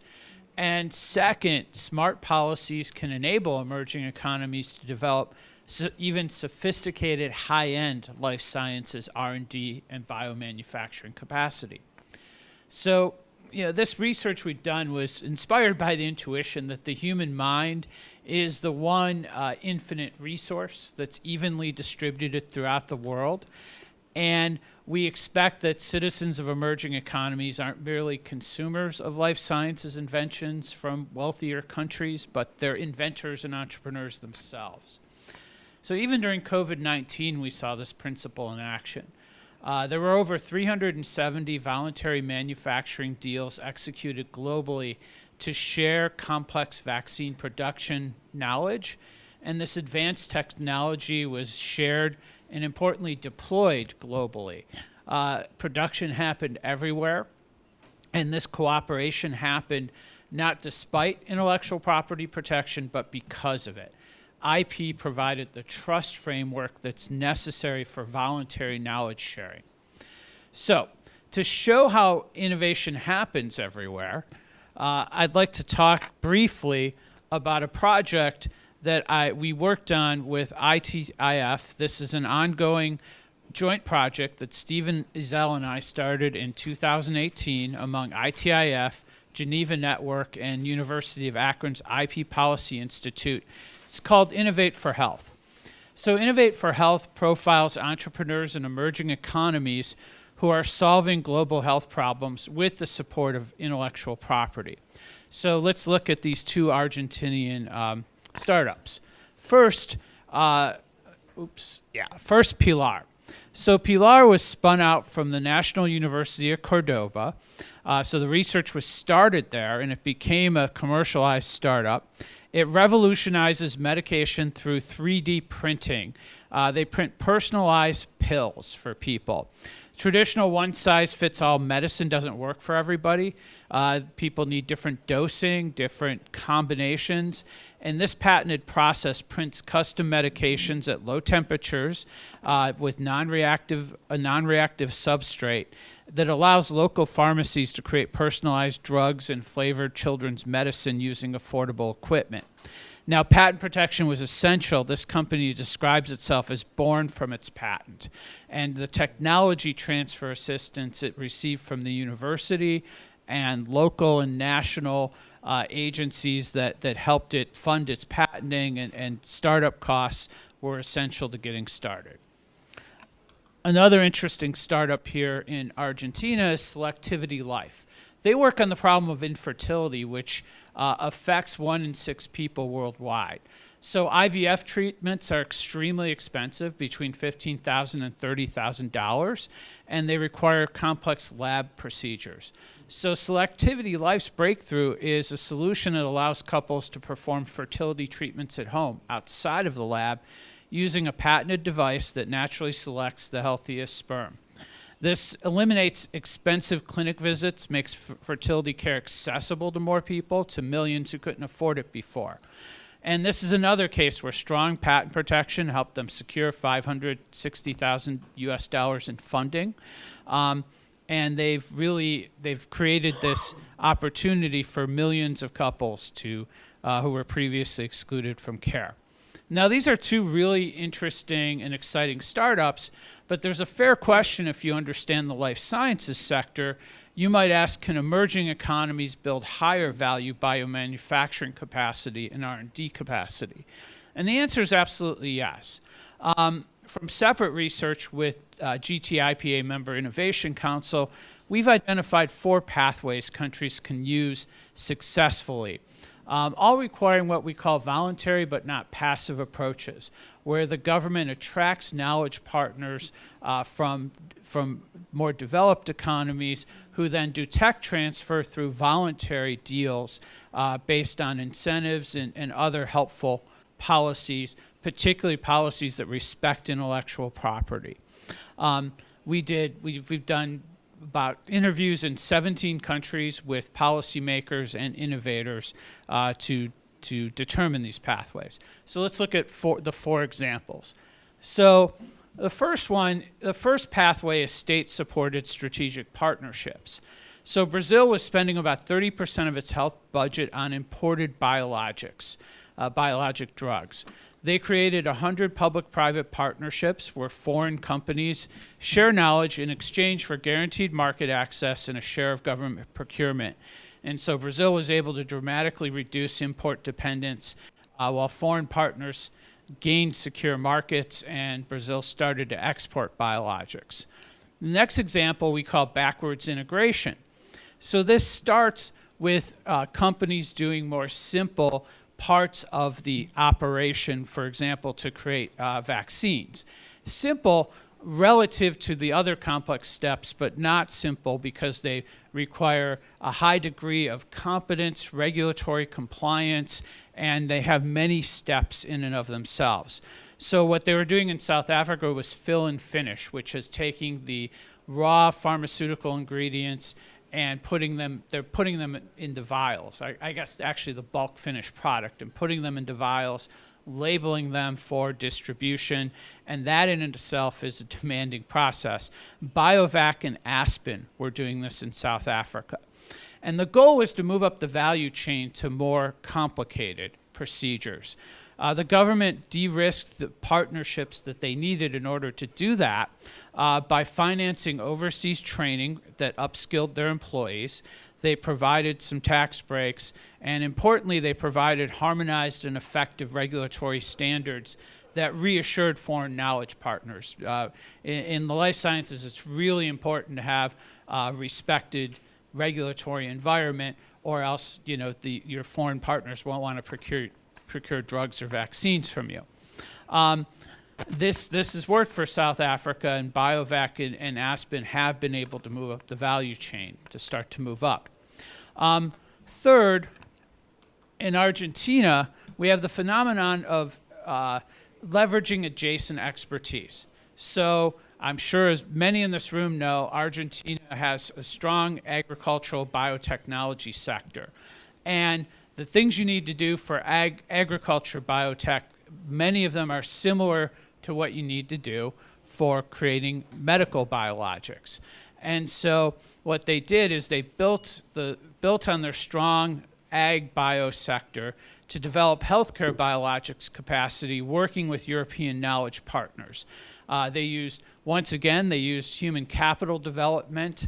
The government helped people get educated. There were incentives. And now companies like Mabscience now save Argentina $400 million a year in healthcare costs with local biosimilar production and exports throughout Latin America.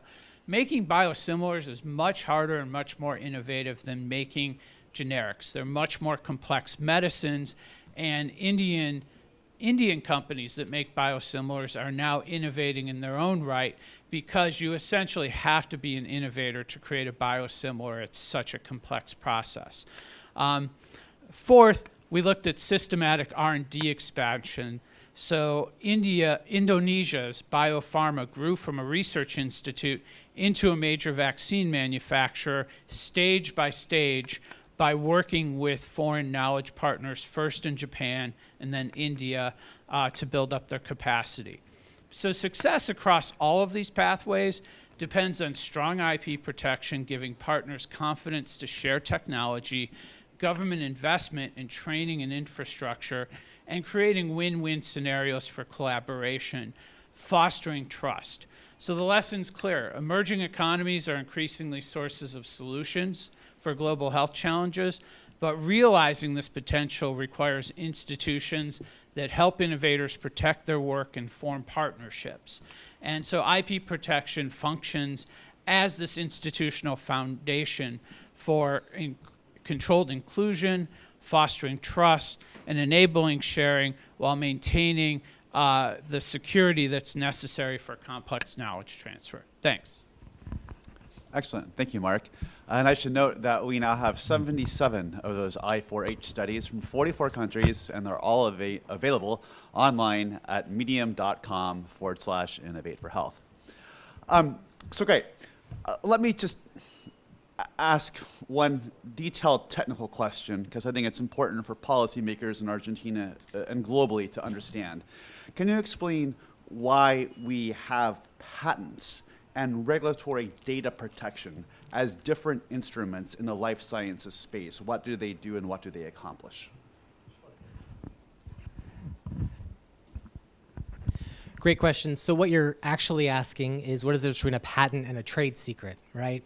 So a patent is a government-enforced monopoly with one limitation. You must disclose publicly everything you know about it, such that a person having ordinary skill in the art could recreate your invention. That is the bargain that is made publicly. So we will allow you to have this monopoly to produce this, but you have to show and tell your work to everyone. A trade secret is totally different. A trade secret is valuable information, and it's only a trade secret so long as it remains secret by definition. It's not something you register with the government. So when you're talking about patent protection, that's the bargain. But on regulatory data protection, what we're talking about is what is the data, the trade secrets that you agglomerate and that you are required to share with the government to get market access. So in the US, I'm talking about the FDA. You know, you have to submit to the FDA clinical trial data and other things. There's similar regulatory processes for agricultural chemicals and things of this nature. So that data under the TRIPS agreement must be protected. So you can't disclose it. The government can't disclose it. In the US, we actually use criminal penalties. So civil servants could go to jail if they disclose that. Other countries have different protections. But the question on regulatory data protection is, what do you do with that data once you have it? So, and the classic scenario here is that the innovative pharmaceutical maker has patent protection and it runs out on a date, and the next day, or even before in some systems, a generic competitor can come and submit their biosimilar. They prove that it has the same activity, and it doesn't have to generate any of the data. It doesn't have to do any of the really hard work. And you know, if you look at the data, promulgating your trade secrets, your know-how, often costs more than anything else. Clinical trials are extremely expensive, you know this. So, you know, a lot of pharmaceutical makers and the US as well, our position is it's unfair market use. You should have to do your own homework and provide that information to the regulator, and it's not fair for the regulator to simply hold that and let you ride on the coattails of those who came before you. So that's what regulatory data protection is. It's not forever. Typically, it's for a period of time, and often that's what the U.S. is negotiating in various trade agreements. We're looking at what is the term of exclusivity on that regulatory data. Y desde el punto de vista comercial, lo importante es que te garantiza volver esa inversión. O sea, ese monopolio garantizado es lo que le da precisamente al que está innovando o invirtiendo la seguridad de que va a tener un retorno de esa inversión. Entonces, hay unas teorías en contra de estos monopolios, pero realmente es la manera de garantizar la inversión en cosas que son totalmente, increíblemente costosas y que no solo en dinero, sino también en tiempo. Entonces, ese monopolio es esencial para garantizar esa protección y esa seguridad de que voy a invertir el dinero, voy a recobrar por lo menos lo invertido. Entonces, ese es el truco también y la importancia desde el punto de vista comercial. So, one thing I think to be clear about is we often use the term monopoly when we talk about patents. They're actually a property right. We could say, if you own a house or a flat, we could say you have a monopoly on that because that's unique. It's unique, but there are many other houses and flats to buy. Now, perhaps you have a house in a particularly desirable location, and that is unique and special, and therefore it might give you some advantage. And I guess sometimes patents are like that, but that does not make them monopolies. You only have a monopoly if you have market power, if you have something so unique that people want or you control a market. So that's one point. Patents, really like most property rights, are a form of security that lets us make plans, lets us make investments, knowing that we'll get a return, we get the potential of a return that people can't take away from us just by copying. So that's the function they serve.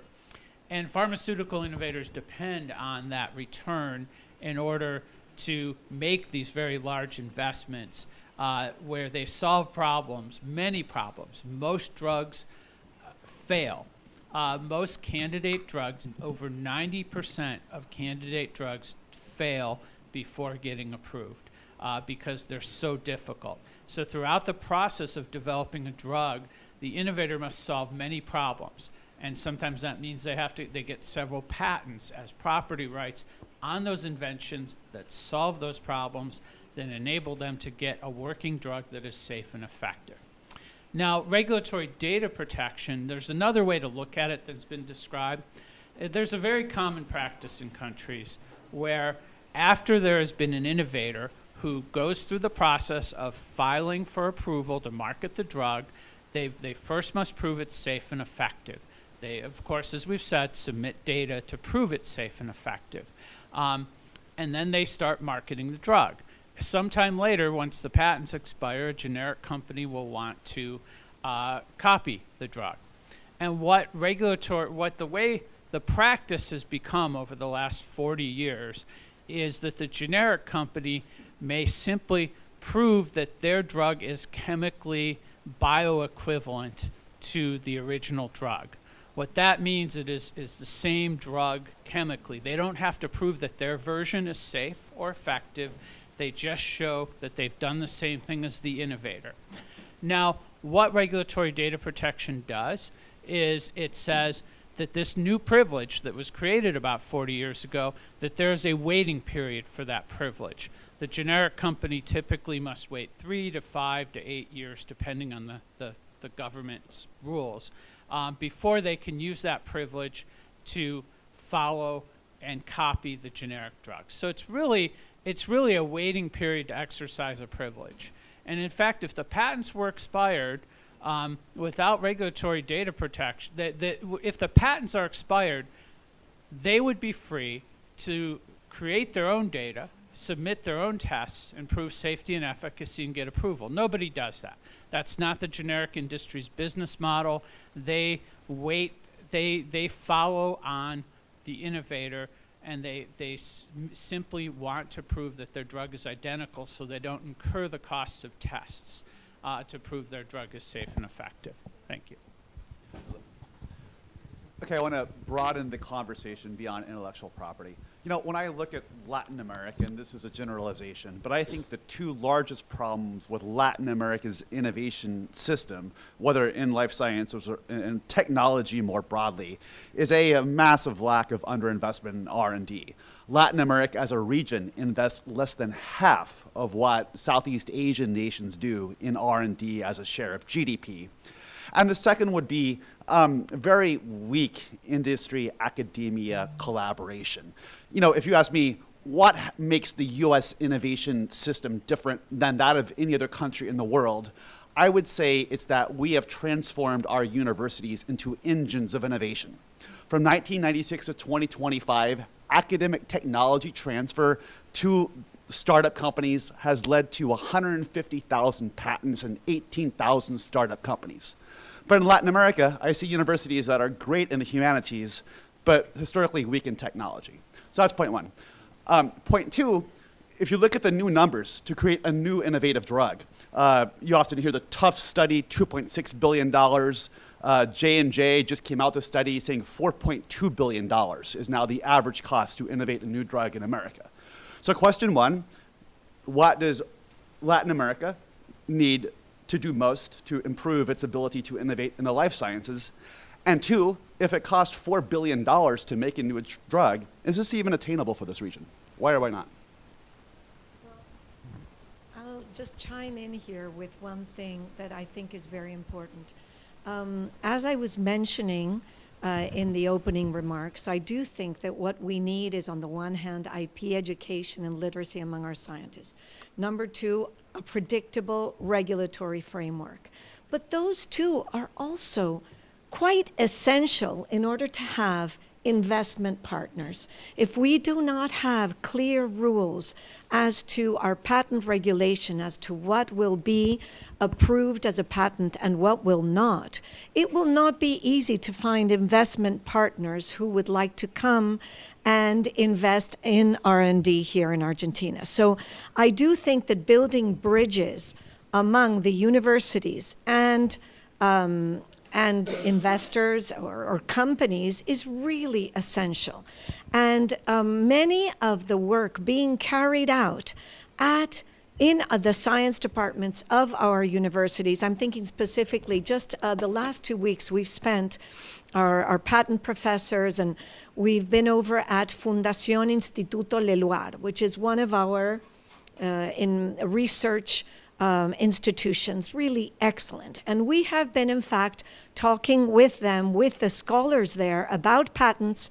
It was really an amazing also sort of joint venture, but how, you know, our IP professionals mixing and chatting and understanding what happens among our scientists. I do think there is a lot of work to be done there in what we can call building these bridges, and therefore also reaching out to investors. This is something that, and investment companies, this is something that personally I think is just a big objective, at least in my career today. En el caso de República Dominicana, hemos estado implementando diversas estrategias. Como les dije hace un rato, tenemos la agencia gubernamental operativa, de hecho trabaja como un reloj suizo, pero nos percatamos a nivel nación de la falta de educación en cuanto a lo que hablábamos hace un rato, qué es patente, qué es patentable, qué se registra, cómo se debe registrar. Entonces la ONAPI, que es la Oficina Nacional de la Propiedad Intelectual, decidió no solo poner como si fuera para un niño de primer curso, de primaria, todos los manuales, todos los criterios de cómo se hace, cómo se debe hacer, pero también creó toda una unidad que se llama CAMI, que es una unidad de soporte directo a estas personas que quieren innovar y que están en ese proceso.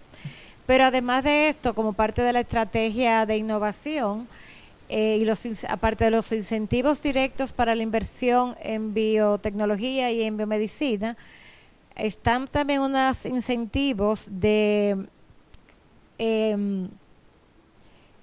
por concepto de investigación precisamente y experimentación. Me puedo deducir hasta el 100% de esos gastos de la renta. Entonces hemos puesto unos incentivos que lo que pasa que estamos, digamos, iniciando. Ya tenemos mucha experiencia en términos de material médico, pero copiamos. No copiamos de counterfeiting, pero sí hacemos ya lo que está hecho. Ahora que estamos innovando y tratando de buscar cosas nuevas, y hay unos emprendimientos nuevos incluso en temas de biotécnica azul, y es el uso del sargazo, una serie de cosas que antes no hubieran ocurrido si no tuviéramos estos incentivos. Entonces, definitivamente la educación es vital porque está todo el ordenamiento jurídico, pero si no sabes utilizarlo y crees que algo que simplemente es tal vez objeto de derecho de autor, que nada tiene que ver con una patente, mucho menos vas a saber qué hacer. Entonces, las universidades están de la mano, algunas de ellas, en lograr alianzas, tal y como tú decías. De hecho, el Estado hizo directamente una alianza con Purdue University para fines de fomentar esta tecnología, este cruce de conocimiento, de modo que podamos tener no solo estos altos profesionales, sino también técnicos, que a veces necesitamos las dos cosas. So just a couple of short Two-finger, Mark. short Two-finger. points. What's that? Two-finger comment. Yeah. Quick comment. Yeah, well, one is that education of entrepreneurs and scientists and researchers is so important, and it's something that we often, when we look at wealthy economies, we don't often appreciate how much of it's going on at every level.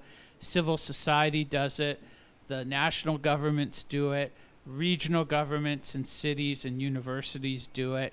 I've been involved in those efforts in a small college town in a bigger city where they teach entrepreneurs about how to form a company, what a patent is, how to get financing, and so on. So that kind of education is important, and I think that kind of capacity building is essential everywhere, and it's, I think, one of those things, you know, invisibly woven through the economy. It doesn't take government subsidies or government intervention or government control.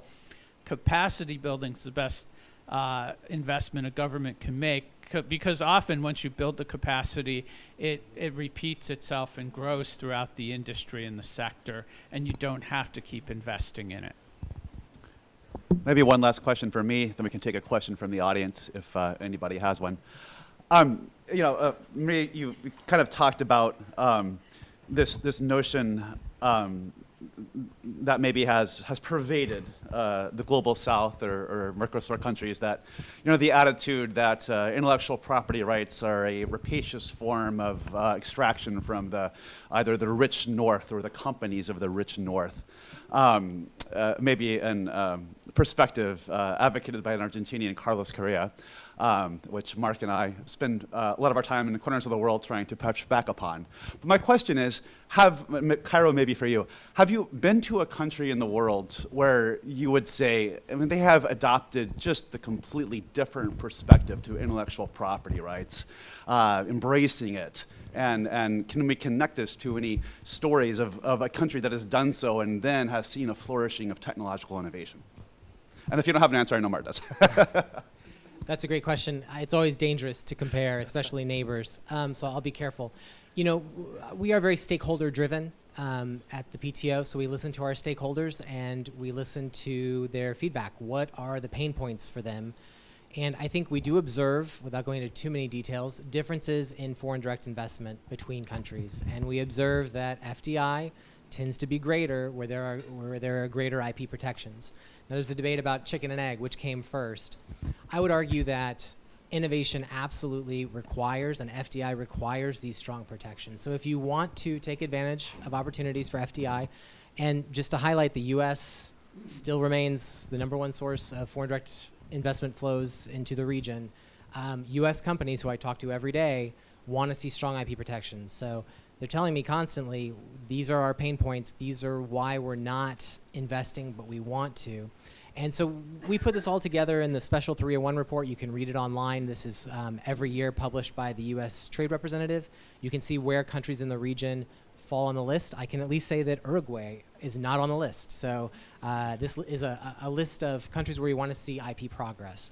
So for, at least from the US perspective, currently Uruguay is seen as having stronger IP protections than perhaps its neighbors. But yeah, I think that if you want to see the US perspective, read the Special 301 report. It really does reflect what our stakeholders are experiencing. And if you want to take advantage of more FDI, that's a great checklist to go through.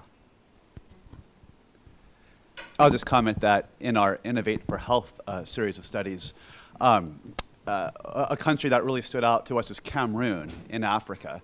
Cameroon joined the Central African Intellectual Property Organization, introduced a whole slew of new or stronger IP rights, especially in the life sciences sector, and they have subsequently seen a flourishing of biopharmaceutical and medical device innovation in their country, to the point where now Khartoum is kind of recognized as the medical device hub of Africa. So some great stories from that continent to study as well. Okay, I saw one question. Go ahead. Give us Stefano. You've had questions. Stefano, you go ahead.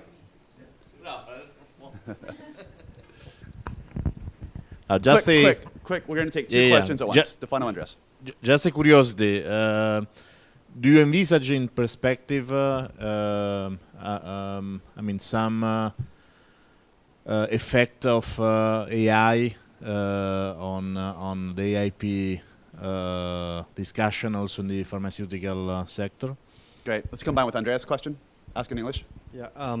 Really quick. Ecuador is like, as you may know, a biodiverse. I'm certain that a lot of cure for diseases are in our venomous frogs and all.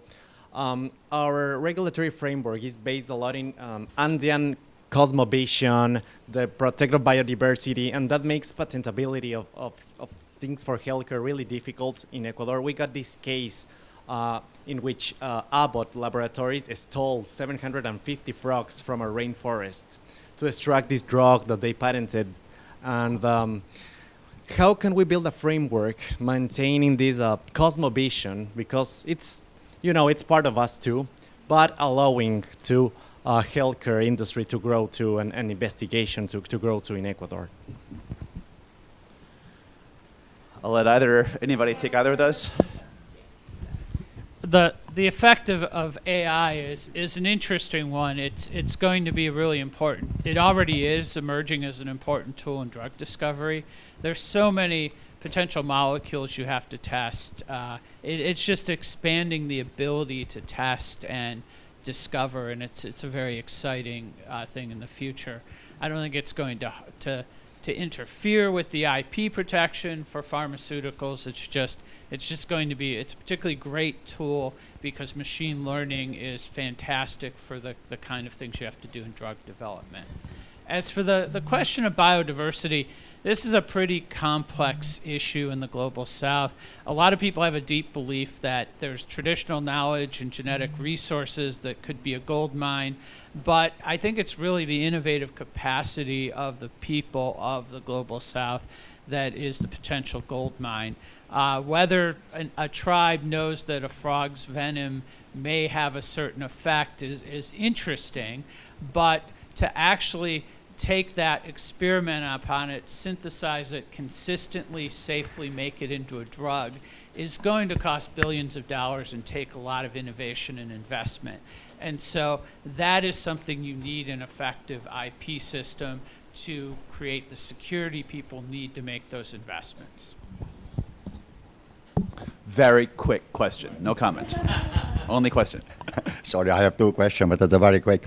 Everybody in this room know the law of Gordon-Moore. Yeah, that means a doubling of the capacity of the microchip in every 2 years. Now in life science and so on, we have the so-called E-room law, which is the name of Gordon-Moore backwards.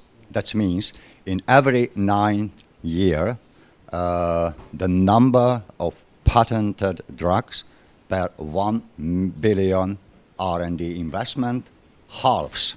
Yeah? It's quite different direction.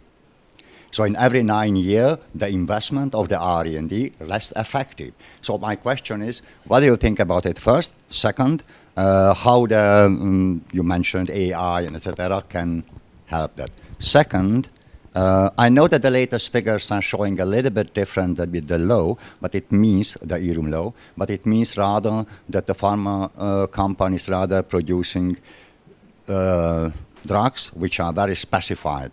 Yeah? And the second is rather to the technology transfer. Economy is about incentives. Yeah?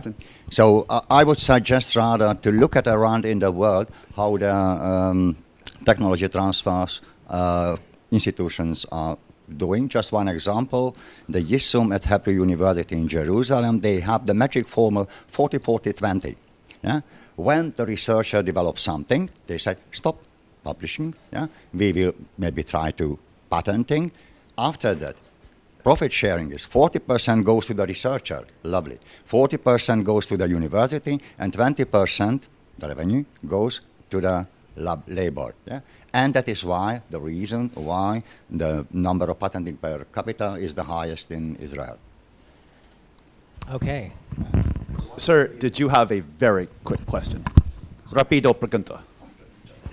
Yo sí, entiendo con el señor que efectivamente las patentes son un monopolio. Eso por primera vez lo leí de Rothbard y de Stephen Kinsella, que lo debe conocer, que es un abogado muy importante, muy famoso en Estados Unidos por oponerse a las patentes y a la propiedad del derecho intelectual. Es un tipo de monopolio muy particular, pero es un monopolio, porque si no podríamos pensar que Ford podría haber su invento o su descubrimiento de la cadena de fabricación, mejor dicho, la fabricación en cadena de los automotores, podía patentarlo, pero entonces no podrían haber aparecido ninguna de las otras firmas automotrices que hicieron el mismo procedimiento. Ese es un ejemplo nada más. Es así. ¿Es así o no es así?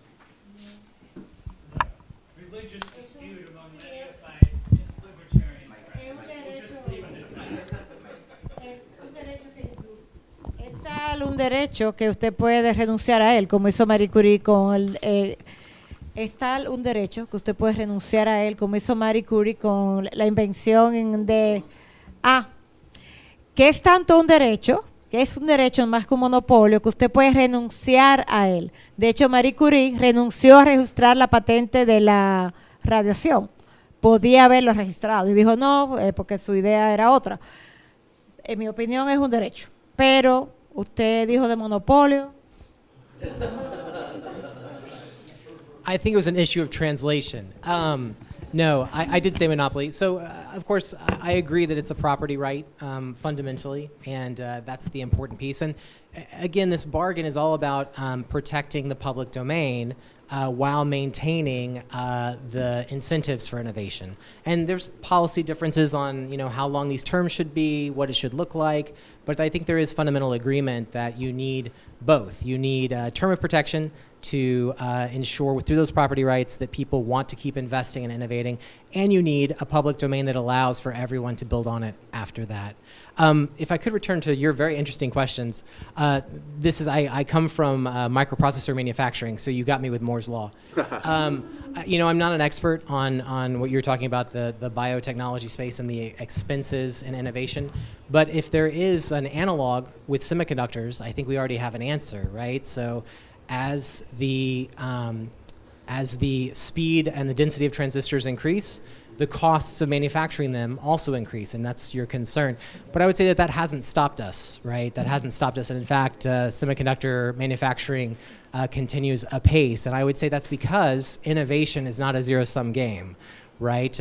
We've created new uses and new markets. I mean, several years ago, if you had told me there'd be a massive global rush to do linear scaling on chips, which we call AI chips, I wouldn't have even known what you were talking about. So I'm excited for the use cases that don't yet exist. And that's where I think we have to be careful with governments trying to prescribe what will happen, because we don't know what will happen. What we do know is if we put in place strong protections, people, innovators will lead the way. And that's, I think, for me, the exciting part.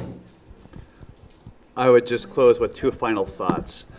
First, Stefano, as you may know, ITIF has a 50-page report out about the role of artificial intelligence in life sciences innovation, where we walk through every phase from drug discovery to clinical trials. So, but I think that feeds into Zoltan's question. You're right, the Deloitte data shows that R&D productivity for every drug class cohort has fallen consistently for 15 years.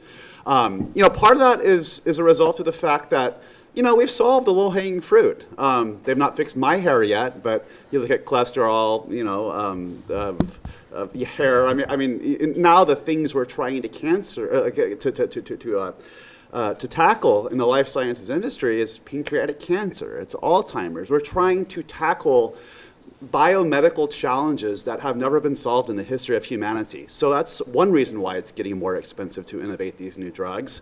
And hopefully artificial intelligence and some of these transformative new technologies will be able to help us change the cost curve on the R&D side, because the other part of the issue is we talk a lot about how much drugs cost. So I think for policymakers, if we can use novel technological tools to decrease the cost of the R&D and the development of the drugs, then we can decrease drug prices without sacrificing the revenues that drug companies have to earn to reinvest in this difficult process of innovation, because the global biopharmaceutical industry is the world's #1 investor in research and development.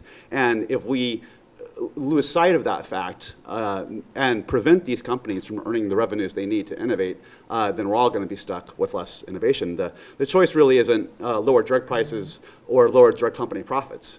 It's what are drug prices going to be, and are we going to have the ability to innovate the drugs that future generations will need? So I'll close with that. Thank you for the great questions, and can we give a round of applause to this wonderful panel?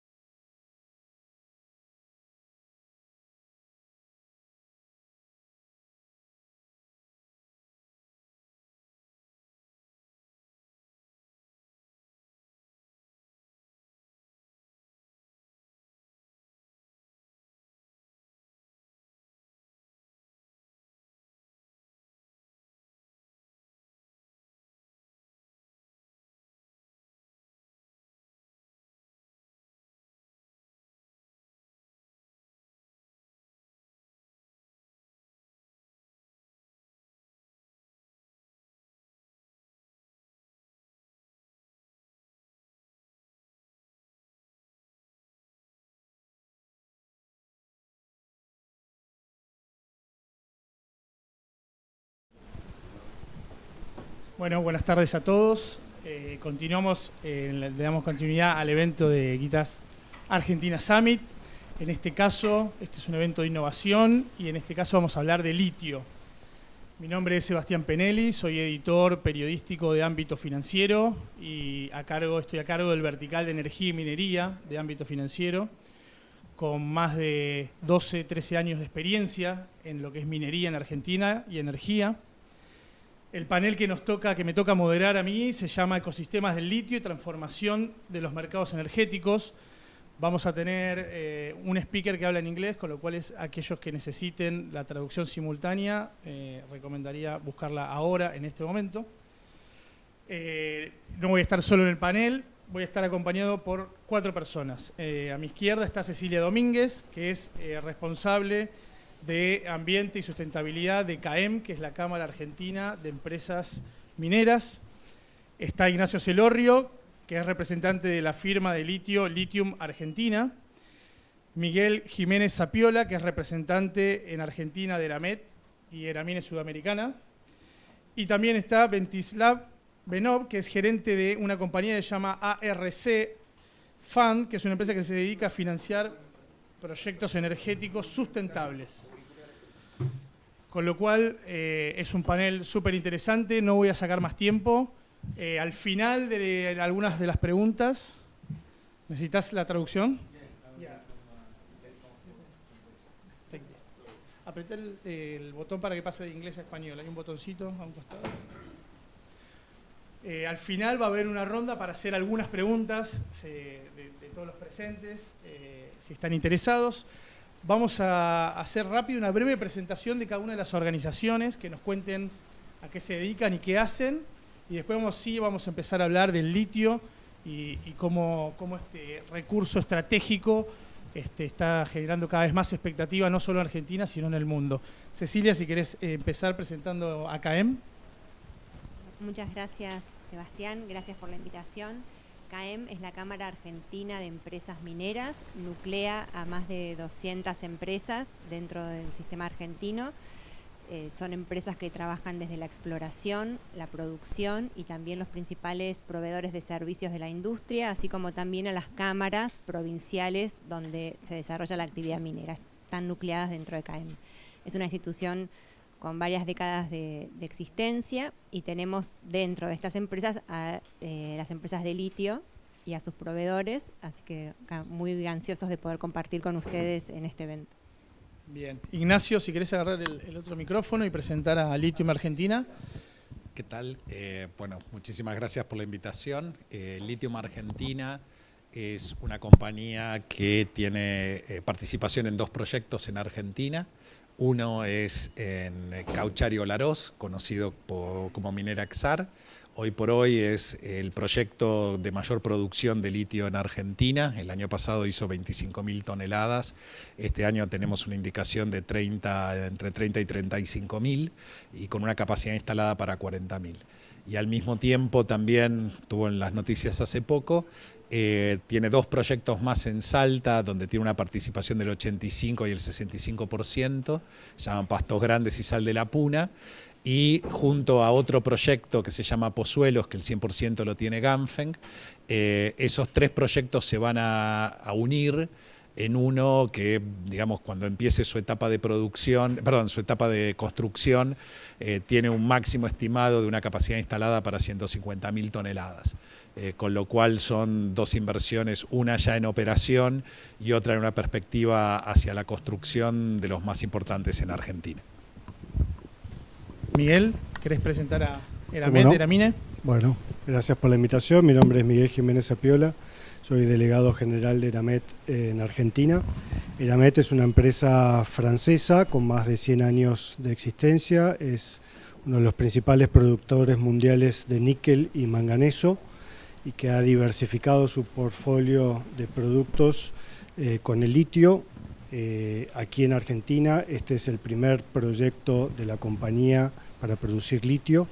Estamos en etapa de ramp-up, ya hemos terminado de construir, estamos en etapa de ramp-up de un proyecto, una mina en La Puna, salteña, la provincia de Salta, que va a producir 24.000 toneladas de litio grado batería por año con un método que se llama de extracción directa para producir carbonato de litio, es decir, lo que se llama litio grado batería, es decir, el producto ya refinado y tal como se produce es utilizado, por ejemplo, para una batería de un automóvil.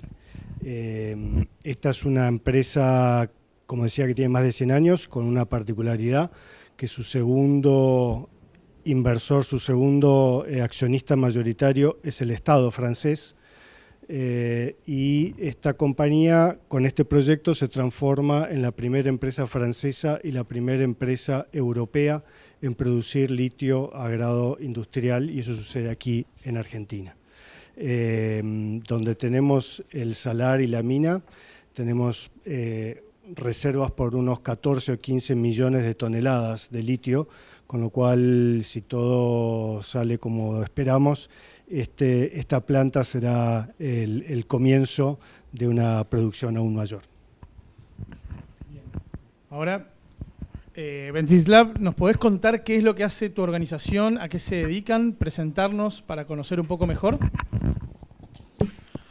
Hi everybody, my name is Ventsislav and I'm representing ArcFund and CSD, which are the biggest think tank group in Bulgaria. We have research activities in several fields, and one of them is energy and climate and critical raw materials. So CSD is one of the programs of CSD specializing in energy and climate, and ArcFund is specializing in critical raw materials currently. So later today I will present you the energy and climate security index which we have developed, and you will see that lithium and also all the other critical raw materials have very tight connection with energy security, not only in Europe but all over the world. Bien, interesante lo del índice de energía y clima, después lo vamos a profundizar. Les pido ahora sí, vamos a entrar en el panorama del litio en Argentina, un poco ya presentaron las compañías, cuáles son perspectivas, desafíos. Tenemos entendido que el año pasado se exportaron 70.000 toneladas, para este año se habla de 130.000, con lo cual el crecimiento es exponencial. Hay alrededor de 50 proyectos en distintas etapas, algunos ya operando, otros no. Cecilia, contanos cuál es la importancia del recurso estratégico del litio para la Argentina y para el mundo. ¿Por qué es tan importante? Bueno, gracias. Un poco para poner en contexto, como bien mencionabas, Argentina tiene en operación a partir de ahora de septiembre 7 proyectos de litio. Para poner esto un poco en perspectiva nacional, es el 5% de las exportaciones del país, pero en las provincias donde se opera el litio, esto tiene un impacto muy significativo. Estamos hablando de provincias donde las exportaciones son alrededor del 80% o el 40% en provincias donde está más diversificada su matriz productiva, con lo cual para el desarrollo de estas provincias, desarrollar la industria minera del litio es significativo en términos económicos, en términos de empleo, en términos de generar proveeduría de servicios. Cada compañía minera en Argentina se estima que emplea en operación alrededor de 500 otras empresas de servicios, con lo cual el ecosistema que se genera alrededor de cada mina de litio es sumamente significativo. Así como mencionaban recién, desde el 2022 al 2024 Argentina duplicó su capacidad de producción, su producción real de litio. Hoy tenemos esta expectativa para terminar el 2025 con 75.000 toneladas de litio, y poniendo en marcha el proyecto que mencionaba recién Ignacio, llegaríamos, la cuenta simple, ¿no?, de 130.000, y su proyecto está pensado en 150.000 toneladas, con lo cual la expectativa de crecimiento es enorme. Las inversiones están ocurriendo, el régimen de incentivo a las grandes inversiones que tiene el país ya tiene 2 proyectos de litio aprobados, con lo cual esperamos que este camino de consolidación de la industria del litio siga creciendo. Bien, ahí Ignacio, te pregunto, ¿se está consolidando la industria? El tema de los precios bajos a nivel internacional ralentizó un poco las inversiones, el RIGI las reactivó. ¿Qué panorama tenemos sobre el litio en Argentina? ¿Qué panorama me puedes dar? Consolidar depende un poco cómo lo tome y me parece que es quizás la primera reflexión. Los tiempos mineros son largos y sí, es cierto de que por una serie de factores que quizás sería muy largo ir para esta charla, Argentina ha empezado a multiplicar su capacidad instalada y su producción de litio por razones que se dieron hace unos años, pero ¿cuál es el techo? ¿Cuál es el verdadero potencial? Todavía falta mucho. Yo diría que, digamos, la industria del litio en Argentina, considerando los recursos y el potencial que tiene, todavía está bastante empezando a calentar motores. Sí, porque cada vez va tomando una materialidad más evidente, porque se va haciendo sentir más en las provincias. La percepción inmediata es de un avance sideral, que es cierto, pero si uno ve el potencial real, falta bastante. Y cuando vos mencionabas el tema de precios, se relaciona directamente a lo que menciono, porque el precio actual, si uno lo ve en parámetros históricos, no es ideal, pero tampoco es tan tremendamente bajo. Sí, si lo ve desde el pico que hubo hace unos años, pero para Argentina eso, digamos, podría ser bien tomado, y lo hablo como Argentina país, una posibilidad de ir y tomar mercados, porque su costo operativo real para los recursos que tiene y la capacidad de los proyectos que tiene debería funcionar razonablemente bien en un contexto de precios como el actual, independientemente de que uno espera que la expectativa en unos años sea para la alta. Entonces, la situación actual de Argentina, si uno pone una foto ahora, yo creo que sí, ya uno no está prospectando o haciendo exploración, realmente pasamos esa etapa, pero lo que viene hacia adelante, hasta decir que uno tiene una industria consolidada, falta bastante. Bien, ahí cuando hablamos de precios, estamos en torno a 12.000, entre 10.000 y 12.000 dólares la tonelada. A ver, hablar de precios es complicado porque, esto que lo deben haber escuchado más de una vez, el litio no es un commodity, uno hace un producto que tiene un comprador. Lo que se va a estar dando ahora es que porque hay cada vez una producción más diversificada, hay una serie de precios informados que empiezan a ser un poco más seguidos por la industria, lo cual no quiere decir que tiene un esquema de commodity o de bolsa como tiene, por ejemplo, el oro o el cobre. Ahora, digamos, si uno toma los parámetros de algunos de estos precios informados, que no son los mismos, depende de cuál tome uno, llegó a bajar a 8.000 el grado batería. O sea, y de nuevo, pongan un número, digamos, tomado un poco arbitrariamente, ¿ok? Después hubo con ciertas informaciones sobre una baja de producción de algunas minas en China, hubo un repunte que se dio y después una baja posterior, y ahora se estabilizó un poco más alrededor, de nuevo, hablando de grado batería y muy en contexto general, alrededor de $10 el kilo. Pero, digamos, tranquilamente ese precio puede oscilar. Es un mercado chico, es un mercado que todavía no está desarrollado, y además hubo una expectativa de evolución hacia la electromovilidad que produjo un pico de precios que no estaba sustentado con la verdadera oferta y demanda al tiempo actual. Entonces, insisto, para mí Argentina debería concentrarse más en cómo ser eficiente, en a dónde va a ir el precio, porque creo que nadie lo sabe realmente. Recordemos que a fin del 2023 llegó a $83.000 la tonelada, digamos. Quiero ver quién vendió 83.000. Hay que ver qué operaciones se cerraron, ¿no? Pero la venta más alta... Pero para tener idea, digamos, de dónde estuvo en algún momento el precio y dónde está hoy, digamos, ¿no? La venta informada más alta de Argentina en ese pico fue de 52, para dar una idea, que igual es un precio altísimo si uno lo compara con 8, ¿ok? Pero sí, uno leía en los diarios 60, 80.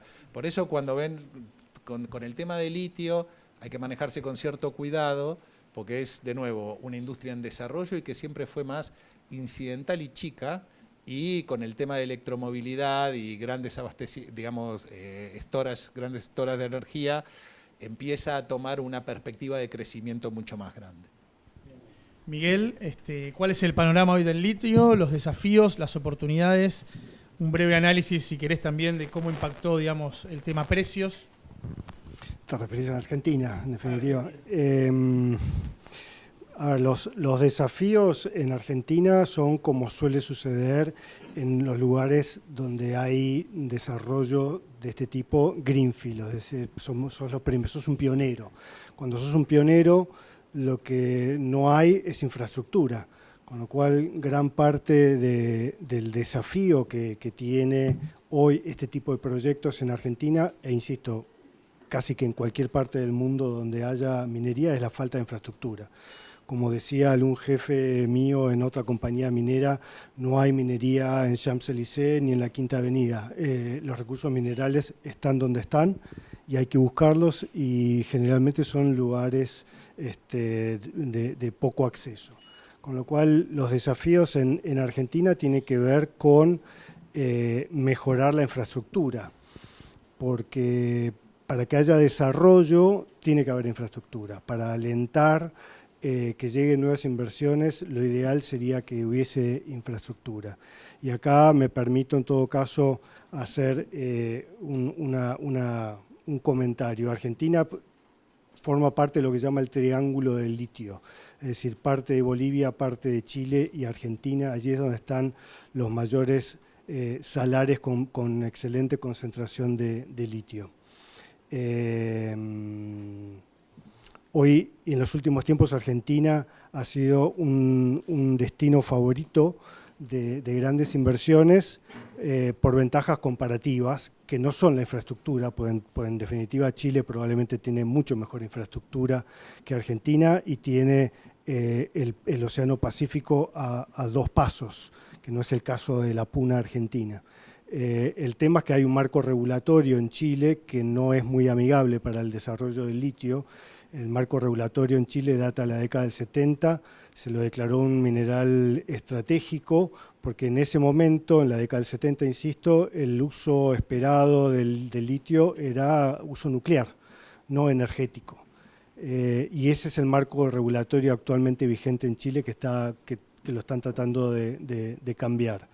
Bolivia tiene las condiciones políticas que tiene, no está en mí criticarlo ni nada, pero en definitiva esas condiciones, ese marco político no ha sido muy amigable para determinados tipos de inversión, con lo cual Argentina ha aprovechado esa oportunidad.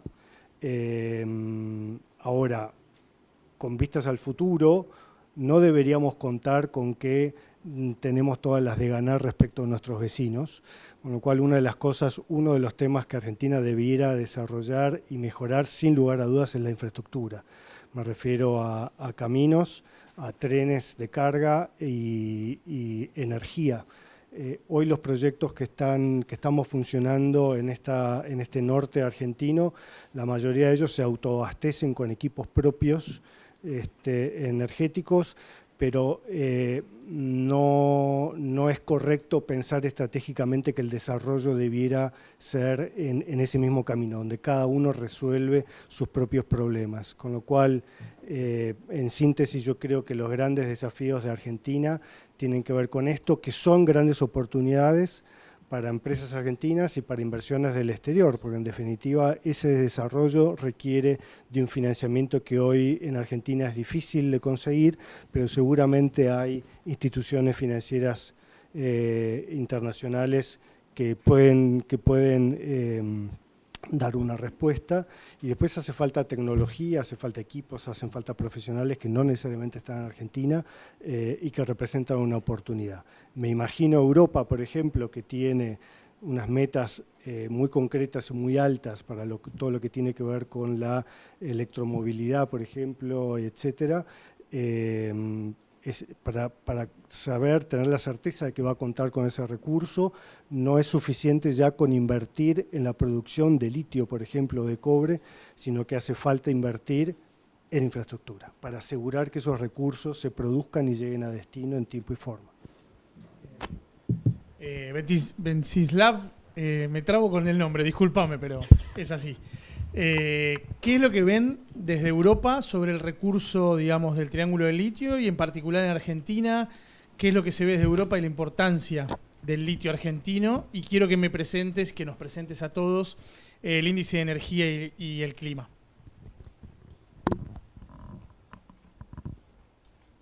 So, as you know, Europe is in a midst of changing its energy system and its climate policy.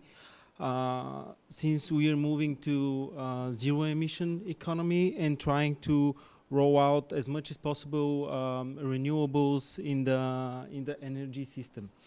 After the Ukrainian war, Russia weaponized its deliveries of fossil fuels, oil and gas, and Europe had to act decisively to protect the population, the customers from price spikes, also to protect its industry and to diversify very fast from fossil fuels. So we accelerated our renewable energy deployment. And what we can see from our index, especially in its first pillar of geopolitics and reliability, is that this shift from fossil fuels to renewable energy may create other dependencies. For example, in the past we were dependent on fossil fuels like oil and gas, and now Europe becomes more and more dependent on solar panels, wind turbines, and battery technologies for storage, which are all produced foremost in China. So, and lithium is critical for those technologies, which is also produced in China. So here we can assess this as a risk for switching one old dependency with a new one, with this for renewable technologies producers and critical raw materials. So here lithium plays a significant part. Lithium in Europe, there are not many sites where it can be developed. Currently, there is a big site in Serbia, which the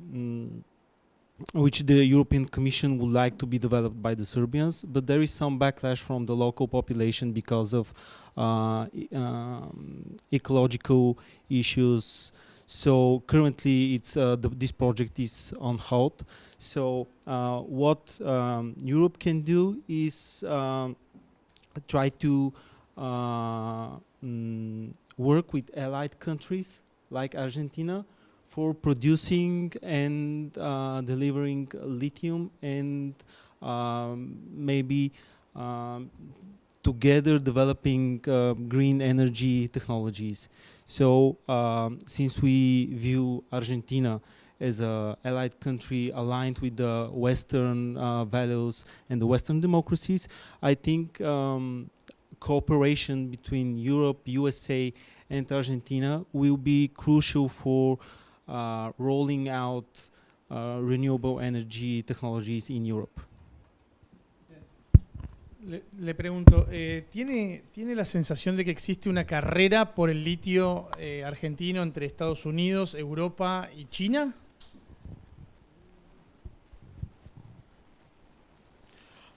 Yes, I think this is a global risk, and this is the risk of the race for critical raw materials. It is not only in the field of lithium, it is also in the field of cobalt and so many other rare materials, because they're playing a significant role not only in the green energy transition, but also in electric vehicles, also in defense technologies, which most of the jets and rockets cannot be produced without them. So yes, there is a race, but I believe we should work together to counter Chinese influence, because China is trying to currently represent in front of the world an alternative economical and political model of building the state and operating the state. So Western democracies, I believe, should stick together.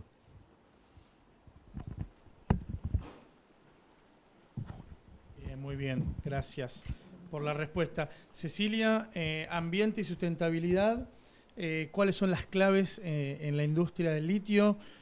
¿Cómo era antes producir litio? ¿Cómo es ahora? ¿Las tecnologías avanzaron?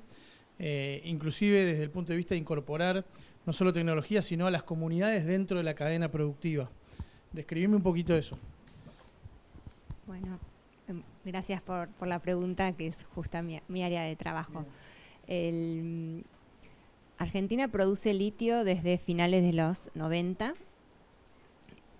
Comenzó a producir minería en general y litio en particular bajo estándares modernos de sustentabilidad.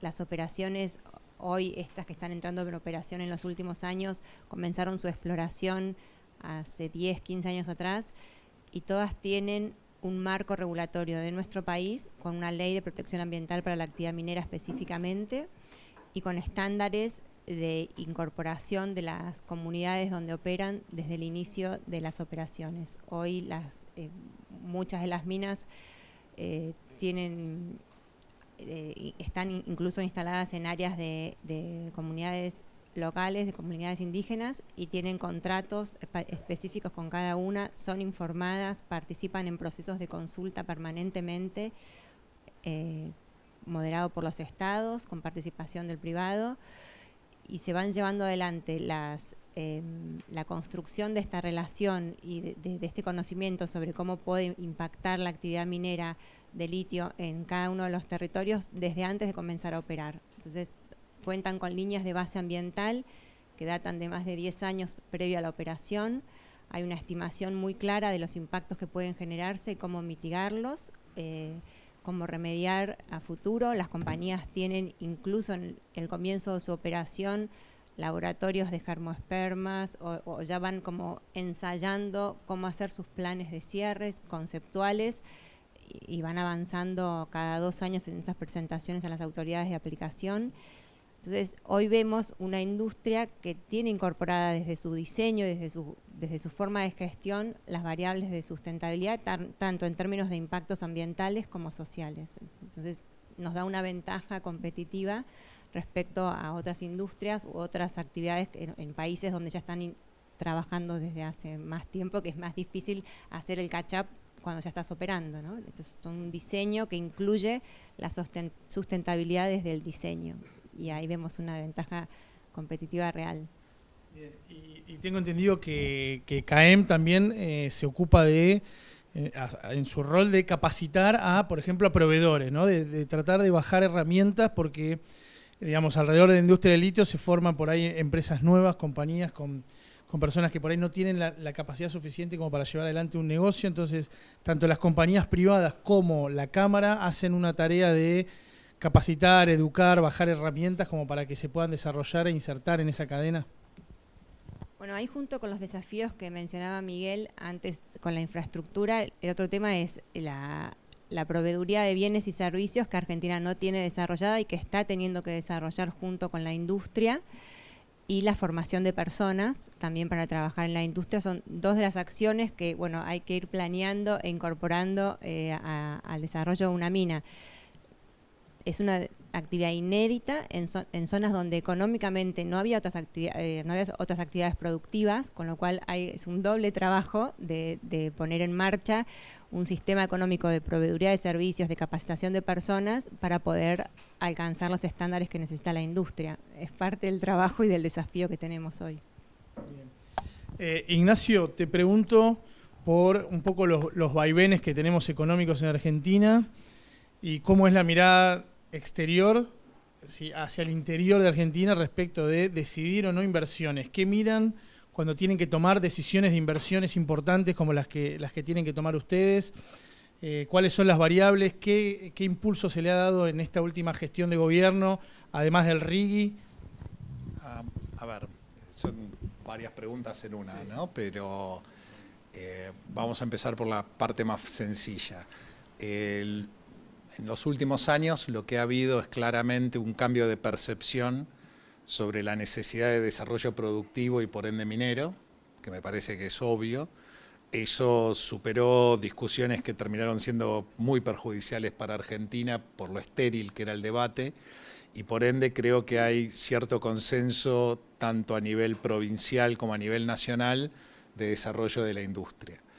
Sumado a eso, vos decís además del RIGI, pero habría que detenerse un poco en el RIGI, porque como instrumento jurídico es clave a efectos de dar una seguridad para los proyectos de largo plazo, que estoy diciendo, con inversión intensiva en los primeros años, nada más, que da, digamos, el RIGI, creo que hasta el mismo gobierno lo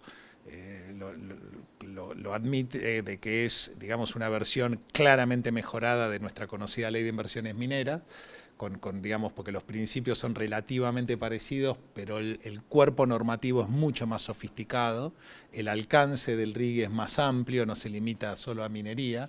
Uno, al ser minero, lo conoce, cuáles son los principios sobre los cuales el RIGI se asienta, y ver un instrumento jurídico de esa robustez, obviamente recién ahora empieza a ser testeado, pero nada más de leer el cuerpo normativo, claramente responde a las necesidades de que Argentina tiene que mostrarse para dar protección de largo plazo, inversiones, porque de nuevo no es ningún secreto para nadie, si uno ve nuestra historia para atrás, no es precisamente la de otorgar las mejores condiciones a modo macro, por un montón de cuestiones que se fueron dando en nuestra historia, a inversiones a largo plazo, sobre todo que vienen del exterior. La minería en ese sentido, si bien hay muchos grupos nacionales hoy por hoy entrando bastante decididamente en tema minero, creo que hasta ellos mismos reconocen que para ir a la minería de gran porte, no hay proyecto de litio que no baje de 1.000 millones, no hay proyecto de oro que no baje de 1.500, casi 2.000, pero hoy por hoy no hay muchos para desarrollar, así que no hay un parámetro. Pero ustedes han visto los de cobre, no hay ninguno que baje de 5.000, 7.000 y llega a 15.000, 17.000. Son cosas que exceden la capacidad de financiamiento argentina, sobre todo en una industria que no se ha sentado al nivel de potencial que tiene. Nosotros somos muy sofisticados en agribusiness, tenemos una historia de oil and gas histórica y desarrollada. No podemos decir lo mismo de minería considerando los recursos que tenemos. Entonces, ¿qué mira una empresa? Y sí, va a haber, yo diría que, vista nuestra historia, y más ahora que quizás nos escapamos un poco del litio y hablamos de minería en general, lo que va a haber es un poco cómo muestra el país su entendimiento de desarrollar, de que se pueda desembolsar el nivel de capital de construcción que estos grandes proyectos representan. Miguel dijo muy bien las razones por las cuales Argentina hizo una punta de lanza con el litio, porque se dio por situaciones casi diríamos exógenas, un régimen jurídico distinto al de nuestros competidores inmediatos, con un OPEX y recursos bastante buenos. Entonces eso hizo de que en una industria más bien marginal, más chica como es el litio, las cuestiones macro no tengan un nivel de incidencia tan alto como sí van a tener cuando competimos frente a otros países para el desarrollo de minerales que son más fáciles de encontrar a nivel global y que además tienen una industria más asentada y más grande. Entonces, creo que si uno lo mira hacia adelante hay mucho de positivo. Realmente las circunstancias actuales para el desarrollo de la industria hace mucho tiempo que no se han dado de manera tan positiva, pero no hay que confundir un momento positivo con el resultado obtenido, ¿no? Y hay que saber entender los tiempos de la industria, que son muy lentos, que tienen mucho cuidado y que al mismo tiempo, vuelvo a decir, aunque salgan 2, 3 proyectos, 4 sí, los indicadores van a subir de inmediato porque partimos de un nivel muy bajo, pero eso no toca ni por asomo el nivel de potencial que la industria tiene en su complemento. Si uno ve esta comparación, se ha hecho hasta el hartazgo en círculos mineros, si uno ve el volumen de exportación de Chile sobre cobre, es prácticamente como el equivalente a nuestro campo, y Argentina, teniendo recursos geológicos que podrían ser competitivos, a duras penas no llega ni al 10% de eso. Entonces realmente hay algo para construir con tiempo en el potencial minero argentino.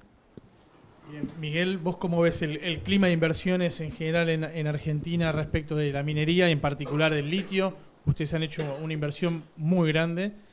¿Cómo ves ese clima? A ver, la minería, ya lo hemos dicho, tiene esta particularidad de que la inversión es de largo plazo, con lo cual indefectiblemente esto se mide en años y no en días. No nos pasa eso a los ejecutivos. A los ejecutivos no nos miden por lo que pasó ayer y va a pasar mañana, pasado mañana es ciencia ficción. Pero en el negocio minero es de largo plazo, con lo cual la industria minera es una industria que está acostumbrada en general a lidiar con este tipo de cuestiones. En nuestro caso, por ejemplo, estamos en 2025 y la compañía empezó las tareas de exploración en 2013. De 2013 a esta parte cambiaron gobiernos provinciales y cambiaron gobiernos nacionales. Cambió la macro, cambió las condiciones internacionales, cambió todo. Lo que se mira es el largo plazo. En el largo plazo, por lo que ya se dijo que tiene que ver con los cambios, la transición energética, la electromovilidad, el litio tiene futuro. Entonces, los inversores hoy lo que ven es dónde está el mejor recurso posible. Y se aplica la tecnología, la mejor tecnología disponible. Hoy depende de las condiciones geológicas y geográficas de dónde está el salar, se usan distintos tipos de tecnología, pero hoy en el mundo se está desarrollando muy fuerte todas las tecnologías de extracción directa. No quiero perderme en temas muy técnicos, pero la extracción directa lo que permite es obtener la salmuera desde un salar y procesarla en un proceso químico muy rápido que produce finalmente ese litio grado batería. Se reinyecta en el salar parte del agua que se utilizó en el proceso, con lo cual es ecológicamente muy amigable y es un proceso rápido y moderno. Entonces, yo creo que Argentina tiene un potencial interesante y eso es lo que ven los inversores. Todo lo demás es cuestiones a ir corrigiendo sobre la marcha, te diría, ¿no? Esto que decía Ignacio es clave. Hoy la Argentina tiene una ventana muy interesante porque hay una demanda y una demanda de litio que se supone que va a crecer. Tenemos salares con muy buena calidad de litio, una infraestructura que falta pero que no va a ser tan complicada de desarrollar, llevará su tiempo pero se va a hacer, en el camino se puede seguir prospectando y explorando. Entonces los inversores lo que ven es eso y lo que ven por supuesto desde luego tiene que ver con la realidad política del país, eso en cualquier negocio se ve. Si se respetan los contratos o no se respetan los contratos, si el marco regulatorio cambia día por medio o si es estable. Entonces, por más que la minería es una industria que está acostumbrada a lidiar con cambios políticos, económicos y de todo tipo, a la hora de decidir una inversión se compite contra otros países o en el caso de Argentina, que es un país federal, se compite entre provincias. Las provincias son los dueños de los recursos, con lo cual un inversor puede decidir hoy invertir en litio en Salta, en Jujuy, Catamarca, tal vez en alguna otra provincia litio de piedra y no de salar. Entonces, lo que tenemos que ofrecer es, los recursos naturales ya están, los recursos naturales de Argentina son conocidos en todas partes del mundo, lo que la Argentina tiene que brindar son garantías del largo plazo, que el marco regulatorio, legal, cambiario, etcétera, se va a sostener y que lo que uno planifica se va a cumplir. Tengamos en cuenta que la minería tiene la particularidad de que la inversión suele ser muy grande y la inversión es al momento, o sea, es al principio. La inversión grande está en la construcción de la planta. La planta se la tiene que construir al principio para poder operar. No es como el petróleo que en un campo uno perfora, produce y con un primer pozo produciendo puede perforar un segundo pozo y la inversión se va prorrateando en el tiempo. Aquí es intensiva y al principio, con lo cual clave y fundamental las garantías de que el proyecto va a ser sostenible en el tiempo. Venceslav, ¿qué factores o qué variables observan para impulsar o financiar algún proyecto energético sustentable, ya sea acá en Argentina o en otras partes del mundo? ¿Qué es lo que observan? ¿Qué es lo que les interesa? So, in order to have such project in Argentina, for me it's difficult to say, but I can explain how it's done in Europe. So, in such projects, the bottlenecks are the ecological impact assessment. So, in Europe, we have very strict laws regarding ecological impact. And if a project is considered that it will have a significant negative impact, it cannot go ahead. So I suppose this is something which will be also important for Argentina. Second thing which we should consider is where the investment will come from. We had a very interesting project with Washington think tank GTIPA regarding corrosive and constructive capital. And constructive capital is when the investments comes on a free market principle. And corrosive capital is when the investment comes, but it is also aiming to have political influence in the country where the investment is made. So since those projects require a lot of money, we believe that such investments should be screened, whether they will be corrosive and will have a political impact on the country and the political system in the country, or they will be based on free market principles. So I think these are two important points that have to be considered, among others. Bien. Y una breve más y después vamos a pasar a dos preguntas que quieran hacer, si es que tienen ganas de hacerlas. Los minerales críticos, hablaste de minerales críticos. ¿En qué fase se está de la geopolítica sobre esos minerales críticos? En el sentido de, ya dijimos que hay una carrera por el litio, pero si lo abrimos y lo ampliamos, ¿en qué fase se está de esa carrera? Por todos los minerales críticos. Regarding the stage of the race for critical minerals, I think the conclusion is not so good for the Western democracies, since most of the capacity of refining those critical minerals is in China.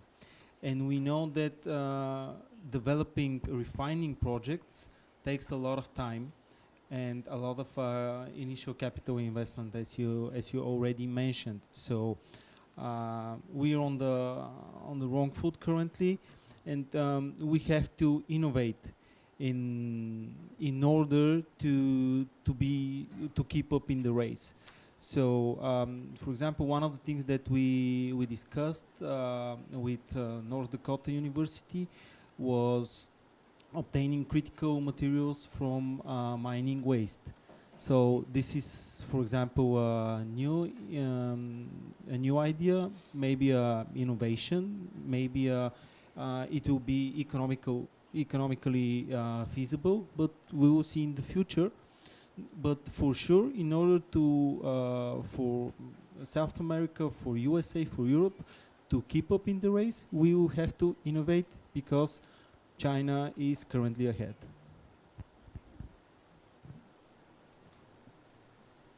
Muy bien. Ahora, no sé si quiere hacer las preguntas. Gracias. Mi pregunta es para los argentinos de la mesa, también Venceslav, si se quiere sumar, los tres o quien quiera. Brevemente, hoy por la mañana hablamos del riesgo reputacional de la energía nuclear. Y ustedes mencionaron, Argentina desgraciadamente también tiene un riesgo reputacional grande. Se están tomando pasos, da la sensación, en la dirección correcta.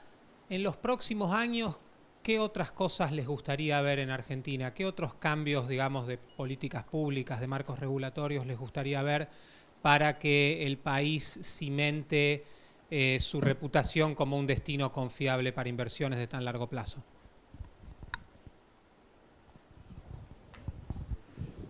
Bueno, a ver, es una pregunta compleja. ¿Tenés tiempo? A ver.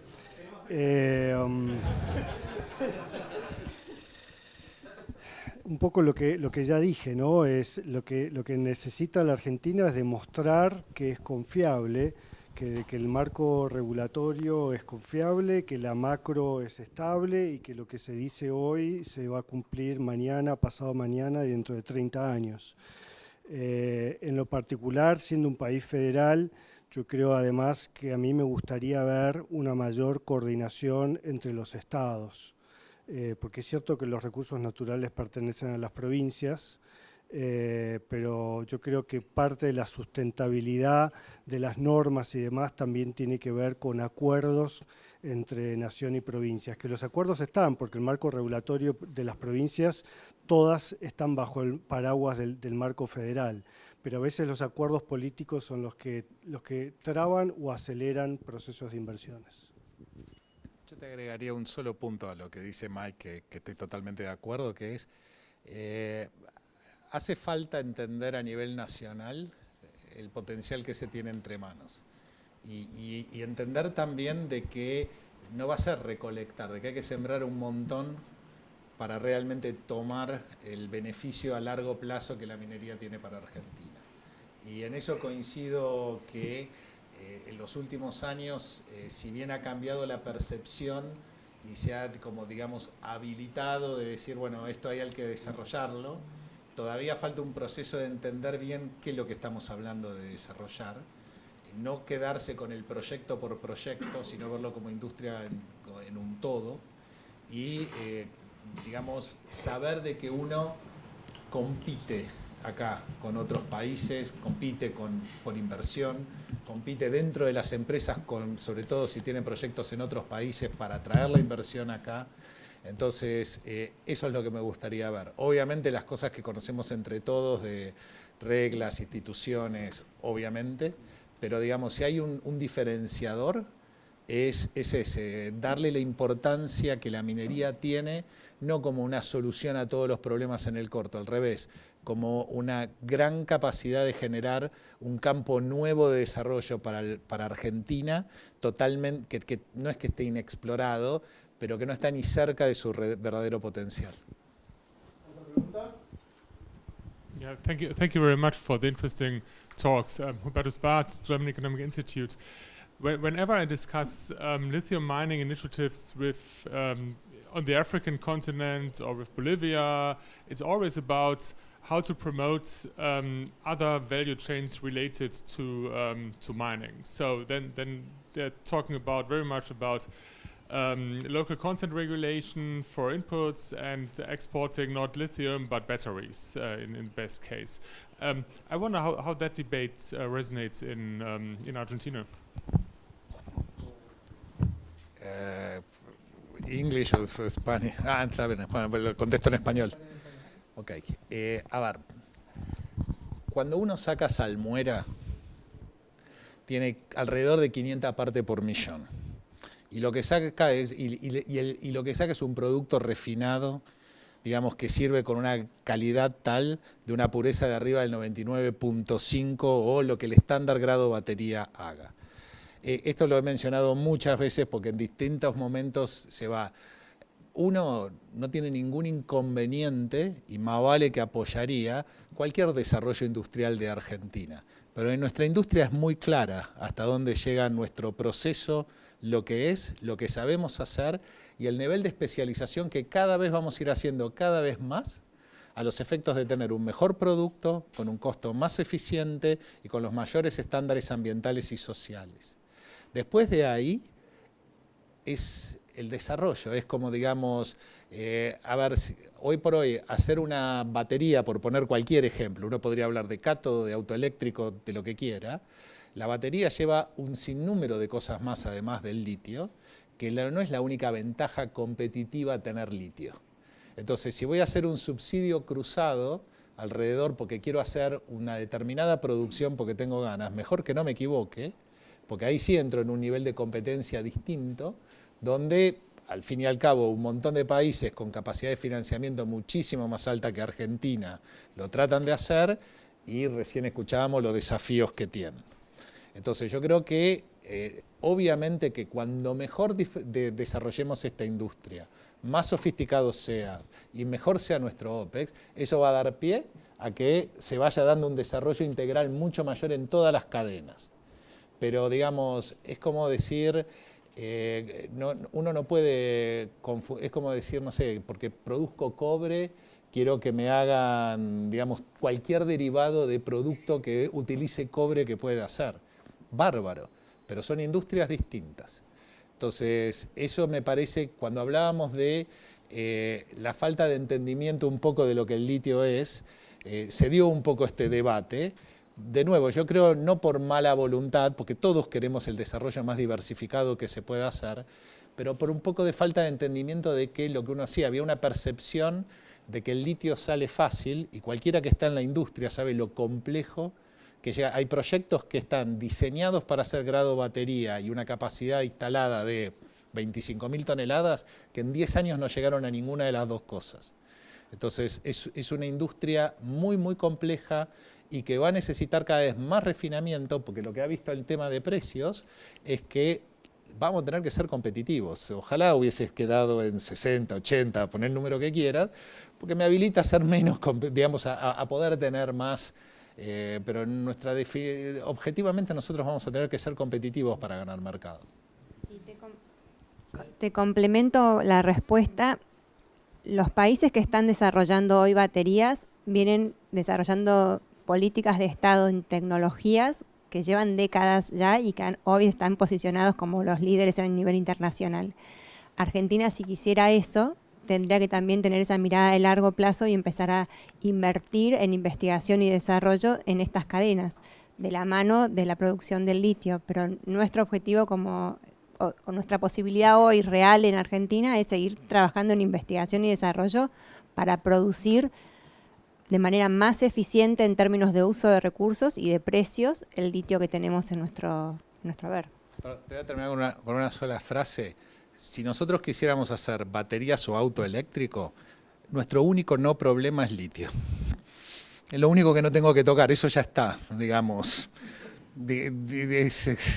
Todo lo demás probablemente hay que hacerlo. Pero litio va a sobrar para la cadena nacional, no hay nada que se tenga que hacer. Una pregunta más, la última, porque estamos pasados del tiempo, la última. Gracias por la oportunidad. Me llamo Stoyan Mijal, soy el embajador de Bulgaria en Argentina. Tengo una pregunta. Se mencionó en algún momento la cooperación entre estados. Y en los últimos años se escuchan ideas como crear algo como OPEC de litio. Como Bolivia, Chile y Argentina tienen estos recursos enormes acá, pero en una cercanía bastante limítrofe. Esta idea por ahora no tiene desarrollo por algunas razones entre los estados, políticas, pero ¿cómo ve el sector privado esta oportunidad? ¿Tiene interés en tener un tipo de OPEC de litio acá en este triángulo tan rico en litio o no? A ver, OPEC de litio implica de que yo puedo controlar la demanda, o sea, para subir el precio, eso es lo que hace la OPEC, ¿no? Perdón, la oferta, para subir el precio. Hoy por hoy no hay ni por asomo una posibilidad de que eso se dé, porque objetivamente cuando el precio subió se empezó a encontrar recursos en todos lados, en África, en Brasil, tradicionalmente los que estaban en Australia y Chile, que son los dos productores tradicionalmente grandes. O sea, yo podría envisionar una OPEC del litio cuando tenga mi nivel de desarrollo a tal nivel en Argentina, Bolivia y Chile, que tenga un nivel de producción tal que a través de manejo de cuotas suba el precio, cosa que falta por lo menos 30 años, como para ser simpático. Segundo punto en ese esquema, yo debería tener regímenes, digamos, competitivos para atraer inversión en ese sentido, porque nosotros hablamos de triángulo de litio, pero el triángulo de litio está sobre recursos, no sobre producción. Y la realidad es que en el triángulo del litio, el único que tiene producción importante hasta hace probablemente, digamos, este año, era Chile. Argentina era cuarto productor, pero Chile producía 200.000 toneladas y nosotros 35.000. O sea, no había un punto. Y Bolivia, nada. Entonces, tampoco hay una igualdad entre los tres países en relación a producción. Si yo lo veo solamente de Argentina y veo que mi régimen jurídico atrae inversión, que me va elevando la capacidad de producción, mientras que Bolivia no desarrolla sus recursos y Chile todavía, a pesar de tener ventajas, digamos, de conocimiento tradicional de industria, no eleva su producción al nivel que Argentina la va multiplicando. Y no sé si para el interés nacional a mí me conviene, digamos, estar en en una charla en ese sentido. Entonces, me parece, yo cuando más escuché el tema de OPEP de litio, era cuando estaba en precios altos, había una gran expectativa que el litio todo lo iba a salvar y que cualquiera que estuviese en el sector sabía que eso tenía dos grandes problemas. Uno, de que era una excepción el precio y que nunca se dio en los niveles que se hablaban. Y segundo, que Argentina ni siquiera tenía una capacidad de producción como para aprovecharse de ese momento de precios altos. Fueron pocas compañías y en una producción muy limitada. Entonces, no es algo, creo, que tendría que estar en la agenda principal hoy por hoy de Argentina. Simplemente para complementar, creo que no hay ninguna chance en el corto plazo por los actuales gobiernos de los países y por lo que dijo Nacho respecto de la situación de producción de los tres países. Lo que sí estaría bueno que los tres países pensaran es de vuelta infraestructura. Hay cuestiones de infraestructura que se podrían desarrollar regionalmente. Hay ideas, hay proyectos, hay de rutas desde Brasil hacia el Pacífico que beneficiarían el desarrollo de la industria del litio, porque si hay una ruta que atraviesa las tres provincias para llegar al Pacífico, todos subiríamos nuestra carga ahí para exportarla. Me parece que el desarrollo criterioso regional de los tres países debiera pasar más por ahí que por una organización de ese tipo. Bueno, hasta acá llegamos. Gracias a los cuatro por participar y gracias a todos y todas por haber escuchado con atención. Nosotros hacemos un breve corte y seguimos. Gracias.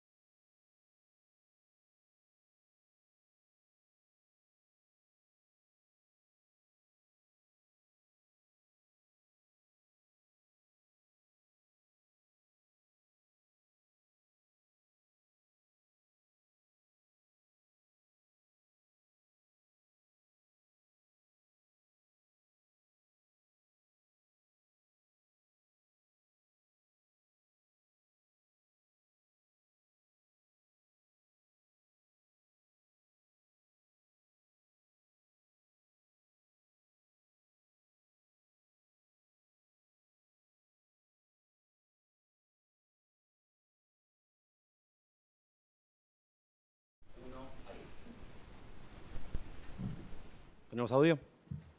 Ok. Bueno, bienvenidos al último panel del día de la fecha. Soy lo último que está entre ustedes y la cena o un café. Siempre me toca estar en esta situación. Vamos a hacer lo siguiente, vamos a hacer la introducción en inglés y después las preguntas las voy a hacer en el idioma de cada uno de los participantes para darle más comodidad. Total tenemos traducción simultánea. I am Martín Serrano. I am one of the co-founders of Fundación Bases. I'm very happy and proud to be here closing this event. It's been great. We heard from many speakers, like many panelists on all different areas of public policy, and I think we had a very enriching discussions about like multiple topics. So what I want to do is I want to introduce all of our panelists. Our last panel is FinTech Revolution, Global Trends. What we're going to do today is we're going to structure it a little bit different than other panels. We're going to go from local to global. We have the benefit, we have the very distinct pleasure of having panelists from Argentina, the Southern Cone, the rest of Latin America, Europe, and Asia. So we will have the benefit of like comparing and contrasting what we see. So we're going to start with practitioners or executives in companies, and then we're going to finish with think tanks. I think it's going to be like really, really nice. Our panelists today are Jorge Acosta. He's the head of finance for Ualá. Ualá is one of the leading digital banks in Argentina. They're really leading the revolution here in Argentina in terms of inclusion. We're going to have discussion there. He also happens to be a good friend of mine. We're classmates at business school. We have Marcos Picardo. He is the managing director of dLocal for Argentina, Uruguay, Chile, Peru, Paraguay, and Bolivia. dLocal, it's a fintech based in Uruguay. They focus on cross-border pay processing, but he's going to talk more about that. We have Guillermo Peña. He is the Strategic Alliances Director of Universidad de la Libertad in Honduras. He'll give us an academic perspective on what is happening in fintech in Latin America. We have Sultan Selfalvai. Close enough? Close enough? He is the director of the Center for Next Technological Futures at the Matthias Corvinus Collegium in Budapest. Great city. He's going to talk about the trends in Europe, what he sees in there. And then finally, not but not least, Syed Munir Castro. He's the chairman of the Institute for Policy, Advocacy, and Governance. He holds an MBA from Wharton. We're not going to hold that against you, Syed. And he is a global governance expert. So with that, I want to start the conversation with Jorge. He will start discussion. He will start our discussion. Entonces, Jorge, desde tu perspectiva en Ualá, tú tienes una experiencia que va de Chile, estuviste en Colombia, Chile, Brasil, en otros roles en finanzas, en otras industrias, y hace poco que estás en Ualá, o relativamente poco que estás en Ualá, en un rol regional en finanzas. Queríamos entender tu perspectiva respecto de cuál es el rol que Ualá tiene respecto de la inclusión financiera, cómo están viendo el mercado, cómo están impactando las regulaciones en este momento. Muy bien, bueno, primero que todo, gracias por la invitación, un placer estar acá con todos ustedes. Como Martín comentaba, Ualá, para quien no sabe, es una compañía que el mes que viene cumple recién 8 años de vida. Somos una fintech que nació en Argentina, pero que ya opera en México y en Colombia, y somos un banco digital. Tenemos licencia bancaria en Argentina y tenemos licencia bancaria en México. Somos una compañía de financiamiento en Colombia que es bastante similar, digamos, ¿no? Adquirimos un banco aquí en 2021, fue aprobado por el Banco Central en 2022, entonces operamos como banco en Argentina, y lo mismo en México, adquirimos ABC Capital en 2023. Para quien está metido en el mundo de fintech o neobancos, sabe esto capaz más personal, lo apasionante que es, porque es una industria realmente que tiene un potencial gigantesco, ¿no? La industria generalmente bancaria en América Latina hizo que creció a su manera, a su forma, con sus ventajas y desventajas competitivas del momento, pero el resultado es que todavía hay una gran parte de la población en todos estos países que no están bancarizados. Y son gente que necesita acceso al sistema bancario. Imagínense desde lo simple que es tener que pagar algo en vez de tener que llevar el efectivo, o poder hacer alguna compra, o poder invertir, o el acceso a crédito, que todo el mundo sabe lo importante que es para crecer y evolucionar económicamente, ¿no? Entonces, la industria fintech, especialmente en toda América Latina, viene creciendo de manera enorme. Capaz muchos escucharon de Nubank, que es capaz el principal player, ¿no?, que tiene el mundo fintech en América Latina. Nació en Brasil, pero ya tiene casi 120 millones de usuarios, clientes. Entonces es una industria que está en constante crecimiento y nosotros estamos en ese camino también, digamos, ¿no? Como les digo, operamos como un banco, y eso hace que mucha gente a 2 clics pueda tener una cuenta bancaria.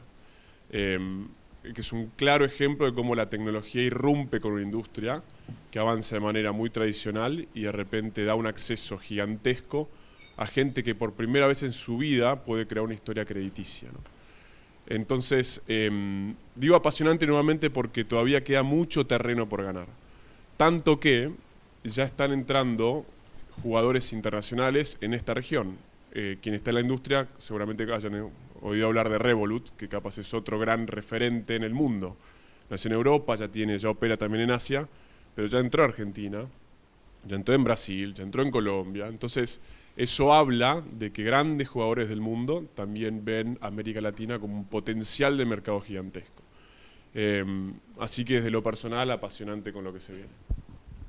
Tengo un par de preguntas más. Cuando ustedes ven el servicio que tienen contra los bancos tradicionales, porque fuiste muy claro en decir somos un banco, ¿no? Entonces, al menos la experiencia en Argentina, que es de la que yo puedo hablar, es muy de ir a la sucursal. Es una experiencia con mucha incertidumbre, sabes cuándo entras, nunca sabes cuándo salís, puede haber una persona o 10.000 adelante tuyo y tal vez no puedas resolver lo que ibas a hacer. Entonces, ir al banco es, al menos para mi generación, es una cuestión casi traumática y creo que para la generación de mis padres también.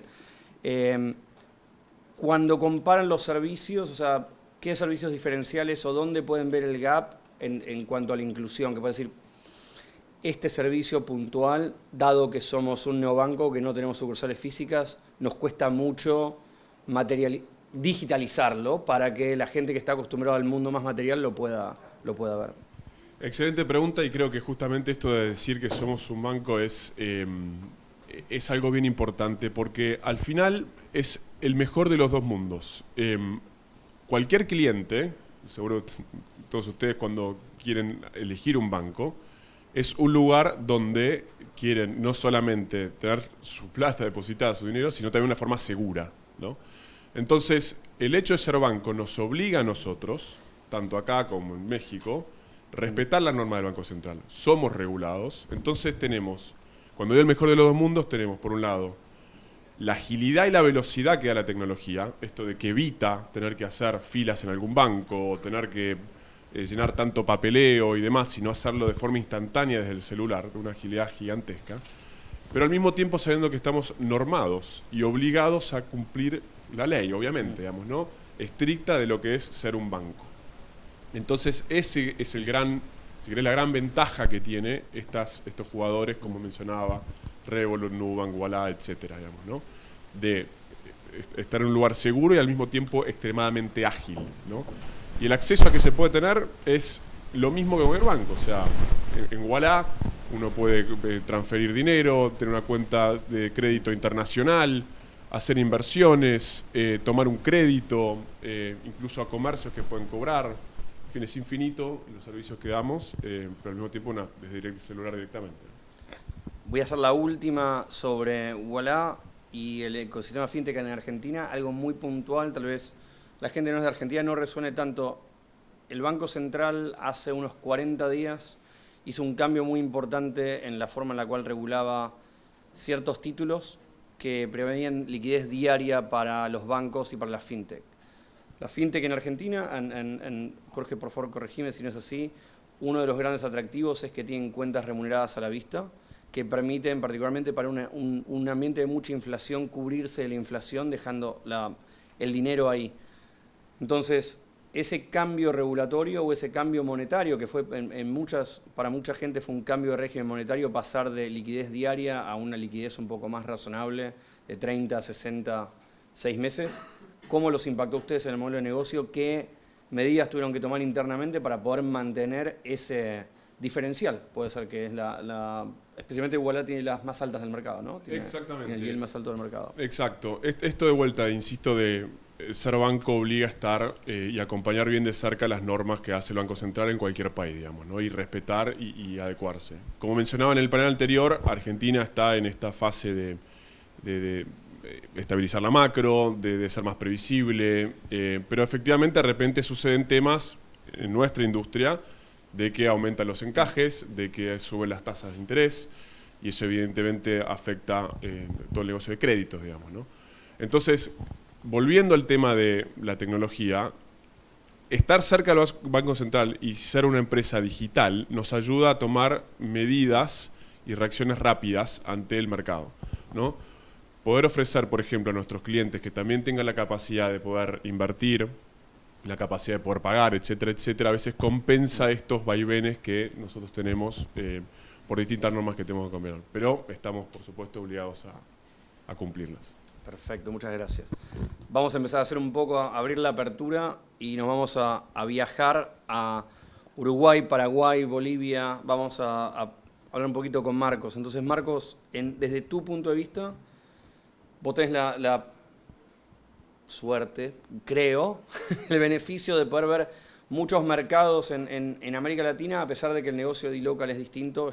Lo podés explicar un poquito mejor vos cuál es la diferencia entre lo que hace D-Local con lo que hace Ualá. Pero tiene un negocio distinto, pero tenés una visión regional. ¿Cómo son esos marcos regulatorios comparativamente? ¿Dónde ves oportunidades? Si tuvieras que ponerte en el sombrero, en la posición de asesorar uno de los gobiernos en América Latina, es decir, esto que veo en tal país funciona mucho mejor que lo que veo en este otro país. Bueno, primero muchas gracias.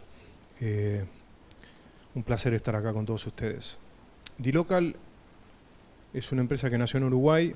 Yo tengo la suerte de estar en D-Local desde antes de sus inicios, o sea, desde el equipo fundador. Los conozco a ellos y la verdad que la idea es brillante. D-Local se dedica a hacer pagos transfronterizos, pagos cross-borders. A través de una integración a una API, D-Local envuelve a sus clientes globales y les da acceso a más de 45 países. Estos países son países emergentes. Al tener estos países emergentes, uno de los principales goals de D-Local es ayudar justamente a la inclusión financiera. Ya que nosotros, desde D-Local, lo que terminamos haciendo es convertir empresas globales, adaptándolas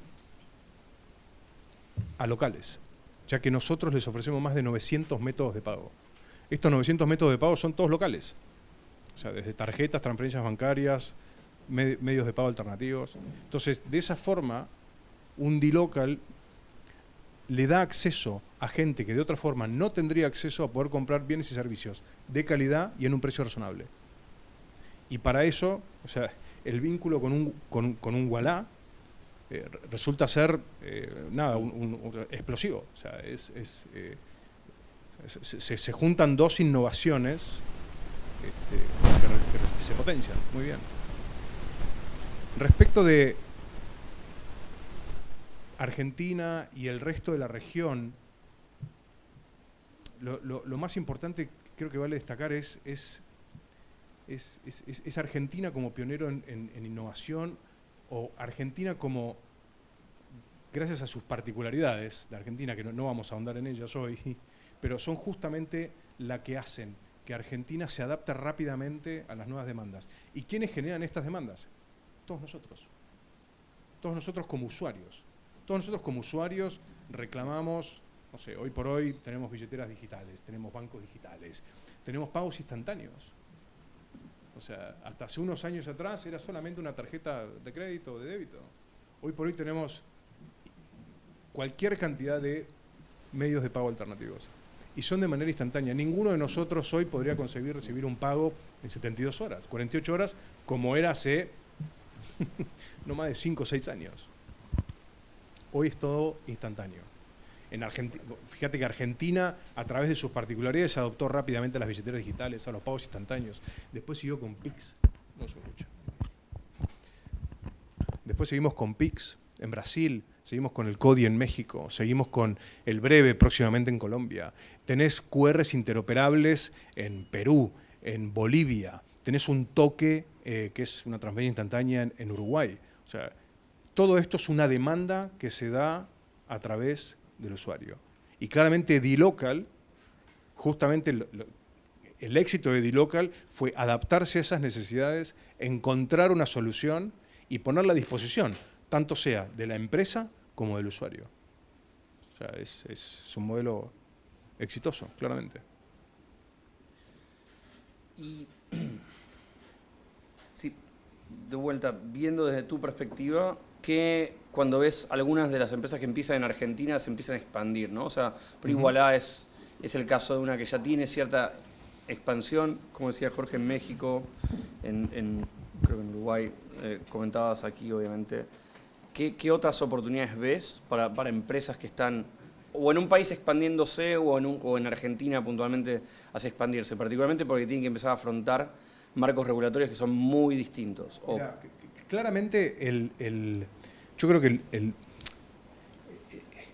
la mejor combinación pasa a ser entre un ambiente regulado y este regulador abierto a una nueva regulación y dándole lugar a la nueva demanda.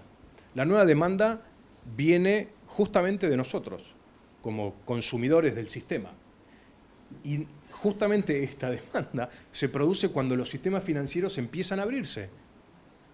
El famoso Open Finance, las APIs, todo eso habilita a empresas fuera del sistema tradicional a generar nuevas oportunidades, nuevas innovaciones, nuevos métodos de pago, nuevas formas de vincularse.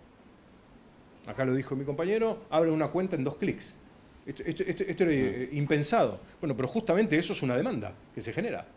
dLocal, dentro de esas demandas, que si lo tomamos consciente de lo que acabo de decir, dLocal está en 45 países, más de 45 países. Esos más de 45 países son más de 45 situaciones distintas.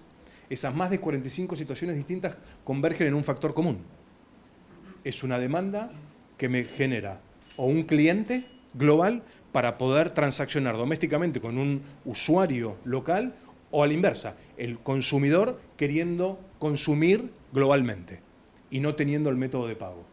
Partiendo desde esa raíz, hacia arriba todo. ¿Cómo se conecta un usuario que no tiene una tarjeta para poder comprar con un merchant global? Ahí aparece un dLocal, ofreciendo un método de pago, que probablemente cruce por los rieles de un Wallah, usando una tarjeta de Wallah o vía una transferencia bancaria de Wallah.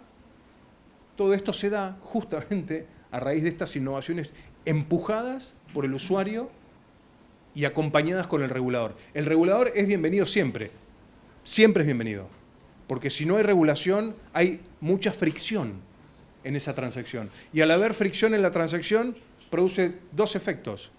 La encarece y termina cayendo imposible. Entonces, frente a esto, lo que te puedo decir es que bienvenido sea el regulador, bienvenido sea que el sistema financiero se empiece a abrir.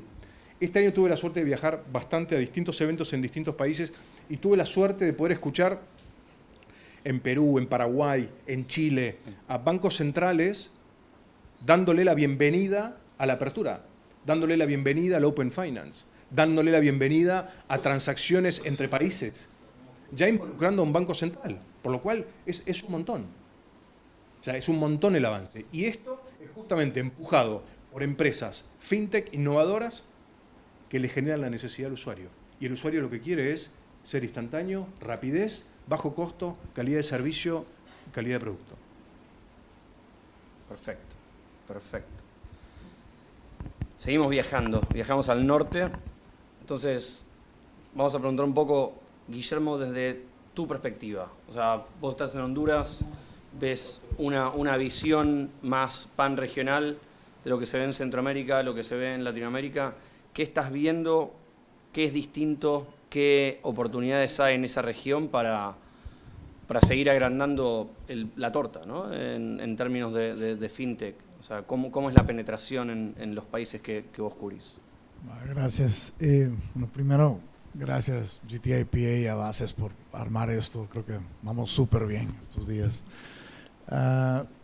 Quiero, o sea, no solo hablar de Centroamérica, quiero extender, o sea, soy hondureño, estoy en Honduras, pero estoy trabajando en México, en la Universidad de Libertad, que es parte de Grupo Salinas, de donde está Banco Azteca, que también está metido en mucho de este juego y justo por ya metiéndose por liberar stablecoins y metiéndose en esa conversación, que creo que vale la pena también un poco tocarla, porque ya es cuando vimos, aquí es donde estamos viendo en ese mundito dentro del fintech, que se cruza con cripto, pero institucional al mismo tiempo, y ya no es al juego de jugar a Crypto Boys, sino a soluciones financieras, y creo que va a ser un mundo que va a crecer muy, muy, muy rápido.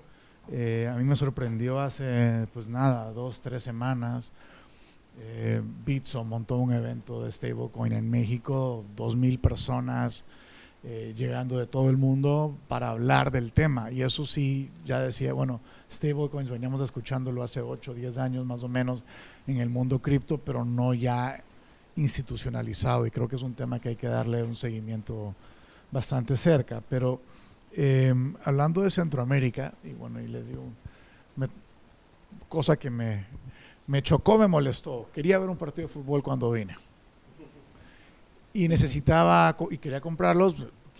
Lo preocupante para un extranjero viniendo es, ¿y cómo lo compro? Me voy a quedar sin entradas y después ¿qué hago? Y no me quiero perder, aunque sea cualquier partido que el que esté disponible. Pues traté de pagar en línea, no me deja pagar la plataforma que usa porque es una tarjeta internacional y dice, pues no se puede. Digo, ¿pero por qué? Aquí vamos a decir, o sea, en el caso, y lo quería hablar ayer que estábamos en Mercado Libre, pero con Mercado Pago, digo, entro con mi usuario a la plataforma y no me deja pagar con mi tarjeta internacional, a pesar que es un usuario Mercado Pago, plataforma Mercado Pago, pero porque es internacional ya no. Entonces digo, hay todavía 1000 cosas que todavía están por solventar, cosas básicas, cosas sencillas, pero es ahí donde más bien el fintech creo que no hay que limitarnos a los... Yo he venido metiéndome de poco en este tema, pero no es solo limitarse al tema transaccional, sino es todas las tecnologías complementarias que están entrando para permitir esto. Los encodes con los sistemas de reconocimiento facial para prevenir los deepfakes a la hora de hacer transacciones y momentos de seguridad. Están saliendo una cantidad de servicios y necesidades que a medida va avanzando también y van avanzando estas otras posibilidades, nos obliga a que salgan muchas nuevas empresas a solventar problemas que se están viendo en el mercado, y eso iría no solo industry problem, sino es un problema que el consumidor tiene que sentirse seguro al utilizar las plataformas digitales y no tener que ir a agencias y no tener que estar sacando dinero, ¿no?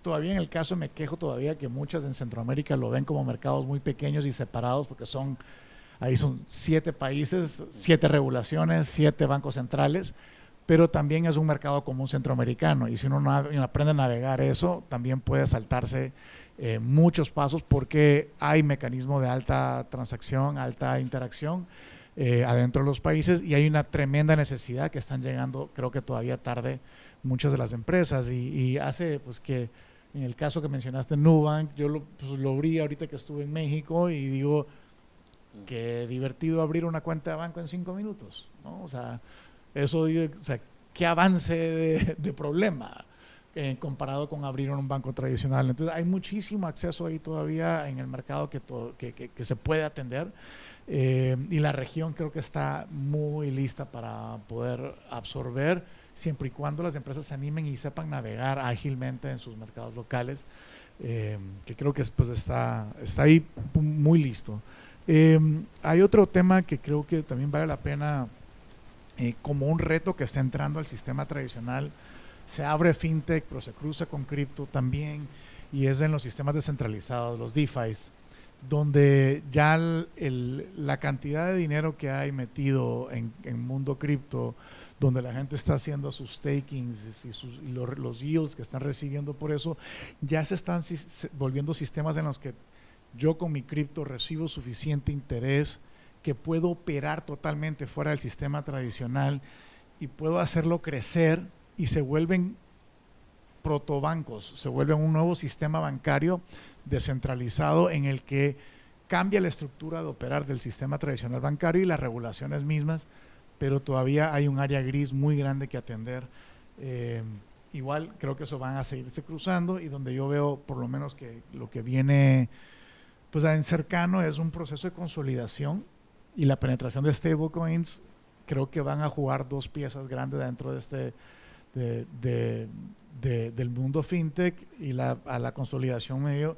Hay tantas empresas saliendo y al no tener brick and mortar, al no tener su tema físico, también hay salidas un poco más fácil que una adquisición de un banco tradicional a otro banco tradicional, y los mismos bancos tradicionales están absorbiendo por un lado, pero también son estos nuevos bancos que están sacando a la mejor gente de sus capacidades de entender en mundos regulados a que se vengan a los bancos a operar, a crecer, porque están jugando ya en mundo regulado. Creo que son de las áreas que podemos ver hoy, y tengo otros temitas más adelante para... Perfecto. Perfecto. Vamos a cruzar un poco el charco y después podemos volver con preguntas. Entonces, now I'm going to switch. So, Sultan, you had the chance to listen to 3 practitioners in Latin America. So, how is that different from what you're seeing in Europe in particular, in terms of emerging technologies, changes, innovation in the area? Yeah, thank you very much for all of this intervention. I think there are 2 or 3 points where we can see the difference. Let's look at Europe and the fintech sector here. First is the narrative. In Europe, the narrative is the fight. Yeah, the fintech are fighting against the old banks. We are the new, we are the best, we are quick, we are doing everything better, and we are fighting the old, boring banks. That's the narrative. That's another thing that also the banks implement many things from the fintech. The second is rather a generational issue. As far as I heard here, fintech is a part of the inclusion. Yeah? So the narrative is here rather inclusion people having access to it, those who can't have access to the banks. In Europe, it is not a problem. Everybody can have access to it. It is rather a generational question. Yeah? My students are using Revolut. Yeah? Okay. I am not using Revolut. I have gray hair. Yeah? So that's the difference. That's the difference in it. So that is rather a generational thing. And the third, I think, which is very important for here, from South American perspective, the beauty of technological development is that you can skip some development stages. In Hungary, for example, and also in Central and Eastern Europe, we simply skipped the age of checks. I haven't used in my life, yeah? Because we immediately made the big leap to credit card. Yeah? No, this is a step forward, what rather the young generation is doing, but it is possible to skip some development stages, yeah? Checks, for example, or credit card, immediately using what you mentioned, these fintech solutions. So I think these are the 3 most important differences. But when we look at a little bit fintech, I think the regulation is crucially important, because banking is one of the most regulated sector of the economy because of many things, yeah, because of trust and so on. And that is, I think, regulatory sandboxes could play a very, very big role. Also in the report, early morning we heard there is a revolutionary sandbox, which is, I think, rather a mixture of accelerator and regulatory sandboxes. But I had the fortunate to go with my students to Singapore, which call itself as a fintech nation. Yeah? Mid-October, they have 3 days open to go to the fintech labos. Yeah? Fintech labos, so privately, and fintech labos also of the bank. Yeah? So that the fintech is not just for new startups and scale-ups and those who are fighting against the banks, but on the other hand, the banks are using these technologies and they open also levels. They also nurture fintech startups in Europe in many cases. So the question is how these regulatory sandboxes are developed and created. In Europe, in every country we have it. The problem is that when we have it, it doesn't mean that they are working well. Yeah? So that we don't know, we do not have so much data about how they are working. And just to point to, you mentioned stablecoin, bitcoins, and so on. We started the research on that, on the fintech scale-ups in Europe, and we have found that however we are talking about things such as DeFi, crypto, and so on, the majority of the scale-ups in Europe and their funding is in payment, banking, wealth management, financial management solution. Exactly that, what the field where you are working, and not crypto is there, but the number of when we look at that's more than 3,000, around 3,300 scale-ups are in Europe in the fintech sector, and only around 200-300 in crypto. So not these is the main direction, rather the payment system. The second, they are not that old. You mentioned 7 years old. Also in Europe, when we look at the figures, they were funded after 2015, yeah? With a new technology, but we had since then. And just one point which may be interesting from research point of view. Normally, we have a very skewed distribution of the scale-ups. Always on the top is, at the city level, on the top is London, Paris, Berlin, Stockholm, and so on. It is a normal distribution, but in fintech, this distribution is much, much more skewed, so that power law or Pareto is more than, and I would say just one figure that there are these 3,300 scale-ups. Scale-ups means those startups which raised more than €1 million in funding. From these, I will find the figures. From these, this had a funding around 97 billion euro, and half of them for the scale-ups in London. Yeah? And when we put together London, Berlin, Paris, Stockholm, Amsterdam, Zurich, Dublin, Copenhagen, Frankfurt, and Milan, and Hamburg, they concentrate upon the funding more than 85%. Okay? So that means the fintech sector, looking at the startups, is extremely concentrated in a handful of cities in Europe. And certainly the question which cities are. In Frankfurt we can understand where the banks are. In London also the legal experiences and the legal background would be interesting for it. That will be our future research. But on a whole, I think what I have seen is differences between Europe and Latin America is rather the narrative, the possibility to spring over some stages, I think that that could be it could offer the chance to get a leader later on. Siad, from you cover a very different part of the world.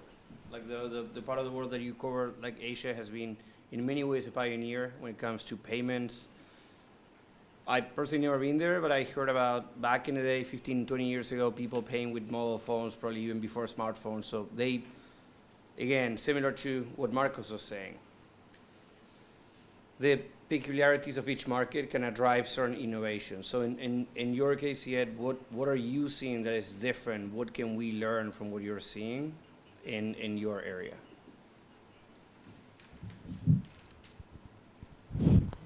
Working?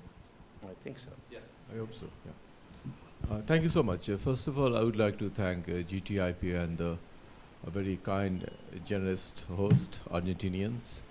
For me, it's a wonderful coming back. Last time I was here was 2018. Argentina was at the time the G20 president. So it was a pleasure to be in this town and to be supporting the Argentinian G20 presidency. After have all the very insightful and informative remarks by my fellow panelists, I would like to push the boundaries a little bit, and something I always enjoy doing, going to the basics. And there's a reason for that. How many in this room, after you get up in the morning, in the first 15 minutes, you do not go to your mobile and don't check your messages? Raise your hand, how many? Two. Do not. Who don't?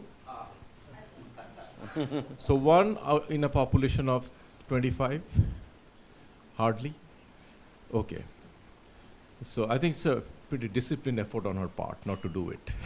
Congratulations. The reason, it goes back to what you were just saying. You said your friends have a traumatic experience going into a bank in person, right?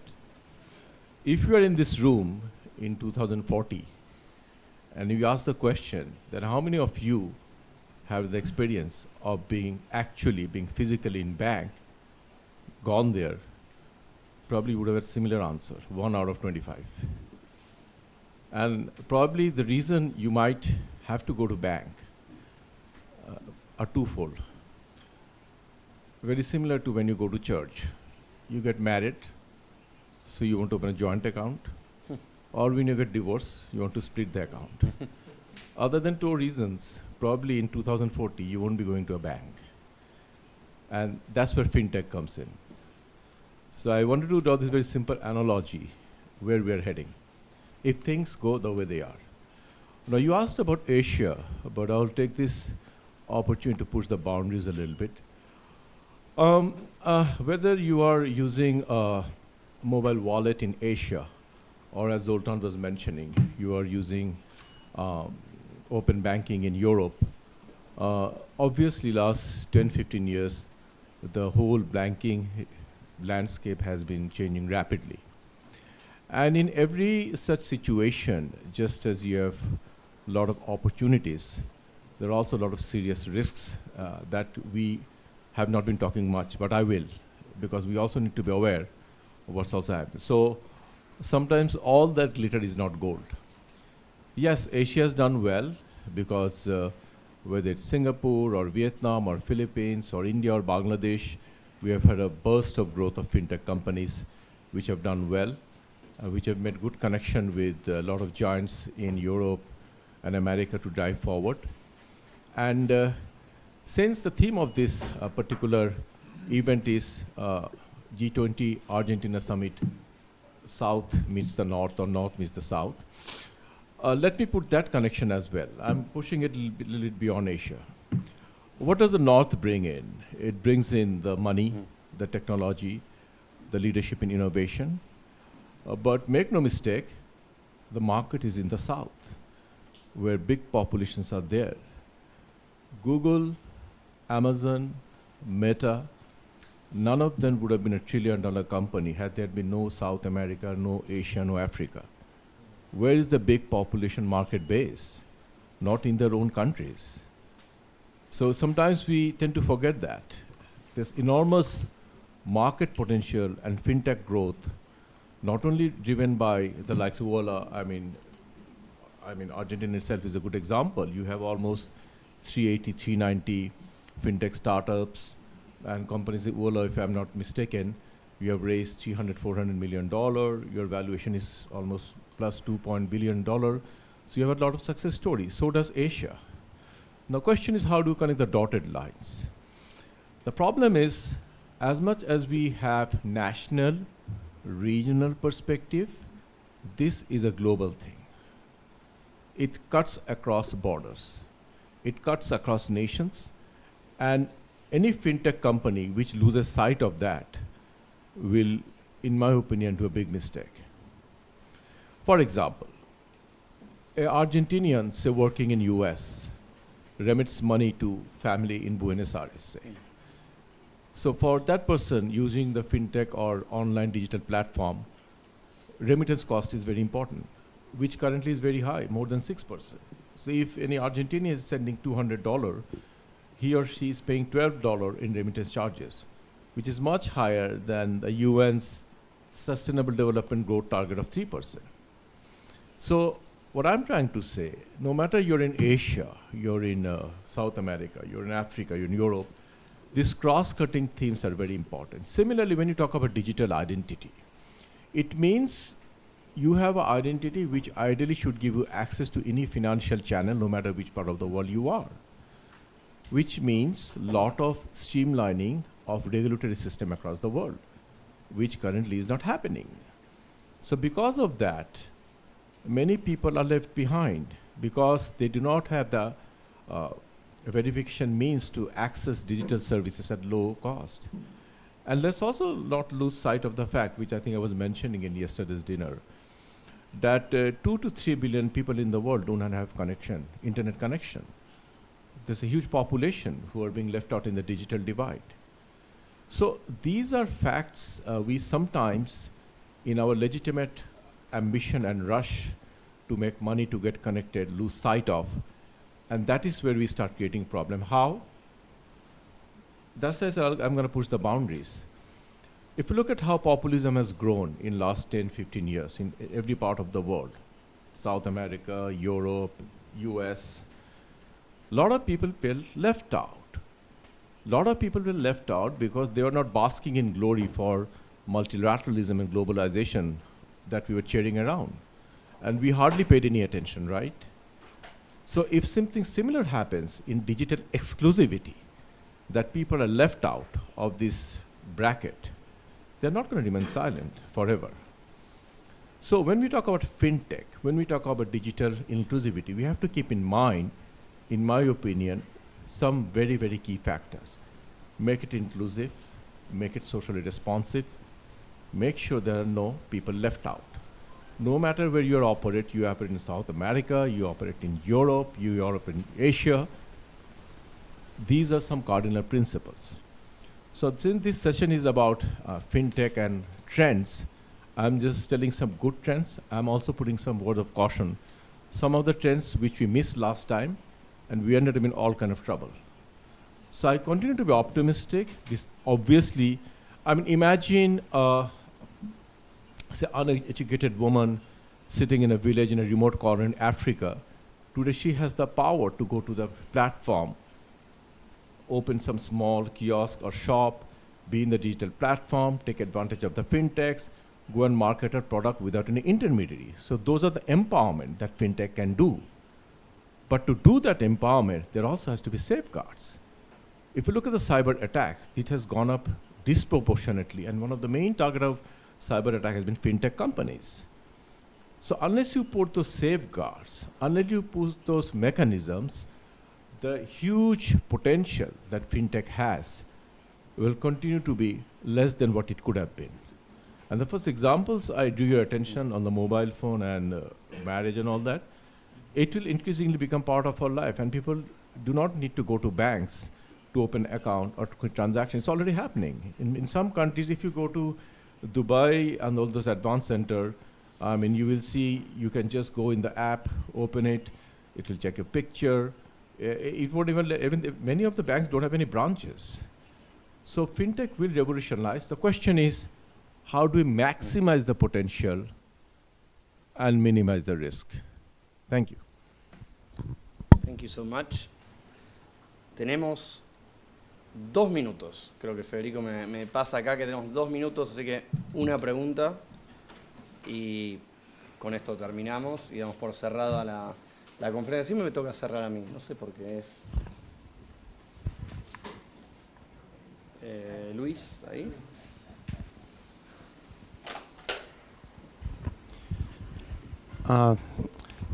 Do you consider central bank digital currencies as a threat to the development of fintech?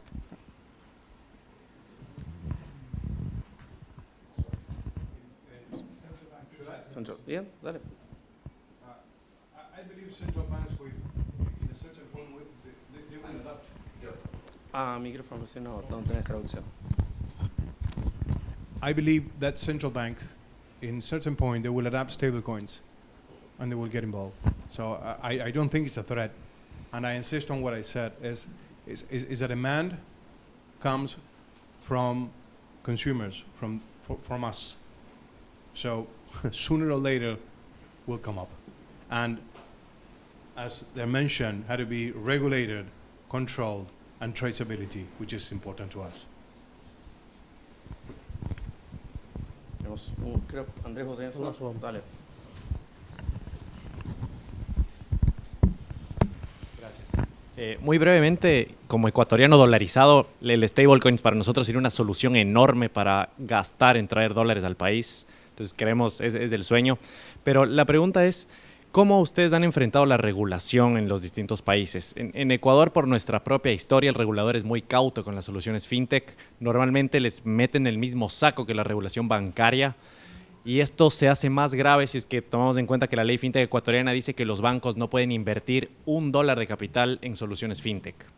Entonces son competidores directos en nuestro país, lo que ha hecho que el banco haga sus vías para ahogar ciertas soluciones fintech. ¿Cómo quizá ustedes han enfrentado eso a nivel regional para su operación? Nosotros, desde el punto de vista particular de Wallah, efectivamente por regulación, como decía Marcos, no estamos autorizados. Entonces fue algo que fue cambiando y hay que adaptarse un poco a lo que estamos, la industria que estamos y las regulaciones que tenemos, digamos, ¿no? Sin embargo, creemos, y capaz comparto esto que decía Marcos, es que la demanda está cada vez más y es natural que capaz pueda volver a ser habilitado. Consecuentemente tenemos mecanismos para poder activarlo nuevamente si queremos, pero por ahora es algo que tenemos que convivir sin jugar ese mercado, ¿no? Pero bueno, es cuestión de adaptarse, de estar abierto a cualquier regulación y demás que nos permita volver a entrar dentro de eso. Perfecto. Muchas gracias. Con esto vamos a dar por cerrado el panel. Creo que Federico va a dar unas breves palabras para cerrar el congreso, pero muchas gracias a los panelistas y muchas gracias a los participantes.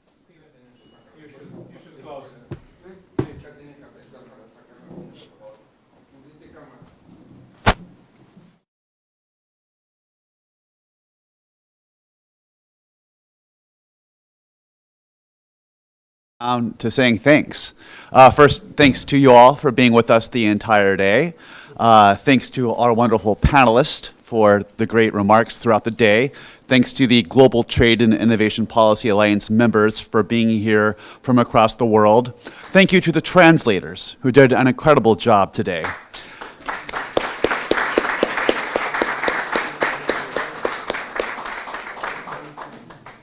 And last but not least, thank you to our wonderful host, Fundación International Bases and We Are Innovation, Federico, Martin, Jose, Hermes, and Horacio. Wonderful job hosting us today.